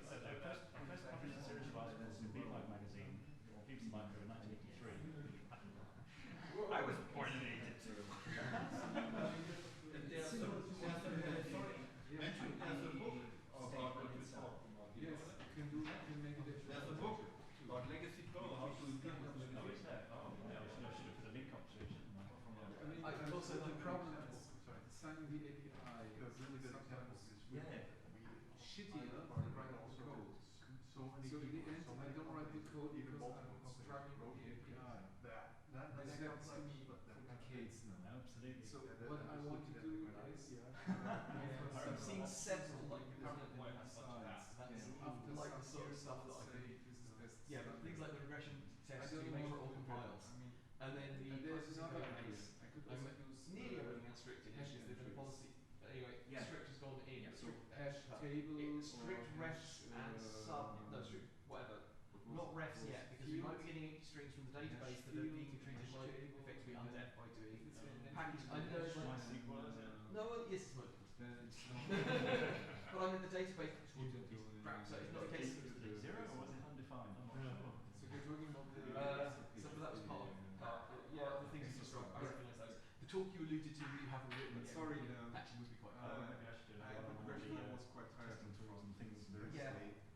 Because there's probably going to be some things there that we haven't thought of. You thought some of the things that you mentioned some of the things that we've done, but I bet you've done something I haven't. I want to know about. Hopefully you're not running code like that still. No, I use that and MySQL. Better or worse, but Actually, I have my Guys, skills. okay. It's like running Thunder. yeah. But I just think some of those things. So I don't know, it's like all but actually it's the device standard that use because that's one place, the first place. I think it's For not some reason, a universe 97 I of lost one database, from but four. Yeah, but again, this is I think Yeah, I did Microsoft some stuff for Oracle. 4.5 came out, some web stuff on this. Yeah, that's what I Yeah, I did some web stuff. some of them have this alternative. My first experience with Perl was 5.003. Yes, So that's yeah. column name. I don't think I've ever seen Perl work run. I've also seen modules which do similar things with I think I looked at the but in the end I wanted to find a I think thing which is Perl's easy GitHub on the eye. has the code all the way back to 87. So the first And Perl perhaps, executable, you have the source for it. It's like If you can compile it. 2 pages of nothing. I should have I said think this. the trick is getting to use current configure script Rewrite and then feed that back into. I mean, it's what we found. I don't know Like how that to CI standard. make this talk Database with we had an SQL special layer. for the pro. But that was compiled in And if I do it 1990s. what's Sort of the first variable, the what's libraries available at the time. Yes. And So we in wanted the to end, compile it to fix a few things around the edges, but with a lot of you can't get the software to jokes. recognize the Yeah, libraries anymore. some- But then Keep you can't, we Yeah, you have to like, couldn't I had to keep them in compile pause, this old code. digest what I So just just said. even do a simple fix in the end, like Dave Langley that I mentioned in the talk, he wrote a C wrapper, which sort of, so it was around it to actually fix all the stuff before it got in and out of the uncompilable module. Yeah. That reminds me of things not available. Like we use Fedora most of the time, and one of the things that kind of bothers me, I have a little bit of past with Ubuntu, and with You know what it looks and like? Variables. Debian, you always have like everything in the archive somewhere. So if you want a package which variables are from close 8 years ago for a very old release, they'll have it somewhere. And Fedora just deletes that things. I want to look at the Fedora 28 something from 8 years ago. No, it's nowhere. It's not even on. Because Flash archive. Exactly. Okay. I wasn't. Perhaps you know the part that was missing was the declaration.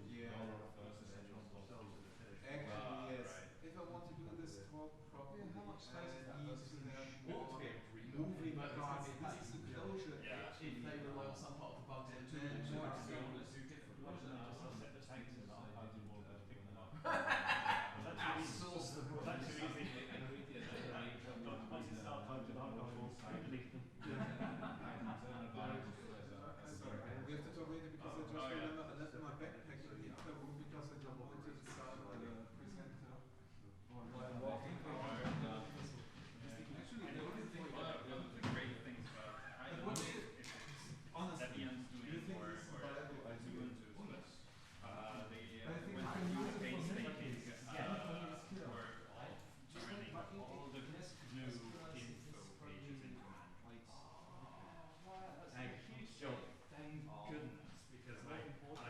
in some other systems, like I don't know, OpenSUSE, you would man something that is a GNU piece of whatever it is, and it says, "Hi, this is the manual of C info." And then you go to the info page, it says there's nothing there. And or the info page does have some you know contents, but it's garbage.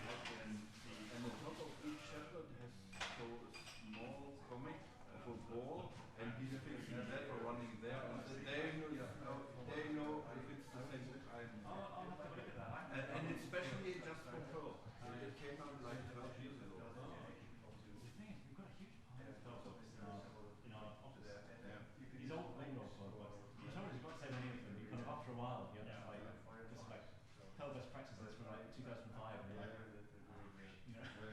it's out of date. It might not be in there. It might be in there, because we had an old program, one of the ones in the 60s, he was another old program in the 60s, not the other one I was talking about. And he when he retired, he donated all of his collection of Perl books to the company. So there's bookshelves and pages, and so you may be in those. Yeah, I have the PDF, but I don't have it here on my laptop. I had once a migration like a little bit that is over.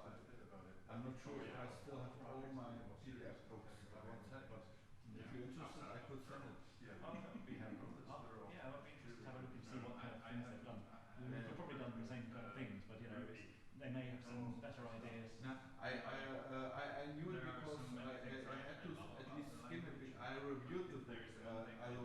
Back in the day, we had in Germany the Perl magazine. I wrote a review about this. That's why I experimented. Okay, that would be interesting to have a look at this.